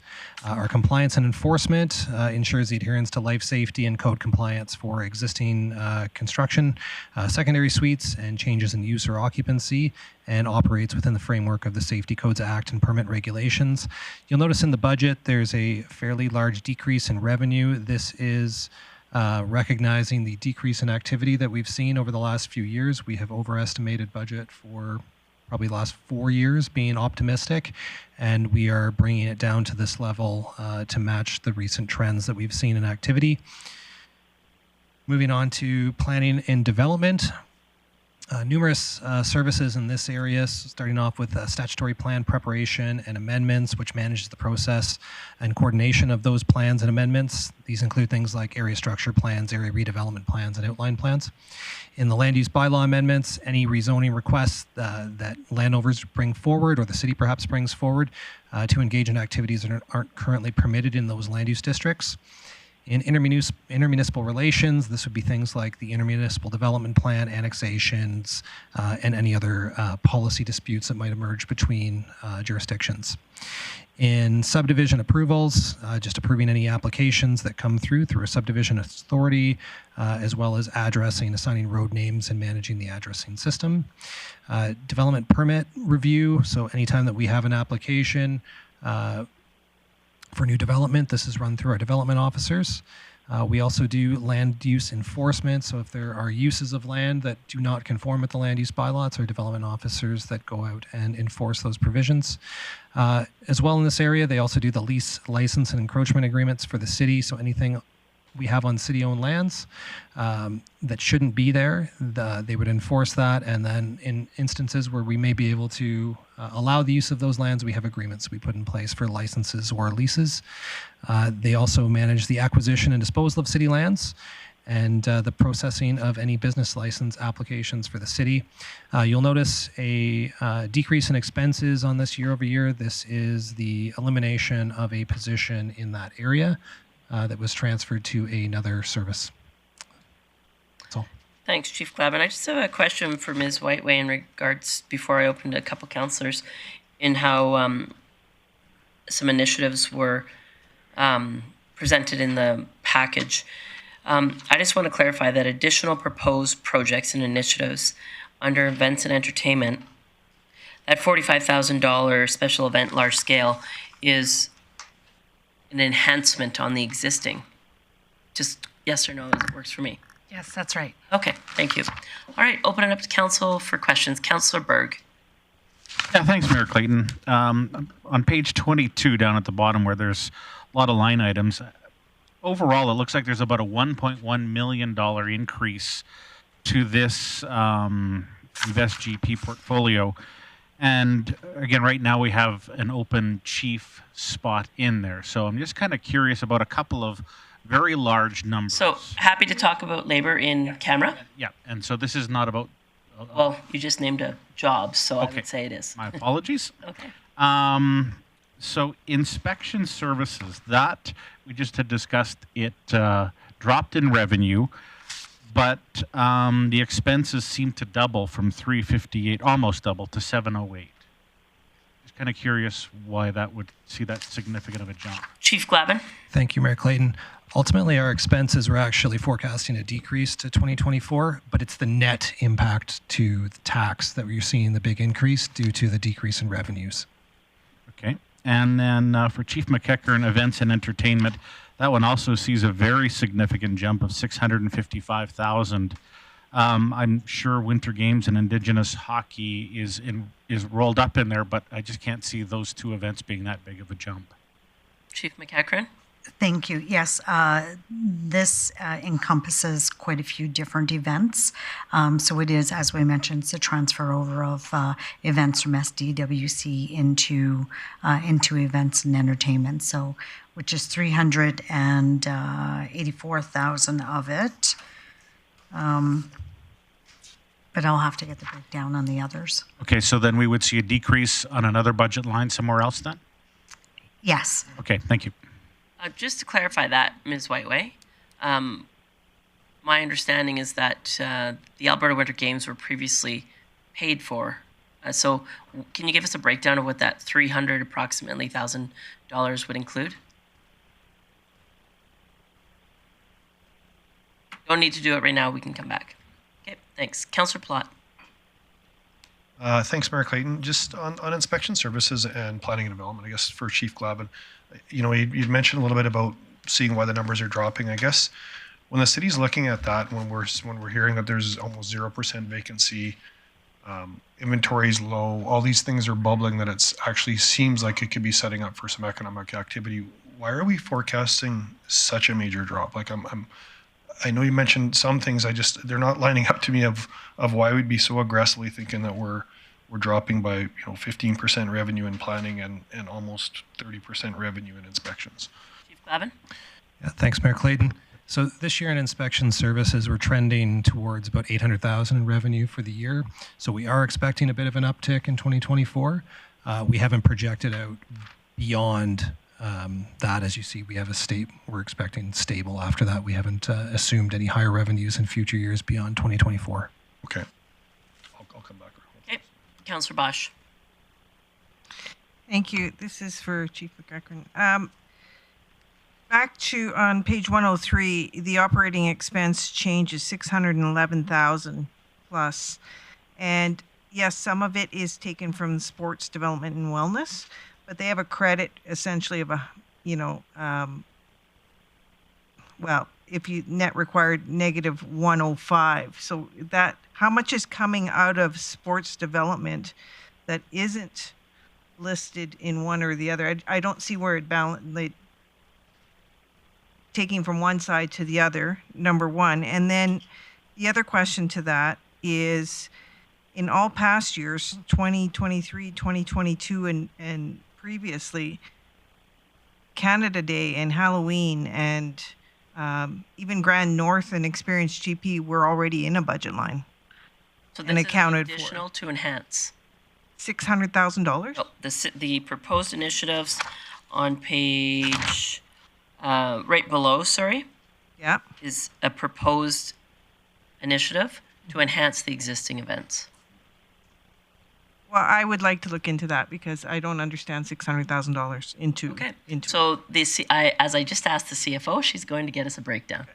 Thanks. Which Ms. I Waitway? do have, Mayor Clayton. Thanks. Yeah, so when we moved events from, and not all events, but certain certain larger events were moved from sports development, wellness, culture, will now be managed within events and entertainment. That was around the 300,000. It does not include anything for Alberta Winter Games or any other external events. So that is your Canada Day, Heritage Day, Grand North, those ones that were already budgeted were within Chief Lemieux's sports development, wellness, and culture. You won't see dollar for dollar because we don't give that level of detail, and there's other things within the budget that's impacting it. So the 655,000 is not just all the events coming from sports development and wellness. There's other changes within that. So you'll have the large scale ones previously reported in there. We've had to expand casual staffing. So I believe Chief McEachern had made the comment that we may have budgeted more on a net revenue basis, and now we've separated properly out what you get for gross revenue and what you need for casual staff members to cover those events. So that's a little bit of a shift in why you'll see expenses increase in events and entertainment. So where was it located before, all the staffing or casual staffing? What would it have been in previously? Ms. Waitway? That should show a reduction. It would have, we did budget some net revenue. I'll ask Chief McEachern if she can explain it a little better, but sometimes we would budget the sort of lower net revenue on the revenue line rather than all of the expenses separate. Chief McEachern? Yes, exactly. That's what it is that it wasn't being captured in previous budgets. So they weren't allotting for the salaries for the casual staff. They were just reducing the revenue that came out of shows. They're hired for individual shows. And so it has been a challenge for leadership in that area, and that salaries were always off from what was budgeted because of that. So we've captured that. To also add to what Chief Whiteway said, that 665,000 also captures, we had to remove the 105,000 advertising revenue that's now over in corporate marketing. So then that's a big difference as well as now paying for rent for Aberdeen Centre. That was new in 2023. So that's an additional cost for us and makes up part of that. Thank you. I'm just going to jump in before Councillor Plott. I want to be clear. The casual staff is it an expansion of casual staff or a change in reporting? Ms. Whiteway. Thank you. More of a change in reporting. There will be a little bit of an expansion as well to help with out of scope that we're covering a lot of events and such, and this will allow for less of the out of scope and some more casuals in there. And also to note, there's general like utility increases in that 600,000, so there is a lot more to that change than just the events. So to either one of you, to either chief, if there's an expansion of events that are our external events, and there's casual staff required because of that, I get it. If we need more people at Grand North Winterfest or Experienced GP, etc., that makes sense. But if it's an expansion of events that the facility is hosting, there should be allocated increase in revenue. Otherwise, let's not host more events that are losing money. So this casual staff is a result of events that we want to put our name on or events that are intended to be revenue generators. Chief McEachran? Thank you. So it is, it's an expansion from 8, I believe it's an expansion of 4 additional staff members. And it is to do with things like Experienced GP and the events that we put on. Okay, thanks. Councillor Plott. Thanks, Mayor Clayton. Just staying with events and entertainment, we have another line item later on looking at adding a full-time person within sports development and wellness for our sports tourism. I'm just wondering, as that's been talked about pretty extensively, I feel like, for the last few years and a priority, was there no opportunity to reallocate somebody within this department or make that work without having to hire another person as well? As it seems to be a priority, and I think we're looking at revenue generation. We keep bringing up these flat lines, and that's got a real potential to be revenue generation. So I'm just wondering if admin could walk me through how that wasn't prioritized within the budget and why it needs to be outside of the budget. Sorry, I missed a question. I apologize, so I'll defer to one of the chiefs who wants to take it.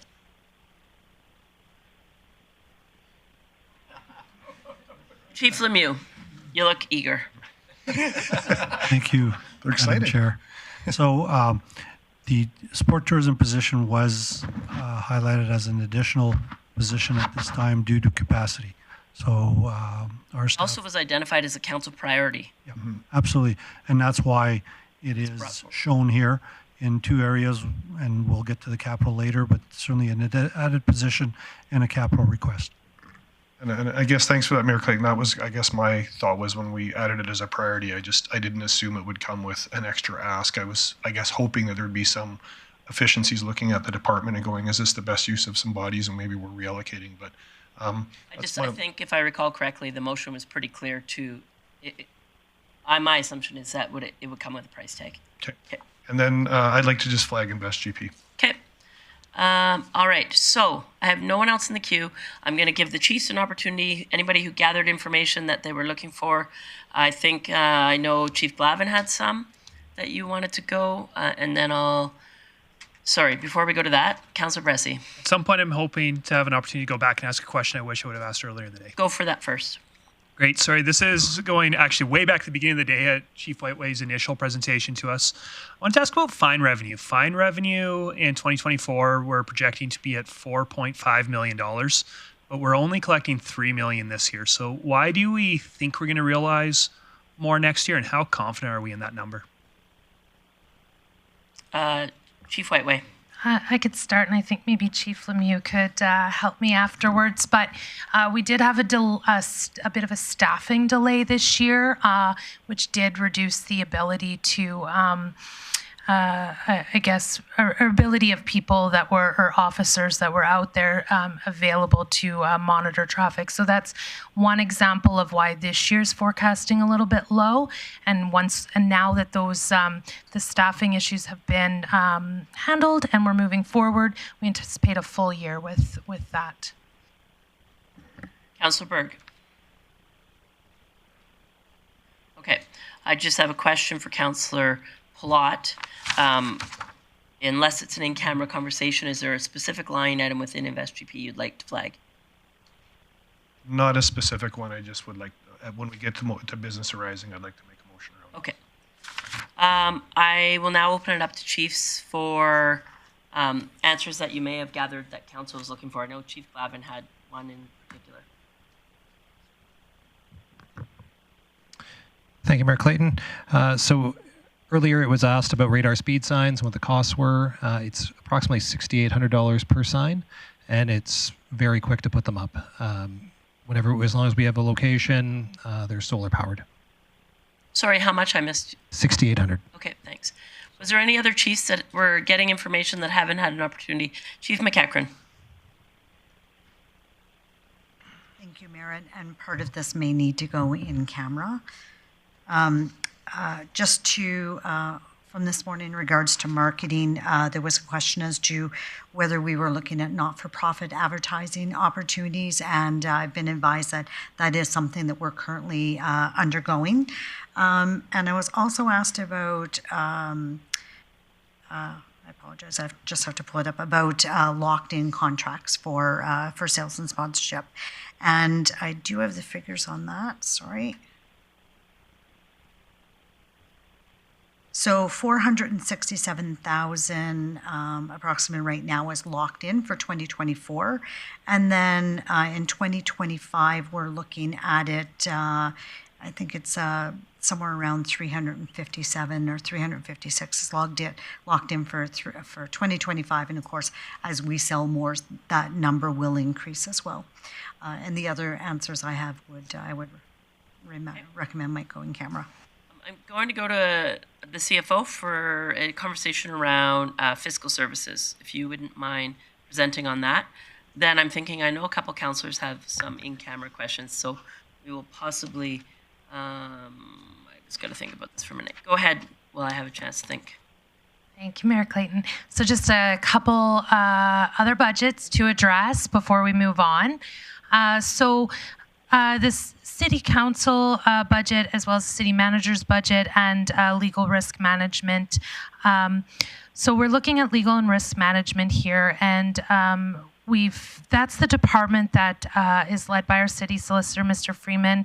That's where a wide range of legal services are provided in line with council's priorities. As well as the Municipal Government Act. The department handles tasks such as general legal requests, insurance claims, contract reviews, and FOIP requests. It also oversees external legal engagements to optimize resource use. That team's committed to efficiency and adaptability, and they aim to safeguard the city's interests. It does manage the city's insurance portfolio and claims process, and has a goal of delivering a unified legal framework for the city. So to continue with the services that are provided today, a budget increase of $87,000 has been proposed. This does include increased revenues for cost recovery of insurance premiums that we pay on behalf of third parties, as well as increases to expenditures for contractual salary obligations, and a required increase to our external legal budget. For fiscal services, this is where all organizational revenues and expenses are captured. So the financial management team does manage this budget, and it includes our annual taxation revenues, our requisitions and associated requisition costs, our franchise fee revenues, our investment income, many of our reserve transfers, both in and out, debt payments, capital tax, and more. So for 2024, we are proposing a $2 million increase in revenues here within fiscal services, as well as a $4 million increase in expenses. So the increase in revenue is predominantly due to the decision to move court fine revenues here out of, now that enforcement services is within the Grande Prairie Police Service. Previously, so this allows it to remain within the city's budget within fiscal services. We have, the change has been net with a required decrease to tax. Sorry, I'm lost. This change is, so then we also have a change in taxation revenue to account for the new stormwater utility revenue. So the city's tax levy will be decreased by $3.1 million to create the new utility, set to begin midway through the year in July. This achieves the goal of cost neutrality for ratepayers, as stormwater costs are currently covered by taxation in 2023, but as of July 1st are anticipated to be covered by the utility. For the expenditure sides in fiscal services, an adjustment was made to centralize learning and development and WCB costs within this department. Previously, they were allocated throughout the departments. Now they're held within here. Capital tax costs were also decreased to account for the stormwater related portion. However, we have had to capture here the city's expected costs for the stormwater utility charge. The city has many properties throughout the city that will be subject to this charge. And so this is where the budget for those expenditures will live. Managed manpower, is a credit within expenses that estimates and captures salary savings due to natural attrition. This credit has been reduced based on trends. So we've increased the expenses here within fiscal services. Finally, administration's increased capital tax in general for the 2024 capital plan and transfers to the fleet renewal reserve to ensure adequately funded to meet future vehicle and equipment needs. That's it. Thank you. Sorry, what page was that on? Somebody asked.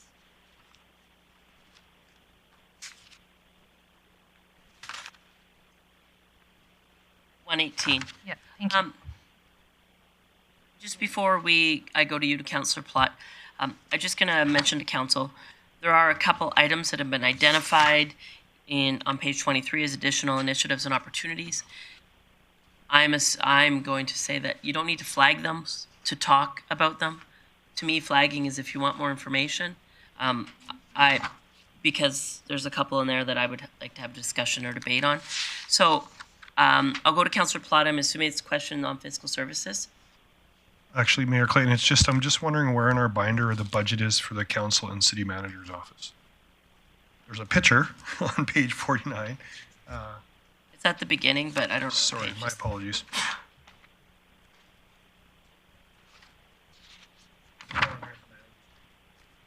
What page, Chris?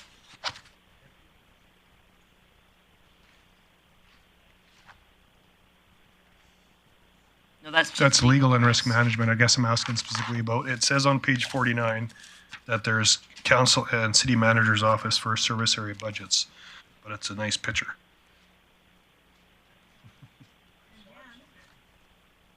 Ms. Whiteway? Yeah, we can circulate. Okay. I just feel like I'm being hard on other people. I should make sure we're in line on our spending too.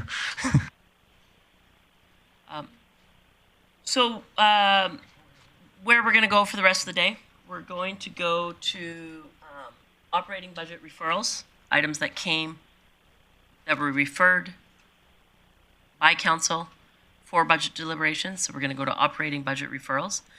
And then at the end, we're going to have it in camera, so those who don't need to be here can go. We might go slightly past 4:30, but is Ms. Whiteway going to present that? I'm going to turn it over to CFO Whiteway to introduce the budget, council budget referrals. Thanks. Okay, so we had 6 budget requests that were that are included in your package. So those are on page 23. So within Public and Protective Services for the Sports Development, Wellness and Culture Department, are requesting $144,300 for a dedicated sport tourism coordinator. That coordinator will have a primary focus on sport tourism initiatives, and they will help to manage the workload within the department that's been created by the priority for bidding for on major sporting events. The demands of the sport tourism process far exceed the current staff resources available within the department and limit the department's ability to grow and promote the City of Grande Prairie as a recognized leader in the sport tourism industry. So approval of this dedicated position and associated operating budget will provide an opportunity for significant direct and indirect economic benefit to the city. Next, we have an expansion of special events. This was a combined request from Events and Entertainment and Sports Development, Wellness and Culture for $65,000. Development and execution of community seasonal events is identified as a council priority within council's strategic plan. Council and community feedback from large-scale city-hosted celebrations in 2022 and 2023 was overwhelmingly positive. These budget changes will support enhanced service delivery for future events.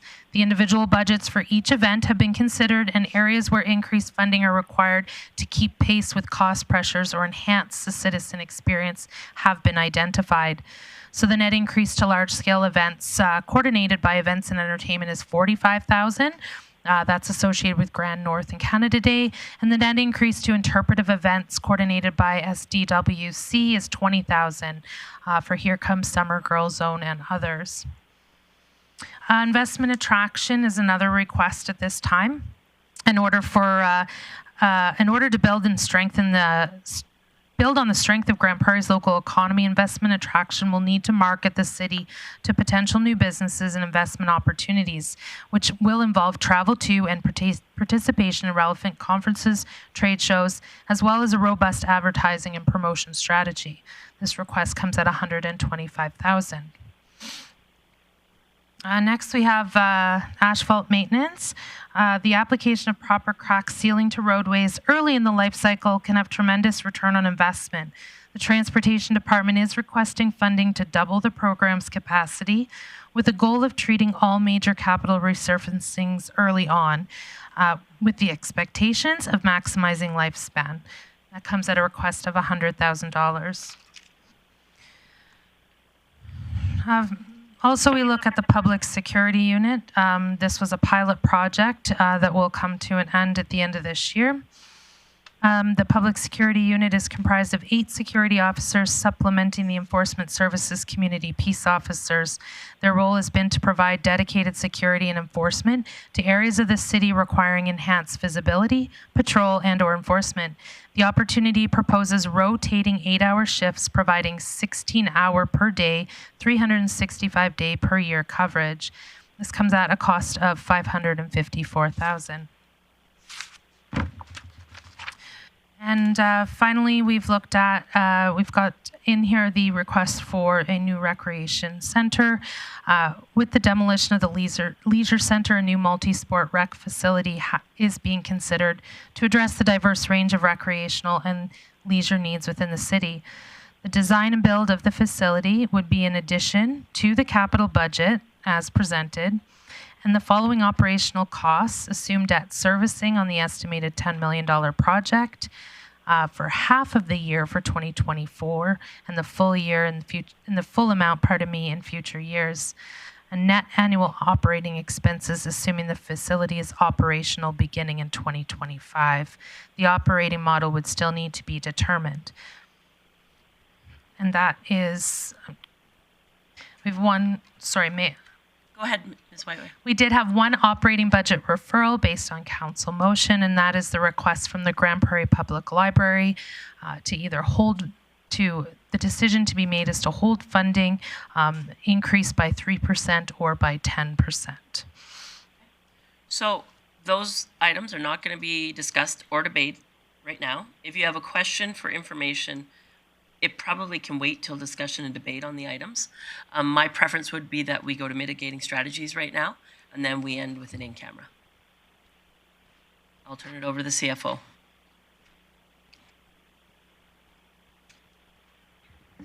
Thank you, Mayor Clayton.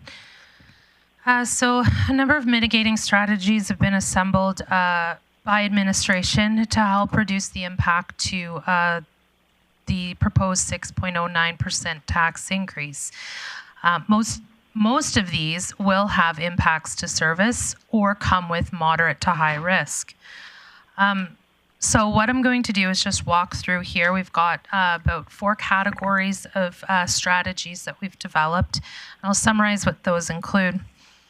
We do have an opportunity at minimum to start recovering some of our costs at the Community Knowledge Campus. It's it's a small amount, but it's a start. What we could do is increase rental fees to get back security costs there for users. When we look at reduced service levels, we've costed out to return to bi-weekly mowing of arterial roads. So this is for our boulevards.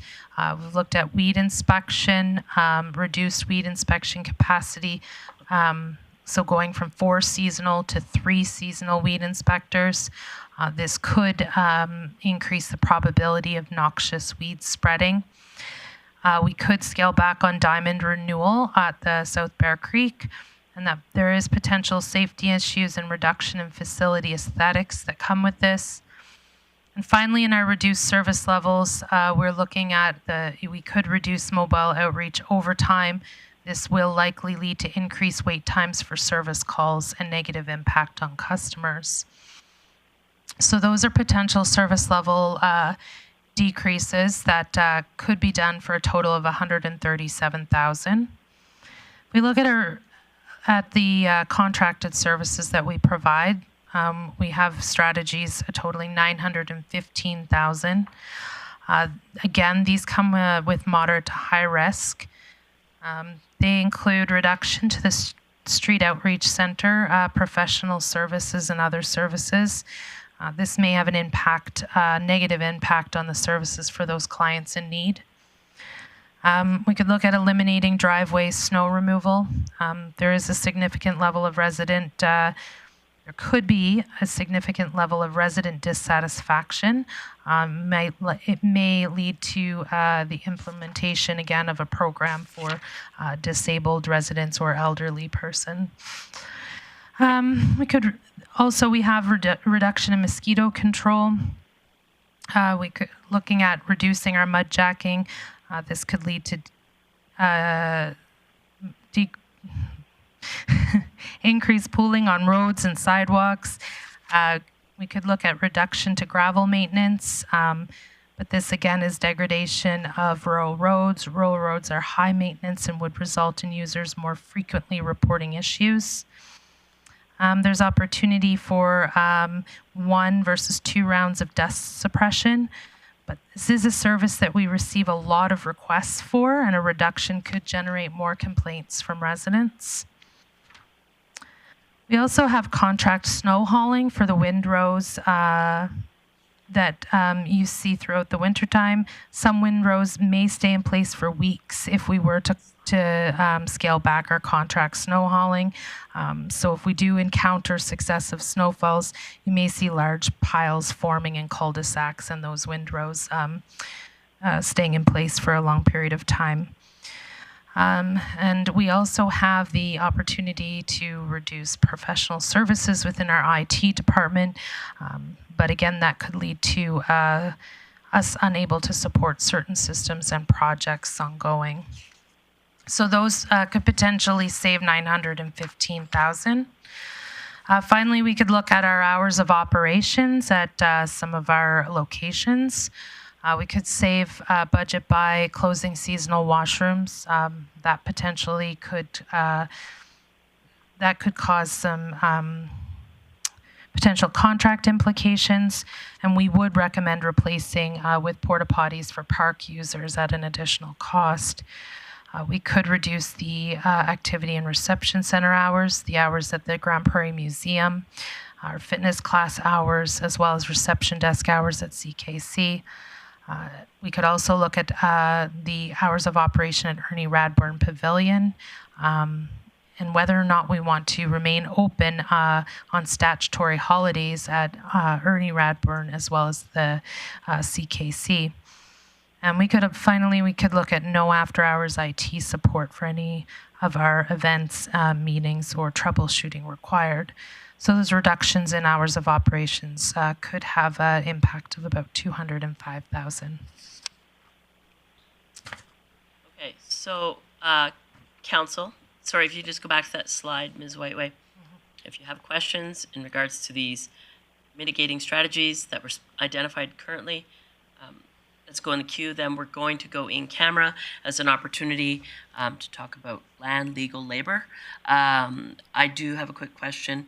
Can you tell me, diamond renewal is a maintenance piece at South Bear Creek, and what's the dollar amount attached to that? Chief Glavin. Thank you, Mayor Clayton. It's $100,000 a year. Thank you. Councillor Blackmore. There's a mention to reduce hours at CKC. reduced reception desk hours at CKC. When I am there, there's frequently 3 people at the front desk, 1 person upstairs, 1 person at the south desk. And sometimes there's a lineup of 3 or 4 people, but it seems to me we're overstaffing those positions. And I don't know if that's a discussion for labor because it's a general question, not a specific question. It has impacts on labor, so let's leave that for in camera. Okay. Thank you. Councillor O'Connor. Thank you, Mayor Clayton. I have 2 points. The snow removal at driveways is, if you don't get at it right away, I had to use a pick and I couldn't take away a foot of it in an hour. And so it turns to concrete, and I think it would really cause a lot of disfaction. I know it's a large amount. Sorry, I hate to cut you off, but do you have a budget question, or are you just I'm just saying. justifying it? Well, we're just not justifying things right now. It's an opportunity for questions to help you make a decision. Okay, then I will go to, have we thought about using a mitigating strategy of raising fees across the board for everything, and that would be an income source that may offset some of the costs. So may not be popular, but I don't think, when was the last time that we did a raise in all our fees and have user pay rather than raise taxes? I think it's important that we consider that. So you mean permitting, user fees, etc.? Across the board. Okay, so unless a chief knows that off the top of their head, I'll get our legislative services clerk to check last time that we had that council discussion, and we'll get back to you, okay? All right, Councillor Berg. Thanks, Mayor Clayton. Around dust control, I know the county will charge residents should they choose to put dust control along their road. Do we also charge or share some of those costs Chief with Glavin? residents that are on gravel roads? Chief Glavin? Thank you, Mayor Clayton. I believe we do share the costs. I'll get that confirmed, though. Okay, thank you. Councillor Thiessen. Sorry, no, I was having a conversation with Councillor Brescia on the sides, my peers over there. The question that Councillor Brescia asked me I couldn't answer is, do we have a place where these mitigating strategies are written down? No, we don't. And they will come to us, but I do have a question. In regards to hours of operation for Muskogee Park at the Ernie Radburn Pavilion, what is the cost to keep the operational hours going into the night? I know that we're asking to reduce service here, but I've been asked for the last 2 years since we reduced the service there during COVID, that kids don't have access to the bathroom after dark. They want to put their skates on.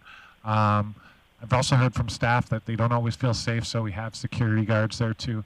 So I'm just wondering what the cost impact would be if we were just to return to regular hours of operation in 2019, which is until 9 o'clock at night.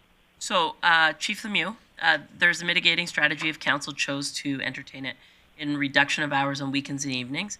Can you identify what that equates to and the time frames so that Councillor Thiessen can see if that's the hours he was thinking of or if he's looking for a cost estimate on increasing those? So if what we're proposing is if we reduce the hours at the Ernie Radburn Pavilion, we could save $8,000, and if we close the pavilion on stat holidays is another $5,000. I'm not sure if that answers your And question. so that would have the facility closing at what time and weekdays? I'll double check and I'll get back to you on that. And then Councillor Thiessen, you're also looking for a cost to see how much of we kept it up till what time? Yeah, till 9, just the regular operating hours. I know lately I think we've been closing it till at 6. The last few times I went there last year to skate, it was, but I have had several requests to reopen the Ernie Radburn Pavilion till our old hours. Okay, well, let's get some clarification on that. Perfect, thank you. Any other questions on mitigating strategies? So at this point, I'm just going to confirm with the CAO we're going to go in camera for an opportunity for councillors to have a conversation around anything which pertains to in-camera conversations, land, legal, labor. Councillor, I have a couple in the queue. Is it just to make the motion? Okay, Councillor O'Connor. Yes, I'd like to move we go in camera, please. I will, the motion is in order. I just wanted to identify for those who might be watching at home. We will start tomorrow at 9 a.m. So we won't be coming out of camera tonight for additional conversation. So thank you for watching, and we'll see you tomorrow. I will call the question on going in camera. Mayor Clayton in favor. Plot in favor. And that carries unanimously. Thank you so much. If you could just give us a few minutes.